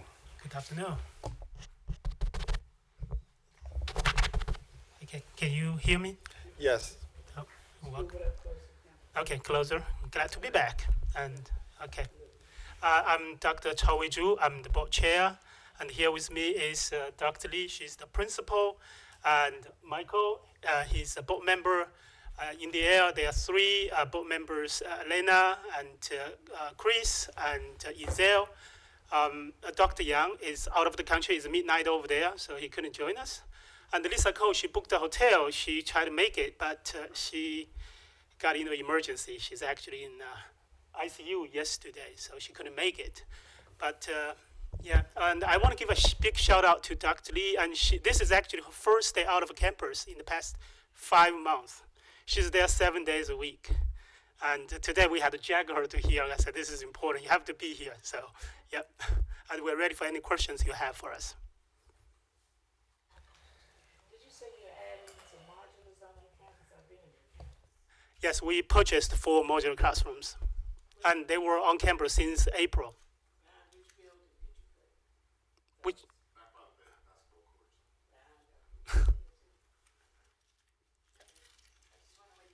Yes, ma'am.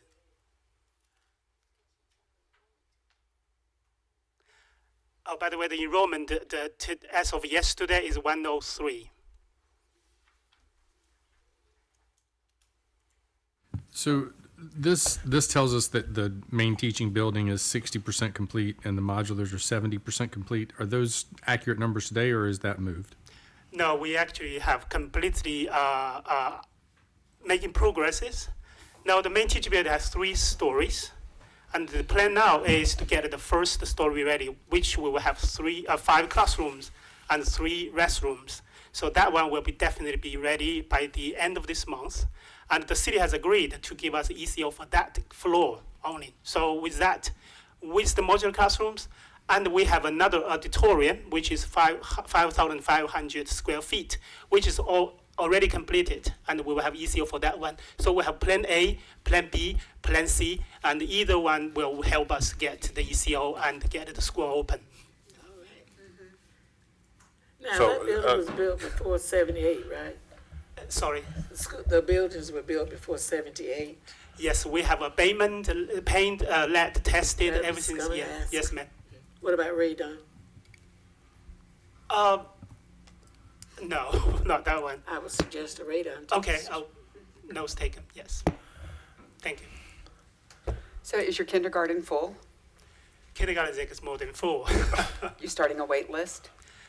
Kindergarten is, we are going to have a wait list for sure. And actually, we also have a pre-K, it's 40 people too. I know pre-K is not part of this, but I'm just saying that people have strong interest in those because we're language immersion, and the number is 1 or 3 for now.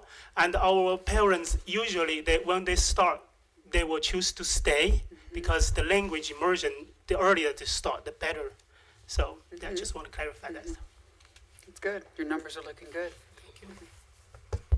So you said the first floor that we toured, that's going to be done Yes. by the end of this month. By the end of this month, the framing is down, the ceiling, the demo is all down. We are having the flooring people come in by in 2 weeks.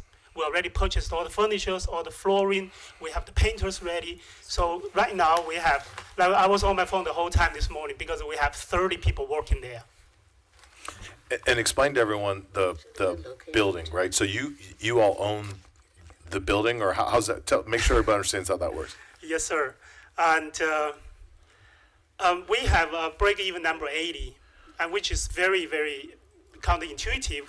The reason why we can do that is because I'm able to raise enough resources to purchase the campus, purchase the facility, and if the school needs, I can even waive the rent for the school. So I'm the board chair right now. I'm also the CEO of the investment company. Once the school is up and running, I will step down as from the board because of the conflict of interest. But right now, I just want to make sure the school will be successful. And another reason why we can make it 80 break even is because we only have K-2, which is actually put us in a disadvantageous position because we have a very small enrollment window. But the fact also help us in a way because we only need teachers from K-2. If we enroll from K-8, we could have 200 people easily. That's my understanding. And the fact that we have a pre-K program has also helped the school to, solve their, help them financially. And the way I understand it is that the kindergarten, the pre-K will be in the mobile units once you make sure that you can get everybody into the school, because right now you're saving those in case you need to use them if there's a delay with any construction. Yes, sir. Yes, sir. Right now, we will not start right now the modular classrooms are used as plan B, so it will be for the K-5, for K-2, for the TISA part. Once the renovation completed in the main teaching building, and then we'll move the students from the modular classrooms into the main teaching building, and then those modular classrooms will be empty, and we can use them for pre-K or for daycare center. We did not decided. Together, we have 19 classrooms. We have 2 playgrounds. We have a basketball court, botanical garden, and we will be a fantastic facility in town. You're in a good spot. Did I understand you correctly to say that you purchased the building? Yes, I actually set up an investment company just to help the school. Okay. You're the CEO? I'm the CEO and the founder of the investment company. The investment company. Yeah, we have disclosed everything to the board and to OCS.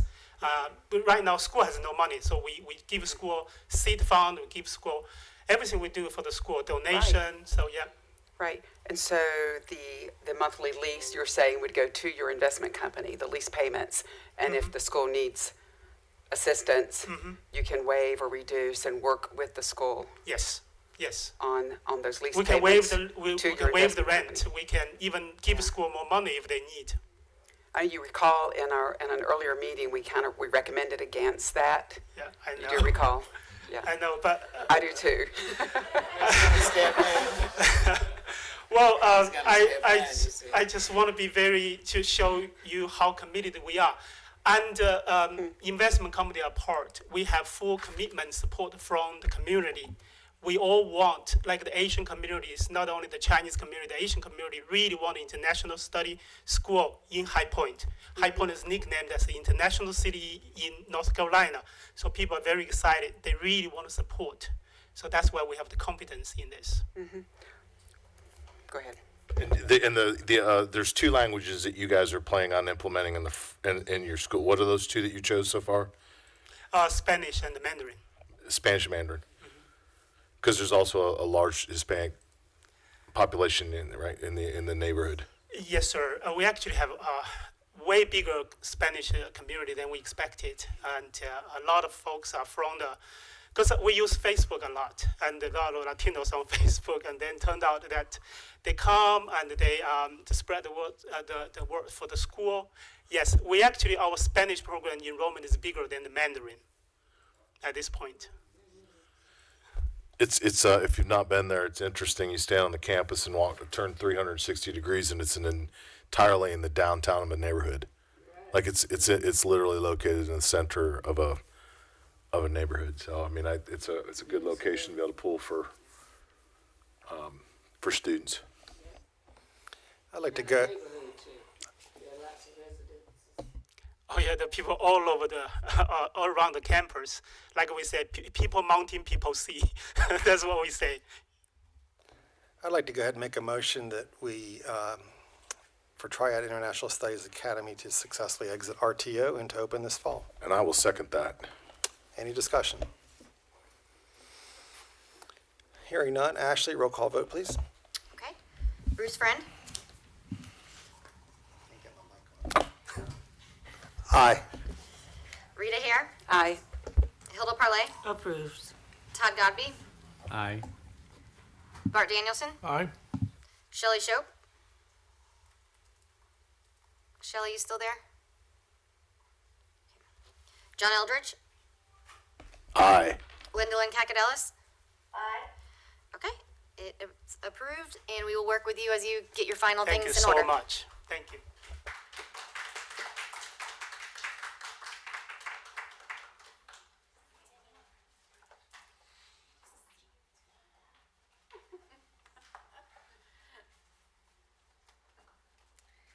As you can see, the personal connections we've made during RTO are long-lasting. Okay, lastly, you already heard from them once today. Anderson Charter School coming to you from Forsyth County, opening with in year 1 with grades K through 4, fully operational at K8. Their approved ADM is 100. Their current enrollment is at 78 students. Their break-even number is 80. And the reason why we're bringing them here today is their facility updates, primarily because they are going really close to the August 1 date with their anticipated ECO of July 17th. Staffing, they're approaching 75% hired, and you can see the roles they've filled. Their first day of school is August 11th, with a contingency plan to delay the first week. Also, just as a reminder, after Anderson, we have some updates for the following cohort, and all of the schools that appeared today that were approved to move to operating status do have the next 2 days worth of trainings to move them into that phase. So we keep going after today. Anderson Charter, the floor is yours.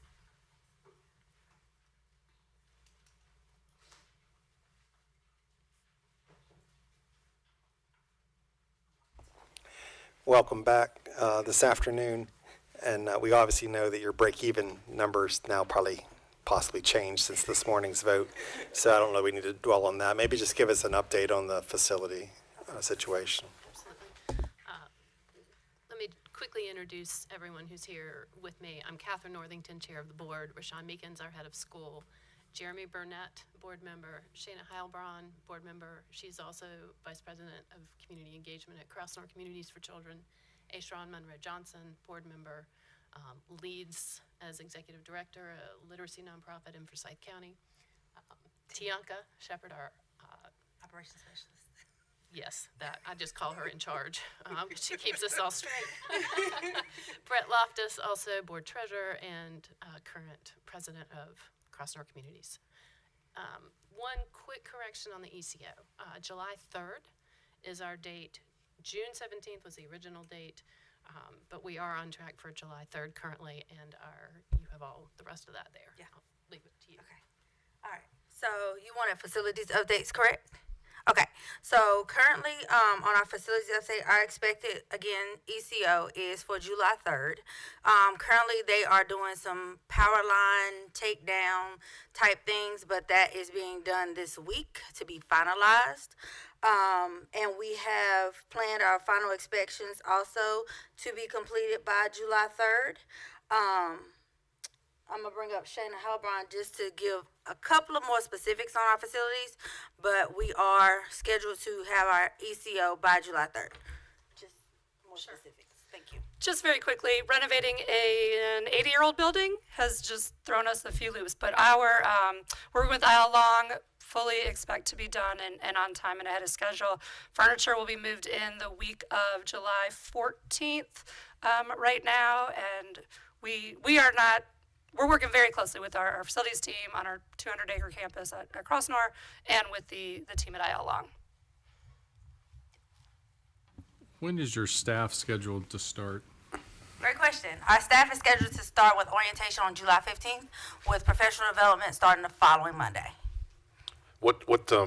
Be specific about what staff has not yet been hired. It looks like 4 positions pending. Yes, so currently we are in the interview process for 2 of our core teachers, our school nutrition specialists, because we have been in the process of applying for the National School Lunch Program, and our custodian. Those are the 4 positions. So 2 teaching positions, school nutrition administrator, and our custodian.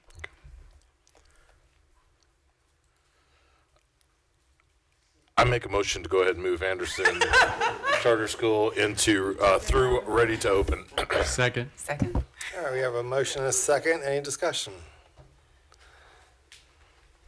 Okay, the motion is to go ahead and move Anderson Charter out of ready to open for opening this fall. Ashley, let's do roll call vote. Bruce Friend, Aye. Rita Hare, Aye. Hilda Parlay, Todd Godby, Aye. Bart Danielson, Aye. John Eldridge, Aye.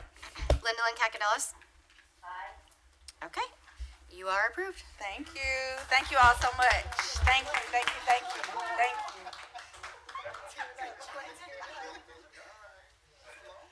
See you tomorrow.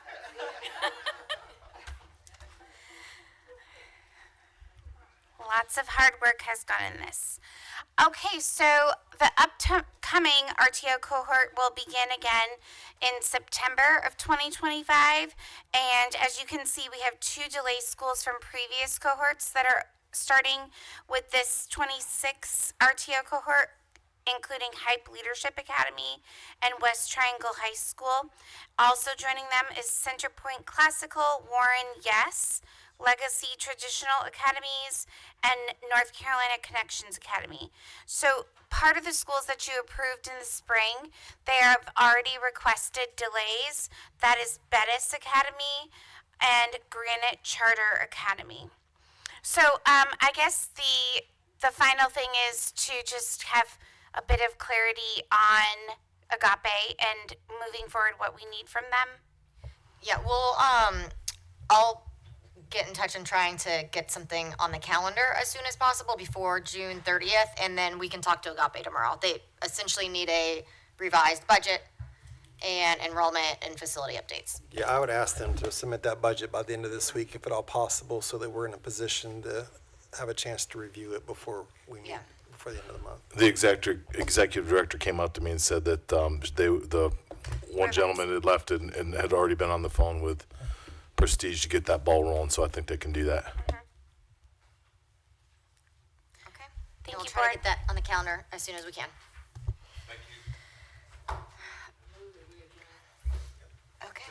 Do we have, Nothing.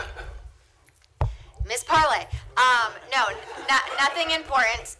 This is technically the last meeting of the year. Although Bart, you're going to be roped in for a special called meeting now, because technically, Yeah, you thought you were getting away. technically you're not done till June 30th. Yeah, you don't so, going anywhere, buddy. And we'll work on keeping you updated on how appointments are going for reappointments and new appointments. But otherwise, we will have the June special called. If you are joining us in July in Wilmington for the associations conference, for the panel, let Bruce and I know so we can work on that.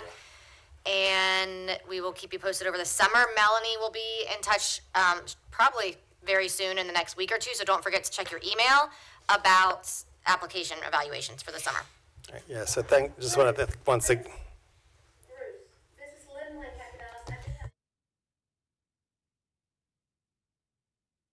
Okay, go ahead and ask now, because we are at the end of the meeting.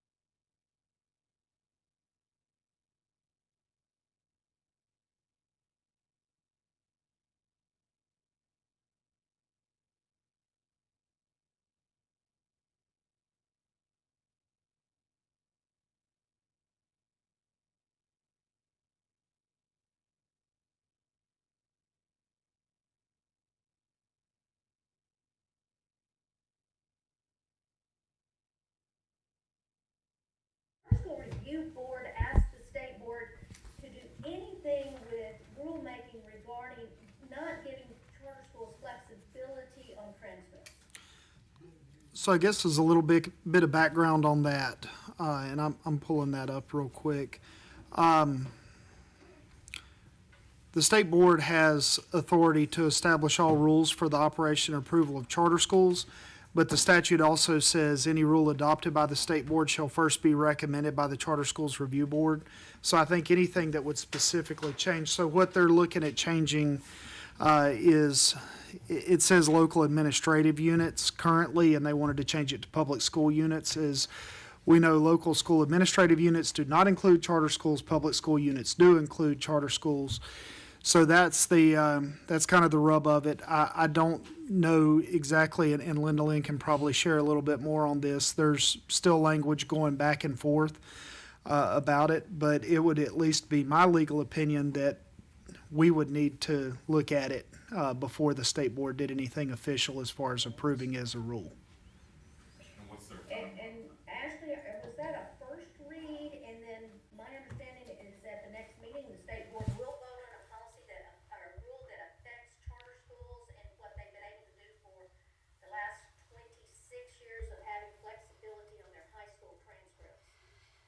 I know that the state board did request that they bring back different language, because there was a discussion about class rank and, making that optional or not.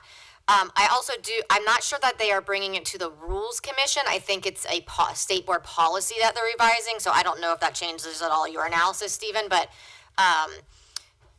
yes, so they have not voted on anything. I believe they've been asked, staff has been asked to return with different language, and then they could possibly take action at this upcoming meeting. If it's a I think this is important because I don't think any of our high schools know that this is going to be changed or could change, has the possibility. If it's a policy rather than a rule, that does change things, but it also has a pretty big impact outside this building. I don't know if a policy would be effective in doing that. Given that the general rule is policies are for inside the building, rules are for things that impact people outside the building, like charter schools. So that's something we'll definitely look at.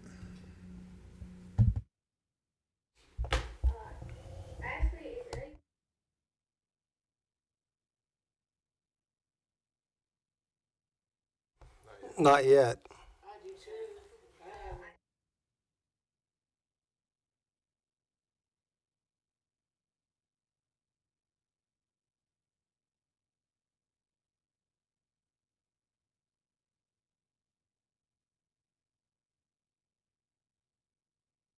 So let's say the state board, Stephen, takes action on it in July.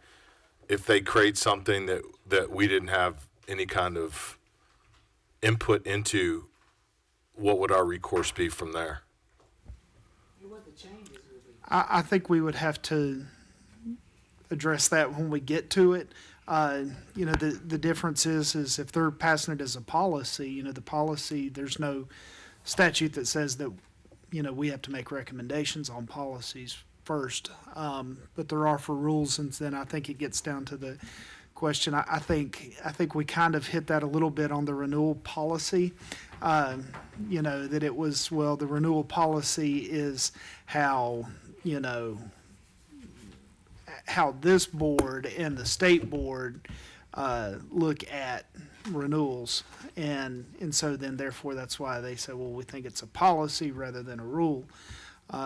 This is maybe a little bit different. It's something that we can definitely discuss, and depending on what it's going to end up being, something that I can, of course, discuss with the state board's attorneys and with the leadership of this board.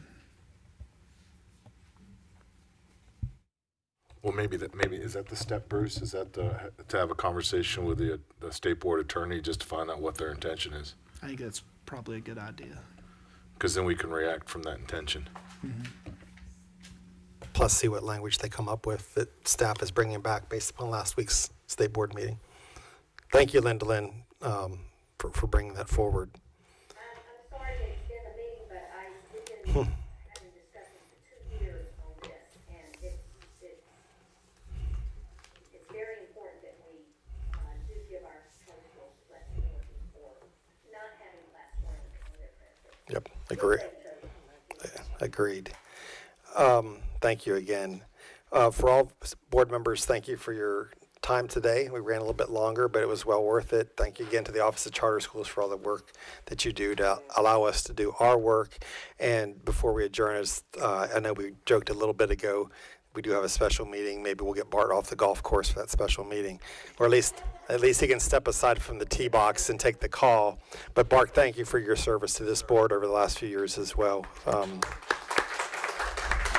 I've greatly enjoyed my interactions here, and I've just been extremely impressed with the staff here at OCS, and also the other members of the board. I mentioned to someone earlier that I constantly have had sort of imposter syndrome looking around and at the wealth of knowledge that surrounds this room. And charter schools, I think they're gonna there are issues that they're gonna face going forward, and the landscapes are changing, but the leadership involved here is not something that they have to be concerned about. They're very thoughtful people who are strongly committed to overseeing this, and it's just been a pleasure to be part of it. Thank you. Thank you. I'd like to make a motion to adjourn. All in favor? All right. All right, we'll get you the date and time for the special meeting. We'll work on that here in the next 24, 48 hours. Thanks, everybody.